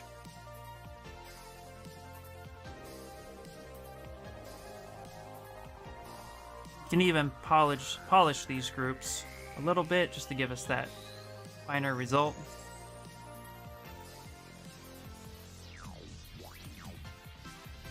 Smooth groups, it's a must. I learned about this tool back last Halloween when I first carved a pumpkin in Zbrush. Neat way to create clean cuts. There we go.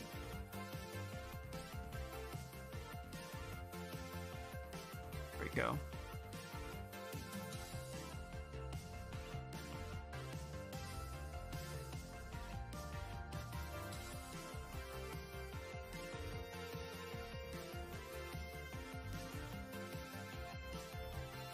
So we have a nice graham cracker base. Oh yeah, I like cheesecake for the crust.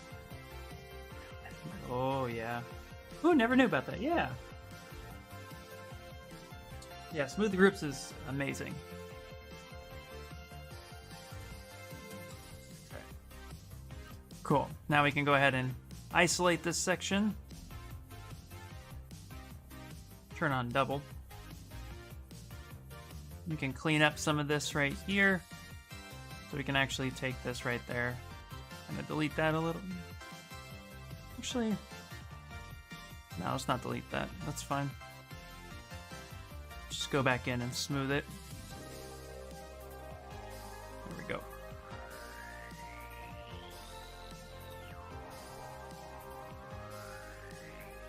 There we go. Really just take your time with this too. Get it as clean as possible. The other thing we could do, go with the, I think it's polygroups, and where are you? Nope, it's not polygroups, it's deformation. And then we can polish groups, click that over, and really take the rest of it, sharpen it up. Now we can take this, and we can delete hidden. Now we have decent selection for our bra and pannings. So go ahead and save this. Yes. Kahlua brownie! Oh yeah! Gotta love the Kahlua brownies. Alright, now we're gonna go ahead and auto groups. We have something a little bit different. And then we're gonna Z-remesh. And what we could do actually, let's come here. Let's clean this up a little bit. We're gonna go. We're gonna mask. What do I do? I don't know. Me neither. Okay. Well, that works. Let's polish crisp edges. No, that's not gonna work. All right. I think it's geometry. Modify topology. Where are we? Where are we? I'm brain farting over here. That's okay. Group masked. Hold on, where are we?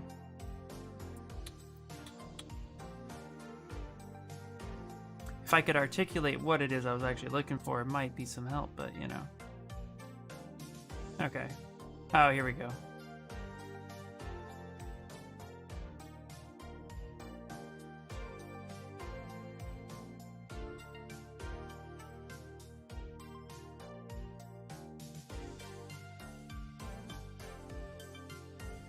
You wanted those kind of lace, like a little bit of lace on here. So before we start doing anything else, what we're going to do is grab a... So what I did was I came up to stroke and I actually frame meshed the border of these groups. Now we're going to open up brush and we're going to go ahead and let's do a curved strap. And we're just going to touch that.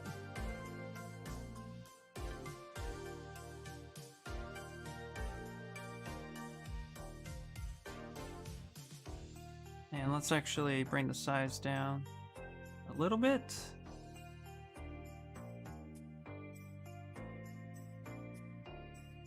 Yeah, something like that. We're going to go ahead and split unmasked. No, actually we're just going to touch right there. Let's do that again. Come up to stroke, frame mesh, touch right there. Say okay. Repeat this process. Get all the proper straps that we need.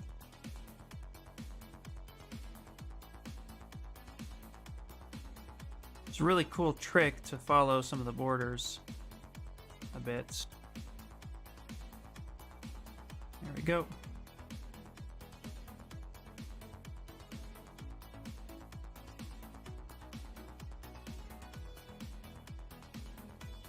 More time, stroke, frame mesh, border. I lied, one more time. There we go. So now we get this.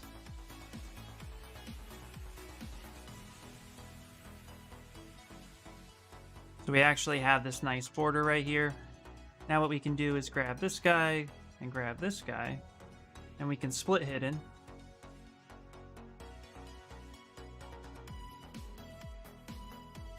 Now we're going to go ahead and Z-remesh. So Z-remesh, keep groups, and we're going to Z-remesh at like 3.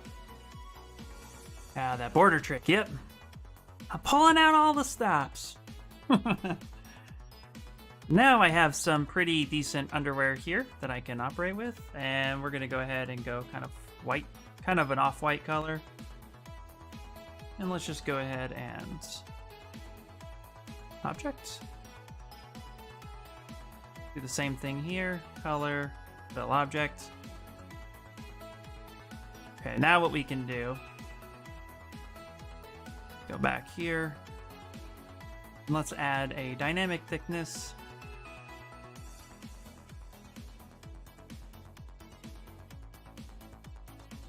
Say 0.02. Ooh, no, 0.002. There we go. Now let's go to geometry, and then we'll start adjusting the offset a little bit. So just enough. There we go.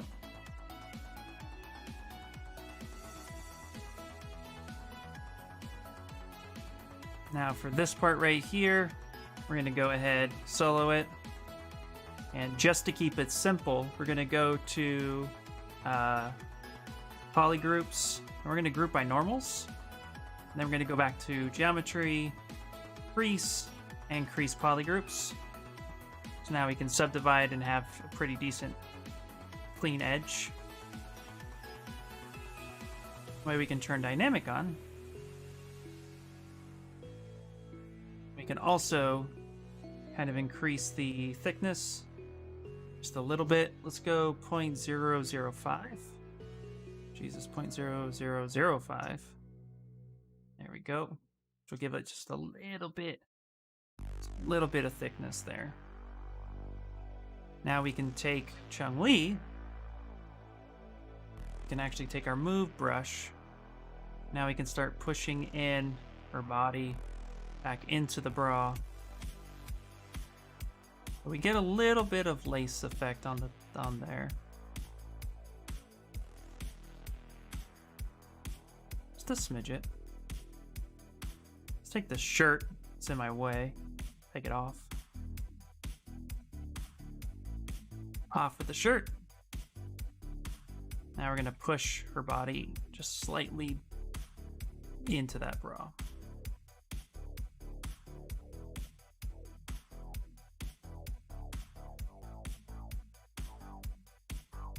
There.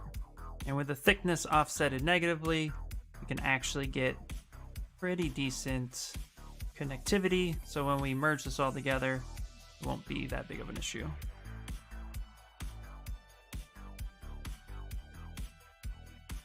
There we go. There we go. That's a lot cleaner. And it follows the contour of her body a lot better. Yeah. That's what we're looking for. That's so clean. I might have to start doing this with my clothing. Yeah, it's a really cool trick. Yeah, it's really helpful. Hey, thank you so much, Junkio. I think that's how you say it. Thank you so much. Yeah. Lots of little things like that which will make things a lot cleaner. So you can get clothing pretty nicely in ZBrush.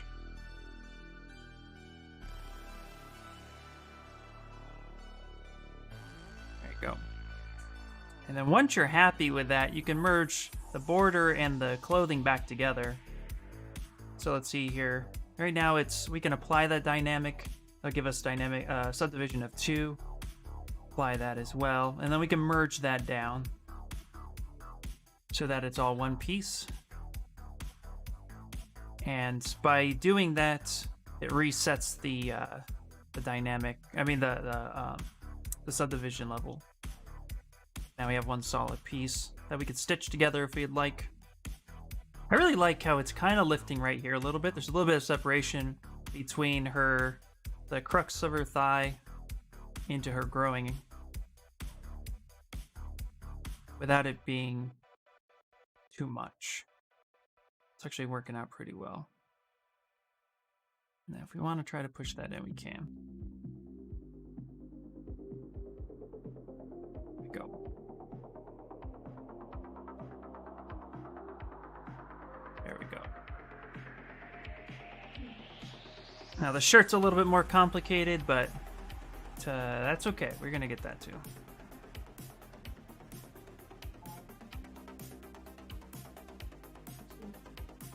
Now the shirt itself is dynameshed, so we're gonna actually go ahead and subdivide this back up. So Control Shift D duplicates it. Solo this back out. And now let's go ahead and subdivide this. Let's turn double off. And let's not subdivide, Z-remesh. I can't speak anymore. I no longer can speak. Let's see what 2 gives us.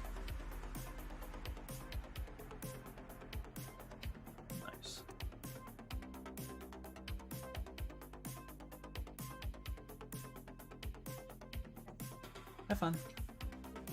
All right. And from here, we're going to continue tearing her shirt up. What else is new? Huh? Oh. Yeah, I don't know. Yeah. I don't know. I just let my my Skittles do the talking, and I try to not talk so much.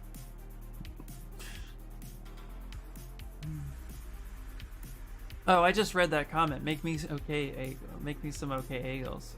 Egos. I want Egos. Lego my Egos. Stirring my coffee. Ooh, this is taking a long time to Z-remesh. It's working, but you know, it's that moment where you just sit here and wait.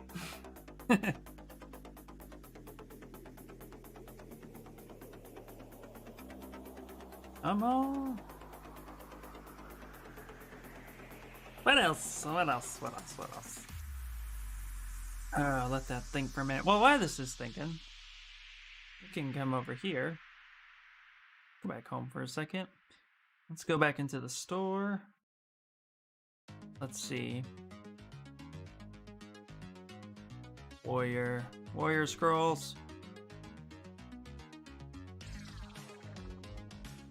Okay, let's go into my army. Sit and wait.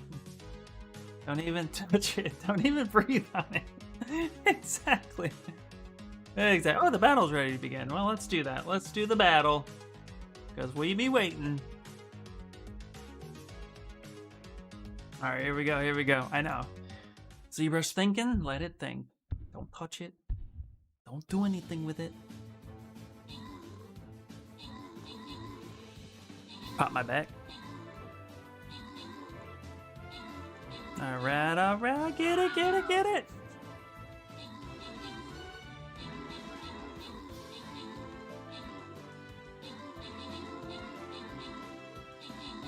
Alright. You have 10 allies and 22 enemies.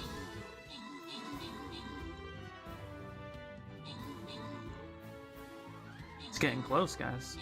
There we go. Starting to turn it around. Turn around. Oh. Oh, no! Ooh, this is getting close. Ooh, 9 enemies left. 2 allies? Me and Death. And all's left. Oh, lordy. Oh, lordy! No!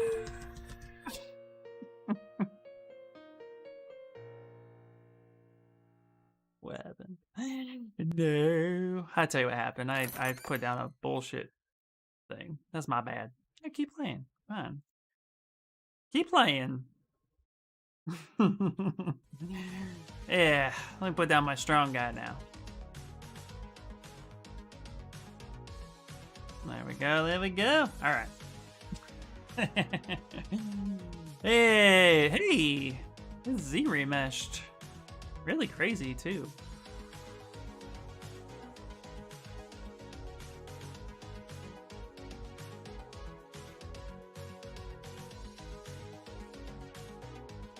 What the heck? Where the hell is it? Why is it so small? What the hell is this? This is my shirt. What the fuck is...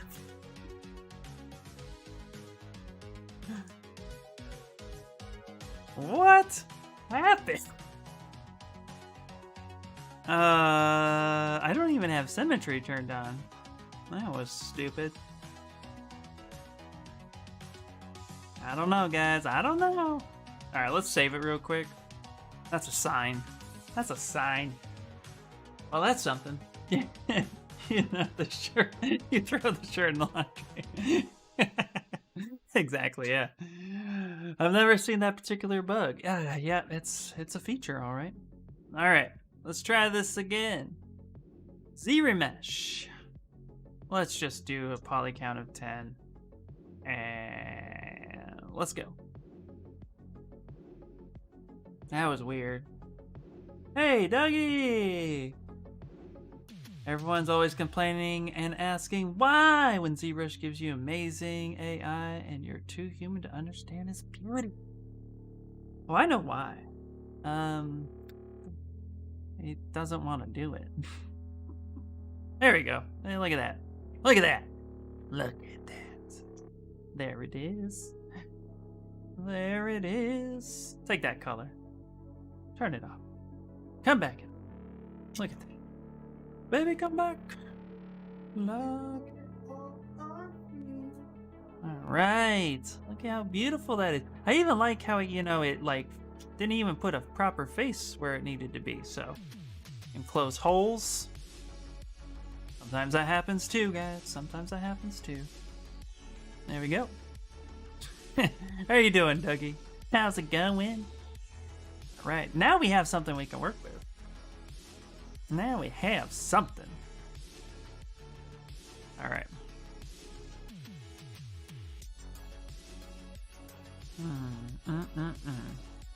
Yummy. Okay. Okay.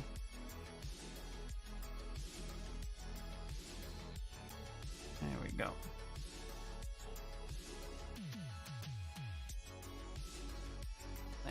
There we go. Ooh, I'm liking this.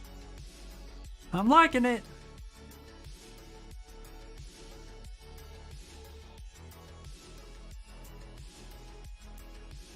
Okay, I'm just kind of getting a little bit more of that angle and that pull.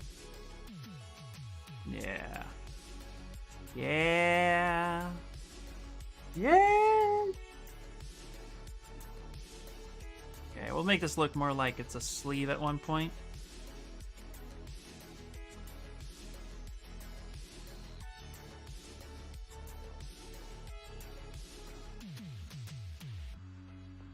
And it doubled in on itself, but that's okay. Alright. Doing average, aka meh. All part of this thing called white. Whoops, did I type that up? I meant to call life. Exactly. Alright, we're gonna apply that. Now we're gonna take the no, we're not gonna take the damn set. We're gonna take the slash 3 brush.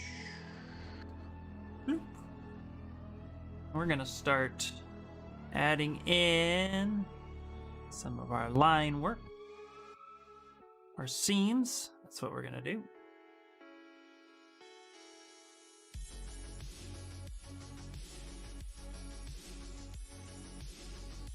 Love adding seams. They're one of my new favorite things to sculpt.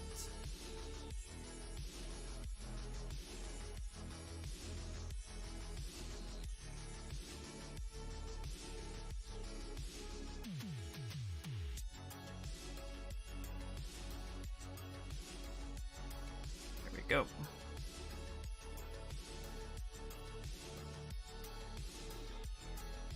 Let's go ahead and just get that in there. Well, I feel you, man. We're all kind of just doing the best we can, right?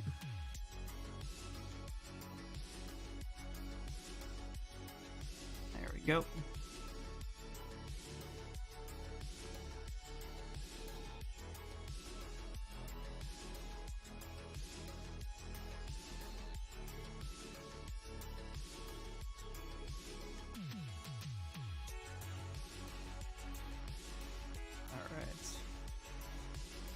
Get that put in there a little bit.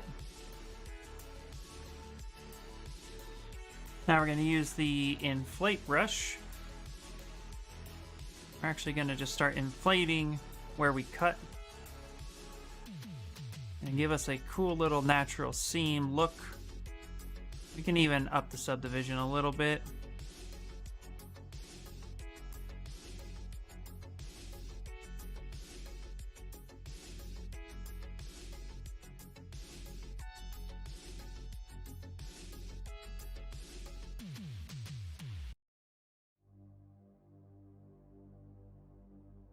Neat little way to add detail.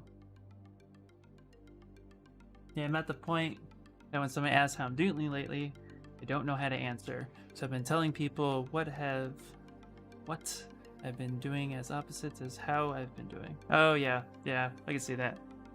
I'm pretty honest with people these days. Somebody says, you know, how are you doing? I try to be as honest as possible. I don't go into details, but I'll say not good or, you know, just because I don't, you know, it's weird. I think everybody's feeling it. And when somebody is not sure how to respond because maybe their life isn't going as well as they'd like it to, I feel like being honest about it, even just by acknowledging that life is kind of tough right now, I think just helps kind of, I've had more positive responses that way. You know, I've had people say, oh man, that's crazy. I totally understand what you're talking about, without ever having to say what it is I'm talking about, you know? I feel like that's kind of helped a little bit. But that's just my own personal experience. But yeah, it is always kind of tricky because, you know, it's all kind of rough. So I get it. You know. Just honestly don't even know. I know, it's crazy. They say it sucks, but it's okay. Helps normalize the feeling unhappy. We're all a bit yeah, exactly. We really are all just a little bit of a That's too bad too, you know, but I mean it's a state of life at the moment. And there's not a whole lot anybody else can do about it, you know?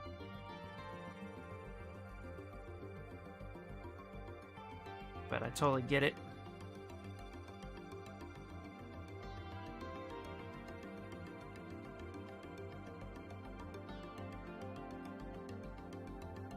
Go. Some of that seam action. There we go. Starting to feel a little bit more like a shirt.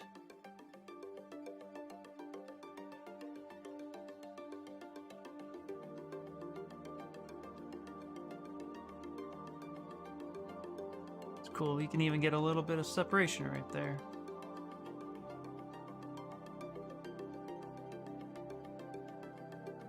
Yeah, I'm always honest, just don't have an answer for myself. I know, right? Yeah, I get that. Ugh. It's tough not having that answer.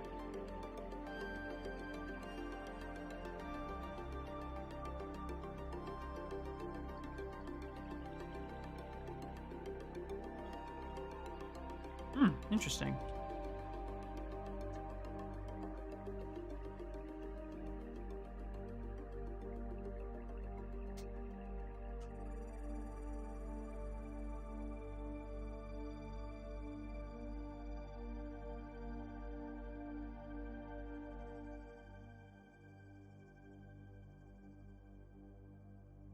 had internal geometry I was unaware of. Not anymore. There it is.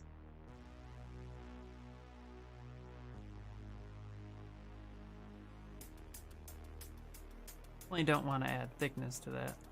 No thickness. Alright, that's pretty good. I'll have to end up texturing that. Right now, let's take this shirt and let's delete this one. So now we have this guy. And let's go to color and fill object. Now, her body is pretty solid, so we're gonna start softening this up a little bit.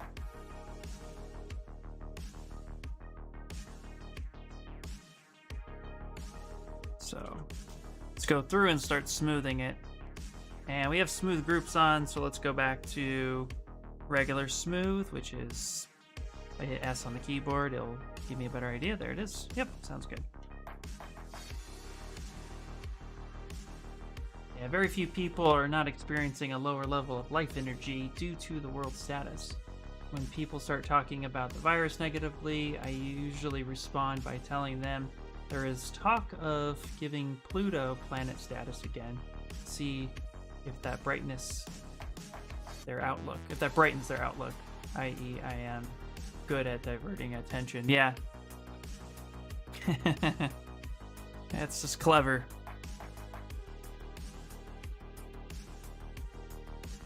Yeah, it's always interesting. Again, it's always interesting to get people's perspective sometimes, but I'm at that point, I don't mind talking about certain aspects.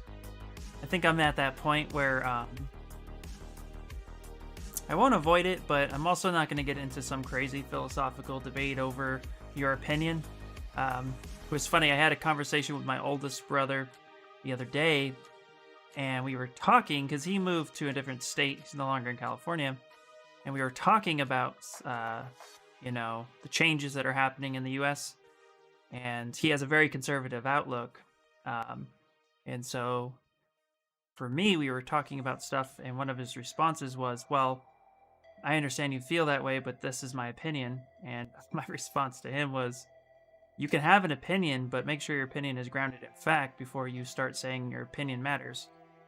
And he didn't like that response, but it's like, a lot of what we experience here in the States is that we have an opinion and that's superseded truth for such a long time.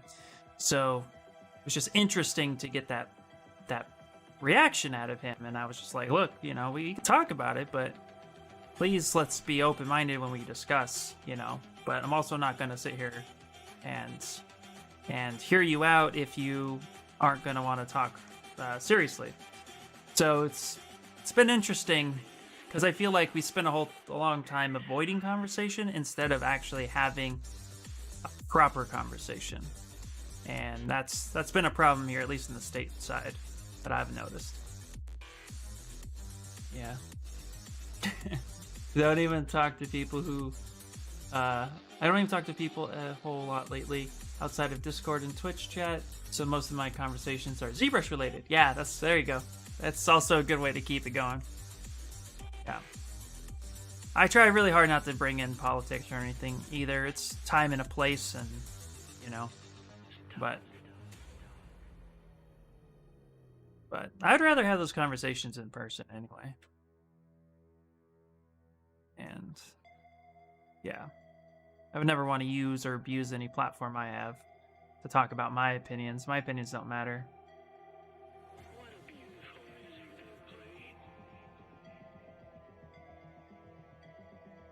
Yeah, the best thing to invest is in yourself. Invest in yourself. That's right, Preach it. Preach it. Okay.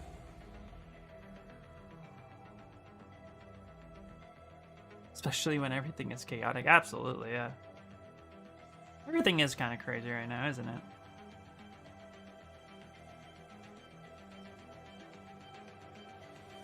You don't practice what I preach.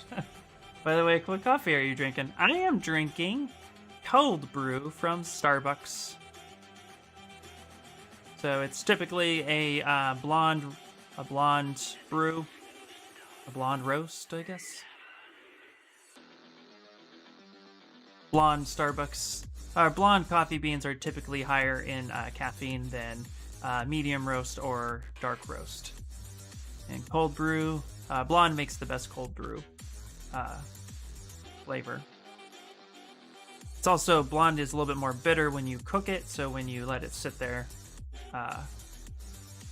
it's not as bitter. That's why it also makes the best. The best.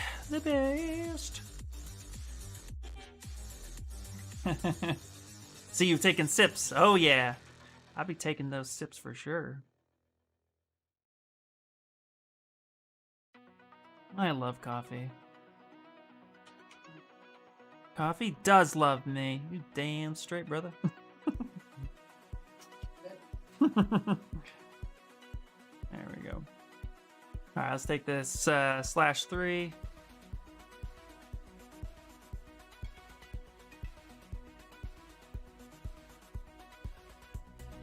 We're gonna go pretty long with these rib cage muscles here, just a little bit, and then we're gonna soften them down.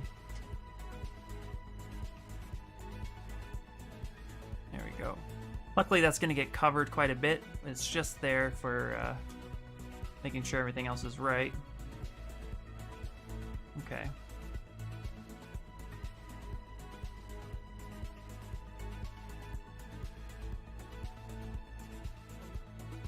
Alright.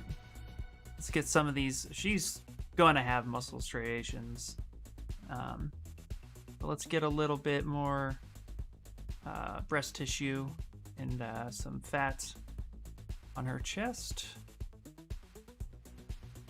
And then smooth that down a little bit. There we go. Just like that. Oddly enough, when you look up the word fact in the new Webster's Dictionary, it says fact, an opinion on any social media site. Seems about right currently. Yes, blonde roast was the best at Starbucks. Oh yes. It's the only one I drink. Nice, nice. Yeah, that's about right, Dougie. There you go.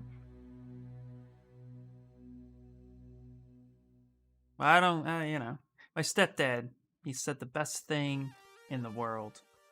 He said, your opinion is like an asshole. We all have one and they're all different. Learn to respect other people's opinions, but at the end of the day, it's just an opinion.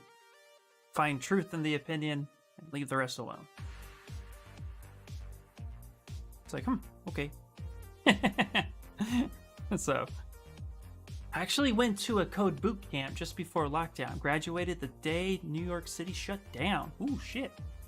Plan was to learn code to add to my game resume, but I got caught up in code-related job applications. Got a job at an indie game studio and still kept looking for jobs because that's what I was, quote, supposed to do, or supposed to be doing, only just to realize I should take advantage of lockdown and really focus on my paid work and improving my art. Yep. Proper say. Haha, that's an opinion, Doug. Opinions are like assholes. Everyone has one and they all stink. Well, I'm assuming my stepdad saw a lot of assholes. Yeah, he did raise 5 assholes, didn't he? But yeah, that's crazy. Amari, that's crazy. Yeah, it's really interesting actually. I got a little bit lucky when it came to the lockdown portion because we got laid off and then was able to kind of just think about what it is I want to do. I spent the first 2 months of lockdown deciding what I should do direction wise, and I was already headed in designing for just digital sculpting in general, but I wasn't clear on what I wanted to do yet, so it gave me time to think. and figuring out if I wanted to do games or if I wanted to do toys. So the first part of 2020 was actually sorting that all out. And I figured I already had a resume that spoke to sculpting, toy-like figures based on what I was doing at my last job. So it was pretty cool to sit down and actually have a direction. And talking with Shane and a few other people in the 3D character workshop gave me some insight, which was nice.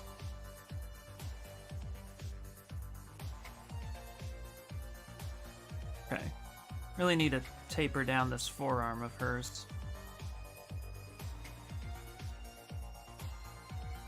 Yeah. Did I ever print floating Grogu and Yoda? Yes, I did actually. Check this out.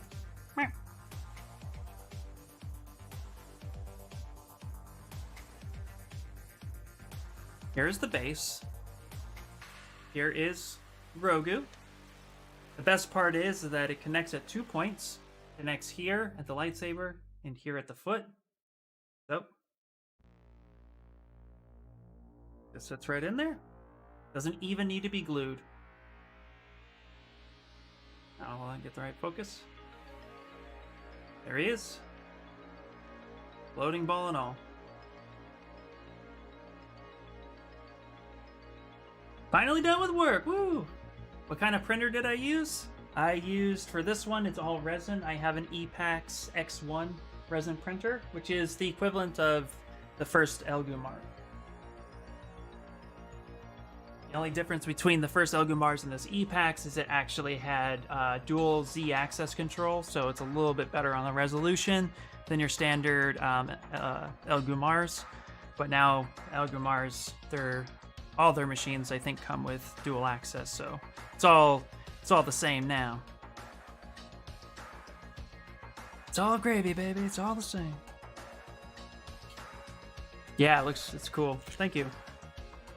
I got really lucky with the timing. I had quit my old job as a character artist during my boot camp, so I was really worried about money. Got hired as a character artist just as I was about broke, but it means I haven't had any downtime like most people did beginning of lockdown. Had to do my soul searching over the holidays. Yeah. What printer is that off of? The Epax. Yeah, Epax X1. It's easy to clean and maintain resin. Is it easy to clean and maintain resin printers? Just fear resin printers because of the mess and toxicity. Yes, it is easier to... It's an easier machine to operate, and it's fairly easy to clean, but you do need a lot of cleaning supplies. And when working with resin, you need a bit more time and patience. So FDM printing, for example, I have one that's finished right now, just pops off the bed, but it's faster print times and higher resolution. It's overall really good, but you're right, they can be messy. So you want to have isopropyl alcohol or equivalent of for cleaning. You want to have, I use window cleaner foam for cleaning my FET film. I also have gloves. You have to have your mask, but everybody has a mask now, so that's not so bad. And then, tongs, you need like a UV kit. So you need a lot more things. And it's just a little bit more time consuming, but it's worth it. Like, you get such better prints. As long as you have a space that you can print in that's well ventilated and you're not in that room 24 hours a day. So I wouldn't do it in your living room, but if you have a separate garage or a separate room you're not using or you're not in a lot, then it's okay. But it's worth it because getting stuff like this printed, you can do this on FDM. There's nothing you can't do on an FDM printer. It just is harder or it takes longer on an FDM printer. But I've printed some very elaborate pieces on an FDM printer, but what would take a resin printer 8 hours might take an FDM printer like 24 or 48 hours. It just depends on detail and the amount of tools. What am I using to clean with? I use a mix between Mean Green and IPA. We had an IPA shortage here, so I was able to... my sis sent me some, which was nice, but I've been using Mean Green with an ultrasonic cleaner, which is actually, in my opinion, a lot better with the heater element within the ultrasonic cleaner. But the IPA is really good for cleaning your tools and stuff. The other thing is I did buy a gallon of ethanol, which is supposed to be really good. It's like gas. I also coat my FEP sheets with Rain-X. Yes, I've done that too. Coated it with Rain-X. I also clean it with window cleaning foam. It just dissolves the resin real fast, and you can get like a bunch of it for $8 at like a Costco or something. So since I came here in the middle of your stream, I thought you cut your hair, and it was like nice. Then you turned and saw a ponytail. Yep.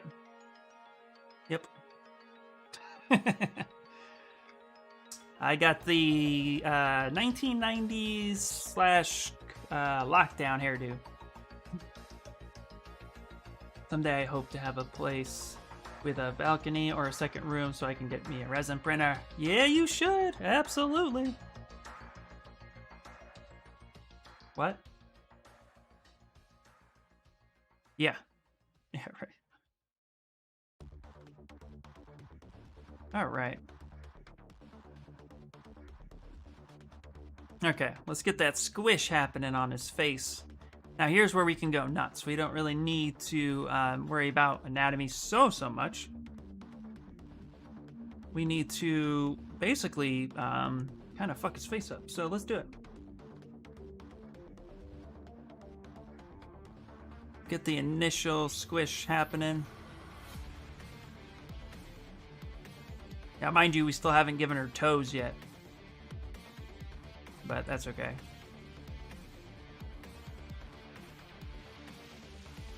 I got an idea for that.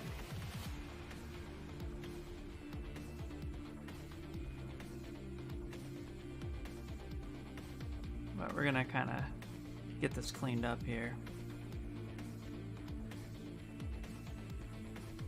Just don't have roommates. Yeah. My brother's had bad experience with roommates.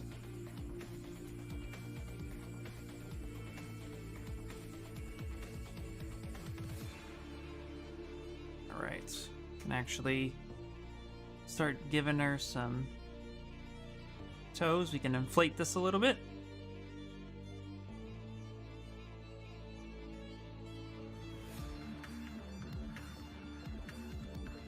We can take the /3 brush now. We can kind of carve up some of this.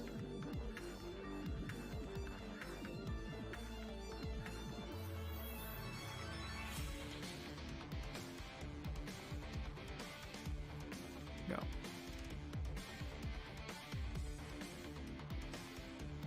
Are you talking about regular glass Kino from Costco sprayway? You clean the prints with the vet? Here, hold on one second. I'll show you.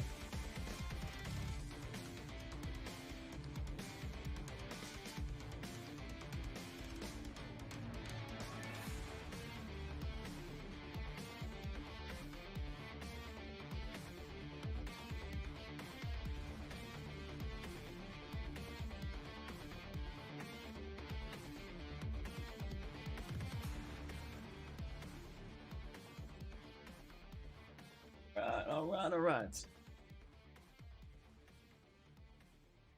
All right, here we go. So this stuff right here. This stuff. Yeah, spray away glass cleaner. Yep. I couldn't remember the name of it. This is the stuff. It foams up, and this stuff will eat resin real fast. So don't clean your prints with it. But when you're cleaning your build plate or your FEP sheet, this stuff right here, spray your tools too. Clean it. It wipes it away. It's magic. I've had so many troubled roommates over the years. No more roommates. And see, it's so helpful. Yeah, I try. I just want to be helpful. I'm just trying to do this. I love being helpful. All right, let's get these toes going. But yeah, that stuff is amazing. And funny enough, I actually learned it from this older guy. I don't want to say old guy. This older guy over on YouTube. He does 3D printing videos, and really cool. And he mentioned it when I first started getting involved in 3D printing for resin, and it was just awesome. So there we go. Starting to get those toes in there. Gotcha spray. Yeah, no problem. Check that stuff out. Like I said, don't spray your prints with it. If you do, don't come back. Just your tools and then the parts of the machine you need to clean. Ah, she's so angry. Oh, that's an awesome view. Holy shit.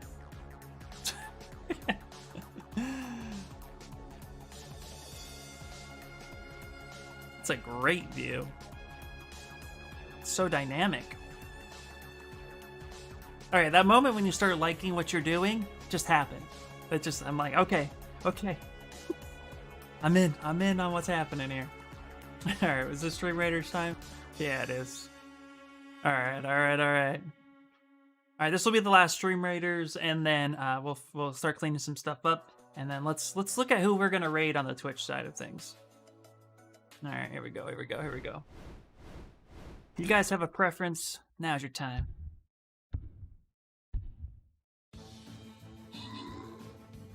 She just gives looks all the time.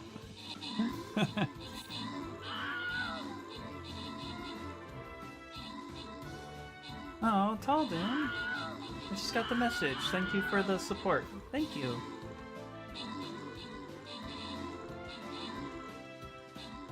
All right, let's see if we can kill these guys. Come on.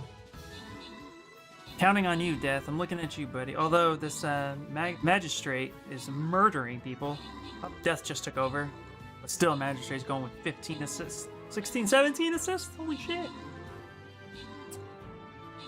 Oh, I think we're going to lose this, guys. Fuck. Oh my goodness. Yeah, what happened all year? Yep. Nope, it's game over. Yeah, we're dead. No! I would say raid me, but I'm not ready for a stream. Well, you got time. You got time. 2 dorks, 1 brush are cool people and make good Warhammer paintings. Oh, nice. Okay. That's good to know. Good to know. I like that. All right. Actually, let me copy that right now. Are they live right now? I'm gonna bust up Notepad real quick, and I just paste that name in there. Oop. All right. Okay, now we're gonna keep playing. We can do this, guys. We can do this. Okay, I'm gonna set this one up. All right, that's it. We're gonna do it. Okay, one more retry. All right. Here we go. Here we go.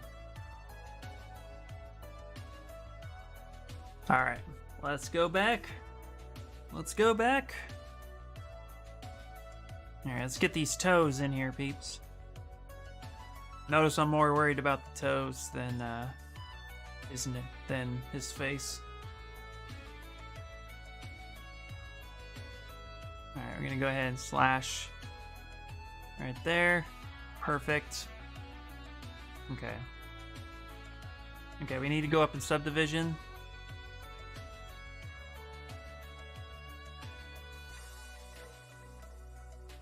There we go.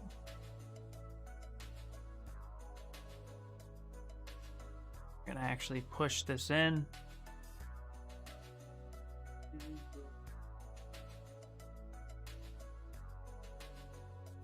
Cool.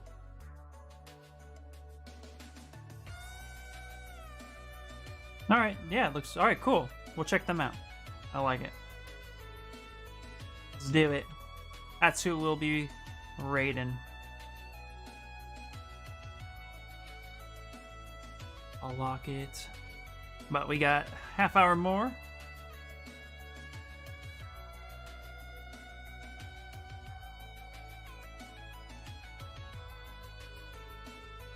Okay, there we go. These are some anime toes if I had ever seen them. You guys ever pay attention to feet in anime? Big old foot, tiny little toes.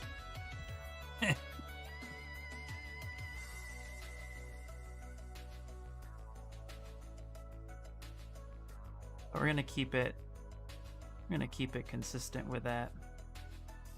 We're also gonna go ahead and take the move brush actually and kind of push this in just a little bit.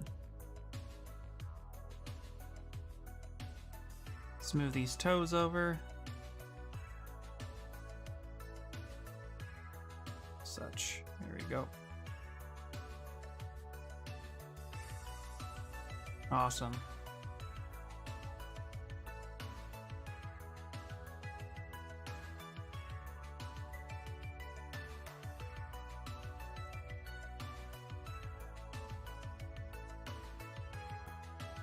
Okay. Now we're going to take the standard brush and we're going to go ahead and give it a little bit of that kind of squishy action. I'm more paying attention to the action of the piece slightly above the anatomy of the feet right now. And that's because I want to make sure that I don't take away from that motion. And toes kind of get weird anyway, so we can... Oh, fuck yeah. Hold on. This just popped up. I'm gonna be turning the music up. Go. There we go. Now what I'm going to do right here is I'm going to take the Move Infinite brush. That's BMD. Start curving this part up. Pull this back a little bit. Round her ankles a little bit. Take the regular Move brush now.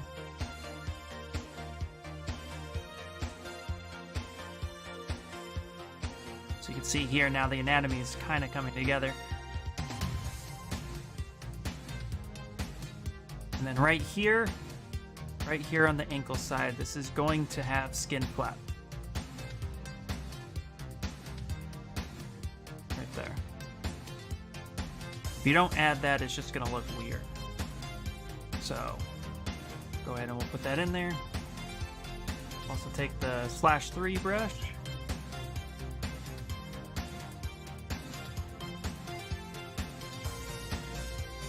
Something like that. Now that looks a little bit more like she's bent it. And because this is a 3D print, we can exaggerate that anatomy just a little bit. There you go.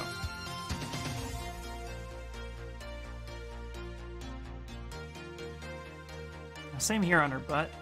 I'm going to go ahead and grab the standard brush.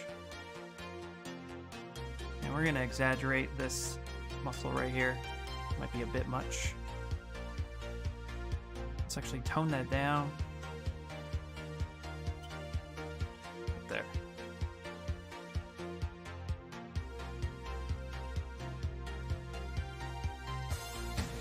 There you go.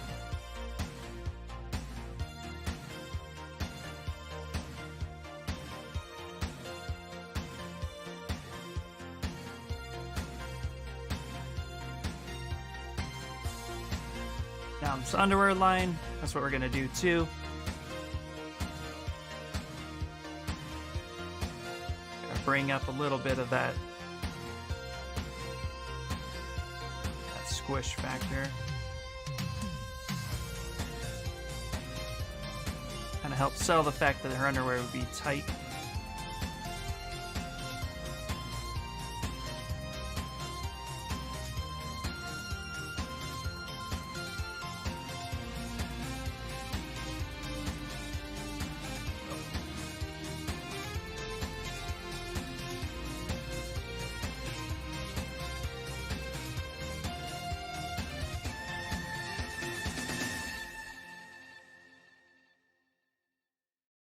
Go.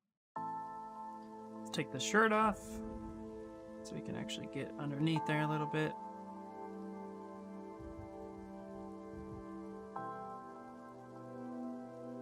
Jump subdivision and blend in some of that line. Go.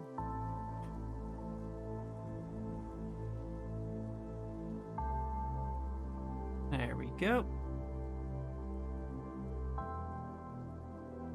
Cool. Now we can come back to our toes. Let's finish cleaning this up.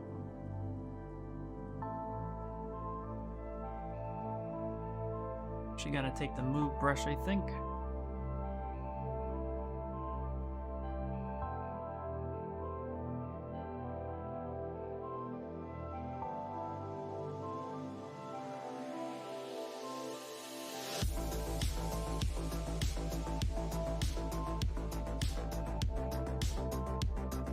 This is gonna be one piece, so really gonna make sure we just take our time to embed that. Let's take the clay buildup. Give her some feet. Or give them some toes, I mean.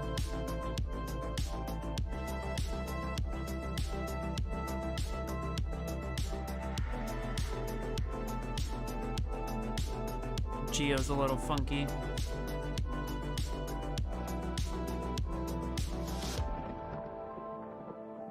Alright, this is where we're going to turn on Sculptress.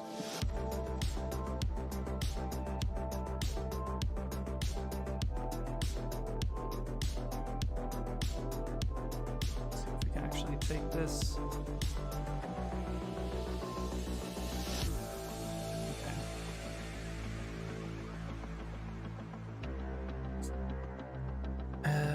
It's being weird. Okay. Let's see.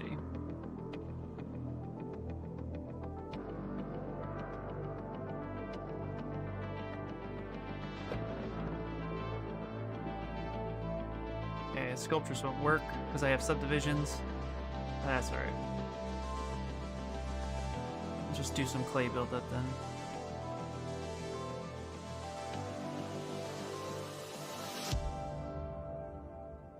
Go light, smooth, relax it, build that clay up. I don't want to subdivide it much further, although I think we will have to as a whole.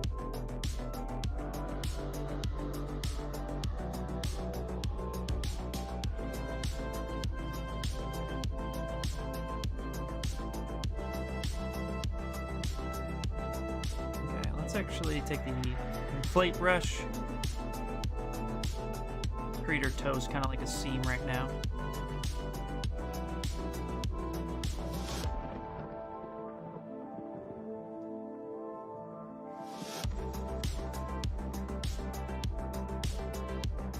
And then standard brush.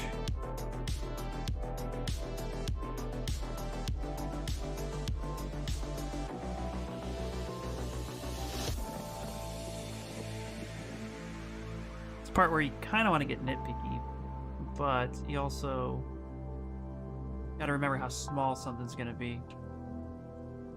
And in this case, it's going to be pretty damn small.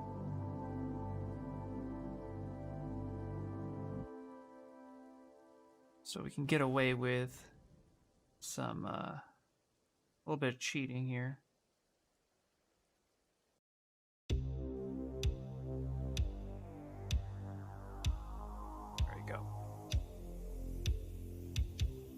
Just you see toes. Perfect.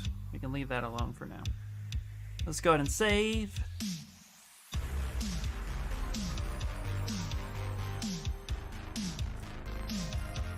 Alright. Yeah, perfect.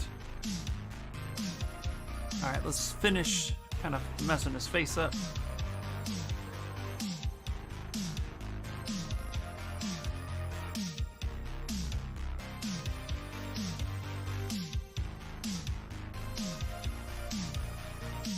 We're also going to be applying his bangs soon. So it's going to cover up some of this as well. But what I'm looking at for the the exaggerative face push, if you're curious,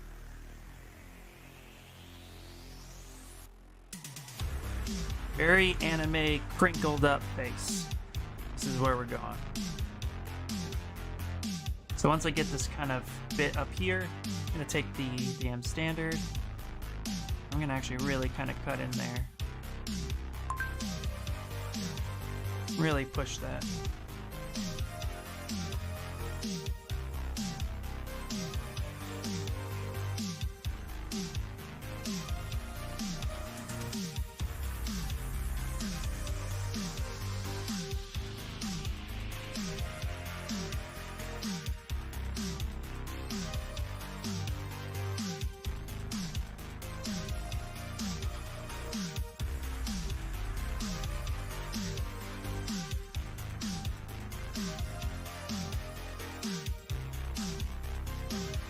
Go.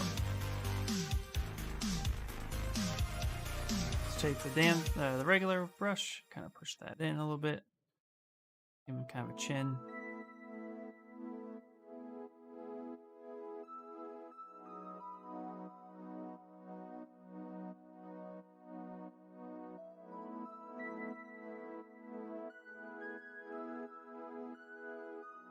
Let's chisel it a little bit.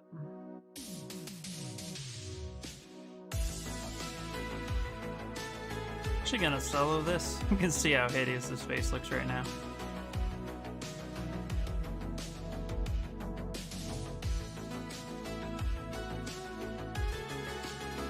Now let's go ahead and actually move that cheek in.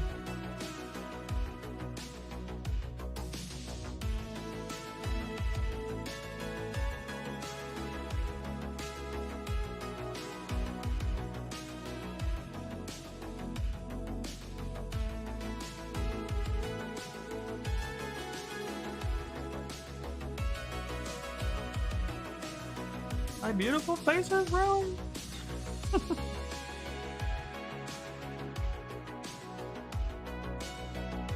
love this scene.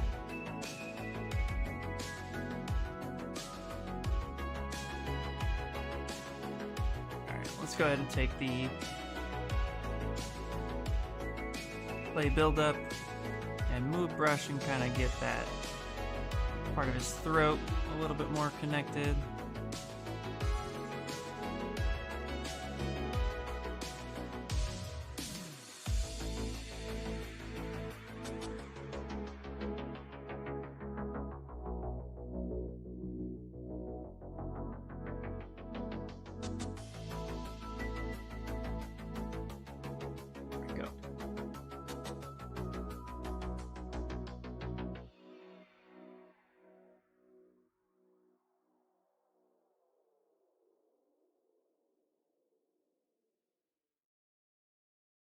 Yeah, I'll probably cheat that a little bit with the hair.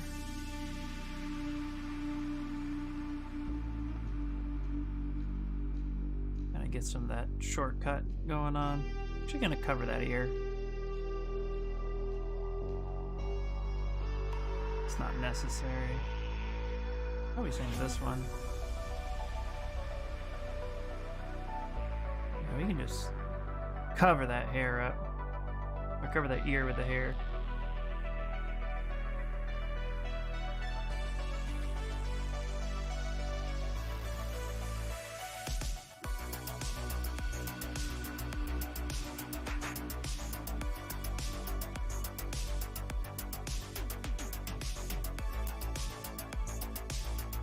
So once you get the bangs in there too.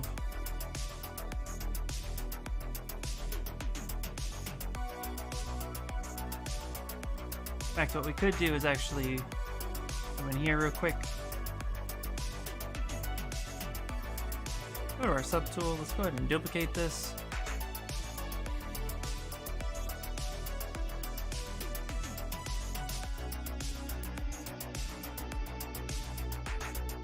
Let's go ahead and delete hidden.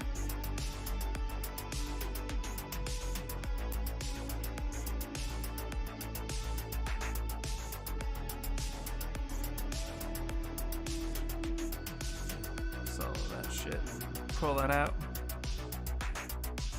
Just borrow Chun-Li's hair. Go ahead, grab this color, fill that object. Let's get this down in here.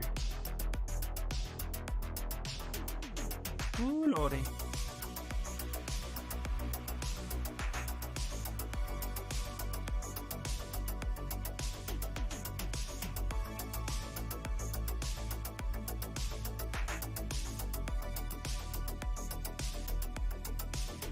get some placeholder. This may not be the hair we officially use, but this can definitely be a placeholder for now.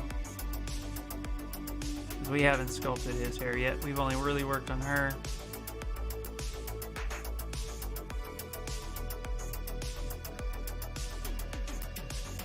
Let's move this up.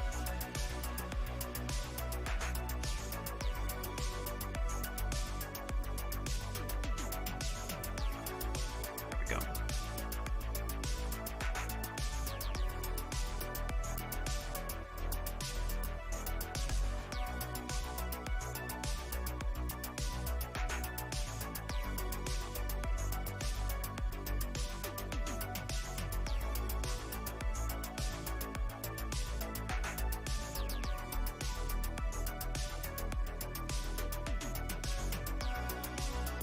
There we go. And we can go ahead and copy this, move this over. Let's do a mirror and weld. Let's go mirror and weld. Delete this, delete hidden, grab this guy, set that over.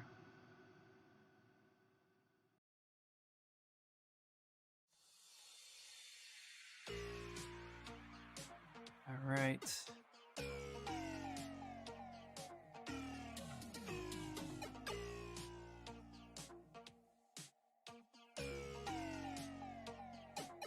This could kind of help complete the look a little bit. Just give us a direction for Friday.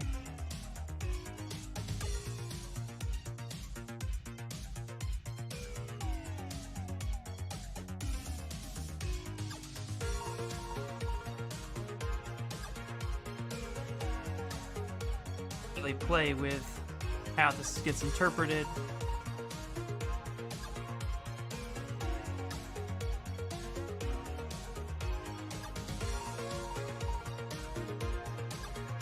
Right now.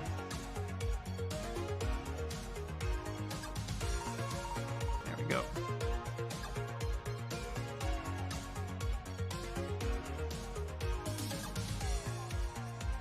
There we go. Get some of these luscious locks in there.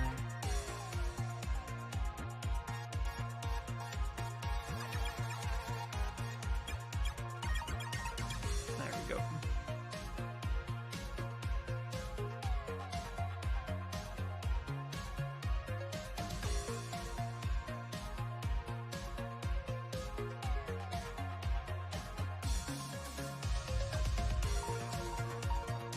There we go.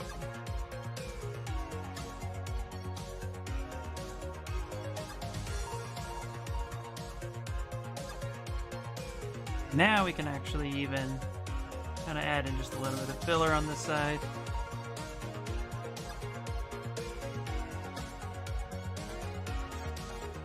Kind of get the flow of how the hair would be going.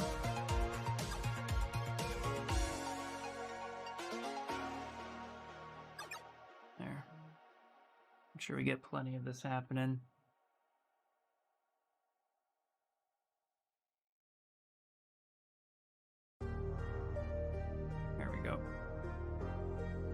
Alright, so we'll use those bangs as placeholders for now. But I think that's coming out pretty well.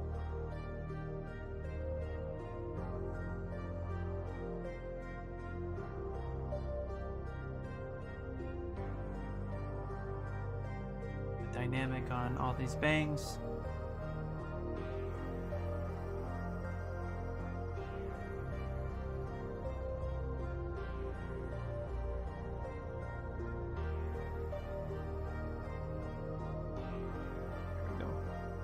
Press that in.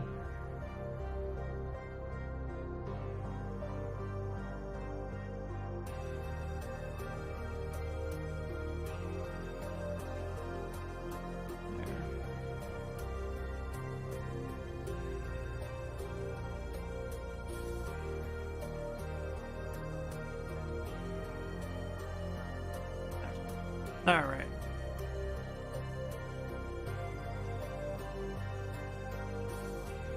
Yeah, there we go. That looks a lot more brutal.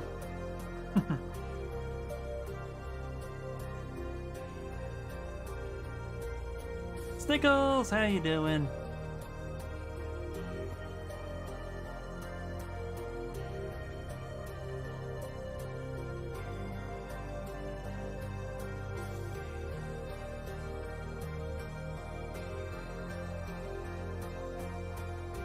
There we go.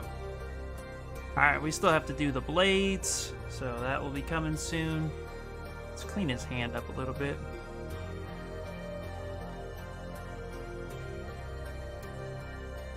Let's give him some knuckles. No Sonic. Brother.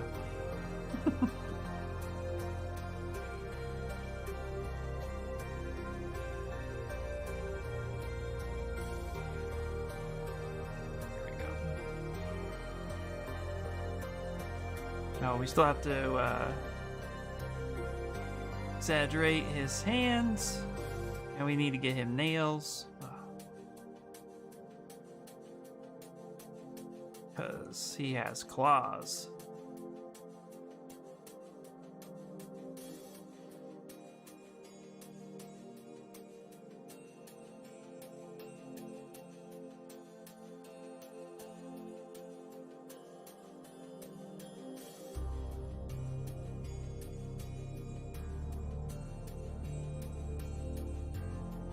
Let's actually grab this right here.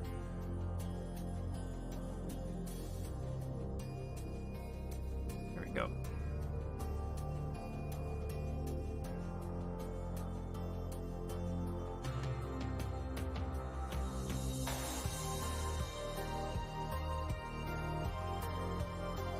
Same thing right here. Let's grab this.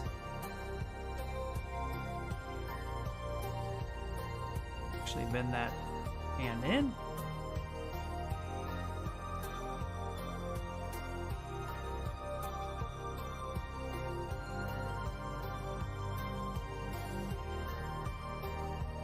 There we go.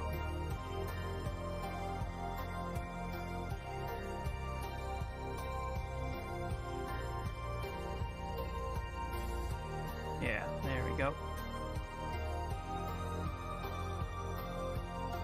Maybe that's what's bothering me right here. Let's actually lower subdivision. Let's grab this. Yeah, I think it's gonna make this a bit better. Let's actually grab right here.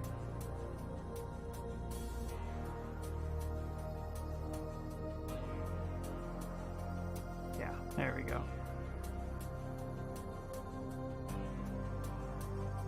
Really exaggerate that finger up.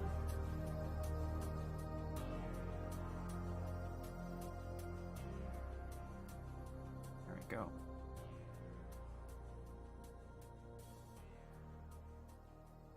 Now let's go ahead and actually get some of that detail in there.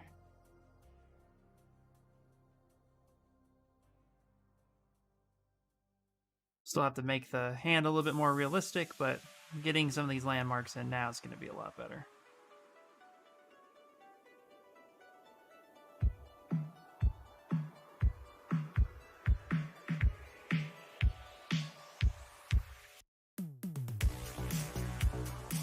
Now let's grab right here.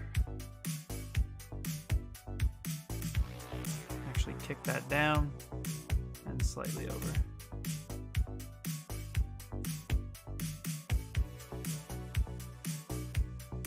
Go.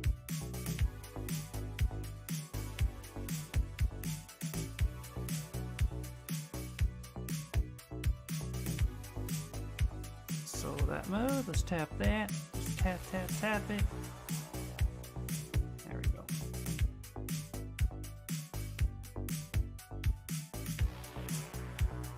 There we go. Perfect.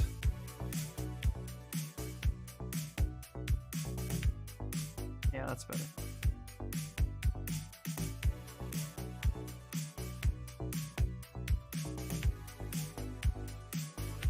Alright, let's go ahead and grab this braid, toss that up there. Alright, let's Let's get this off screen for a second.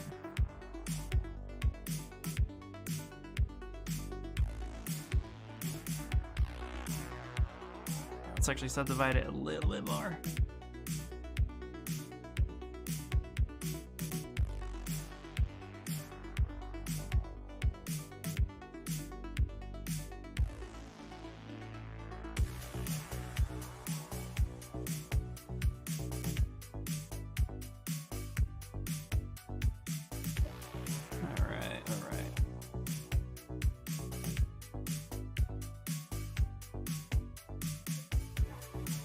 Alright, just pushing it.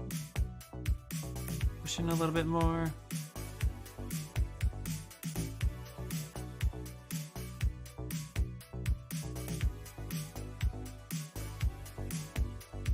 Kind of exaggerating these cheekbones a little bit. It's like just straight up demolishing his eye sockets.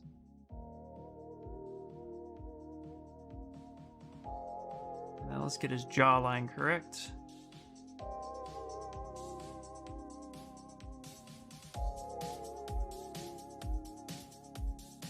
Gotta roll. Enjoy the night, everyone. Be safe. You too, Dougie. Take it easy, my friend. Thanks for stopping by. And I'll see you guys later. Yeah, we're almost done here, too. We got a couple more minutes ourselves.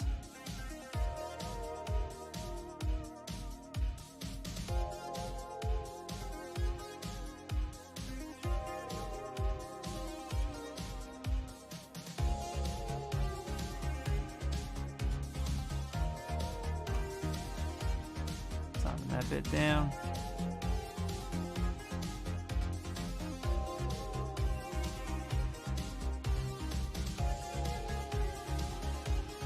There we go. Alright guys, yeah, we got a few more minutes. What we got left? Some Stream Raiders. Can't see it right now. What we got? We got 36 seconds. Okay, cool. Well, then this will wrap it up for the day where we are. We got a lot done, but we also have so much more to do. So, this is only the beginning. But man, it's getting there. It's definitely getting there. We pretty much detailed out more of her body. Got his body detailed out a bit. Straightened up some of the blocks. Got new underwear. New shirt. Gotta finish tearing the shirt the rest of the way. Some of that will involve texturing. Got her all cut up, so it's getting there. It is getting there, and I'm super happy about it. Hopefully you guys are enjoying it. Man, this shit's crazy. Let's see here.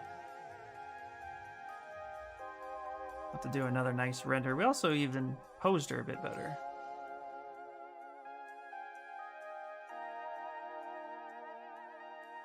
I just love the energy coming from this. Yeah, this is fucking cool. Alright. That moment when you're really happy with yourself. This is what happens. I'm gonna have to share this. Okay. This will be Chun-Li versus Vega. Progress. Yeah. Hopefully you guys are liking it as much, but thank you all for hanging out and the support. Let's do Stream Raiders, and then let's raid, forget the name, but I have it written down. Let's do it.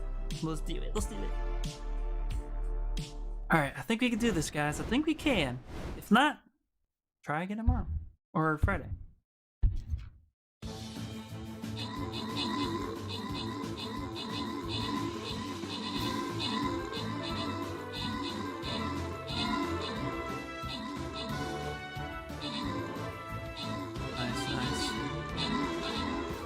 Positivity, positive vibes. Made spiders. There we go. Looking good. Yep. Some good healing happening. Yeah, come on, we can do it. Yes! Oh, this is it! This is it! It's happening! We doing it! Yeah! We did it! We did it! We did it!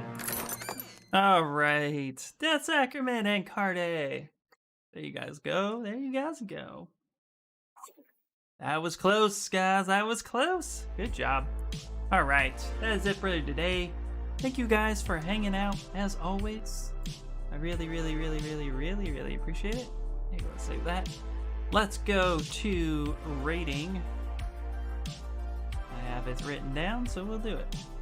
There we go. Twitch TV. I'll have to check out that Japanese book as well. What do I got here?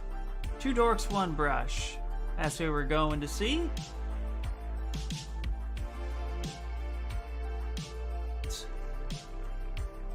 Great, 2 dorks, 1 brush. All right, everybody. Thank you so much for hanging out, especially you over on the YouTube side. I appreciate every one of you. You all take care, and I'll chat at you later. Bye, bye, bye, bye.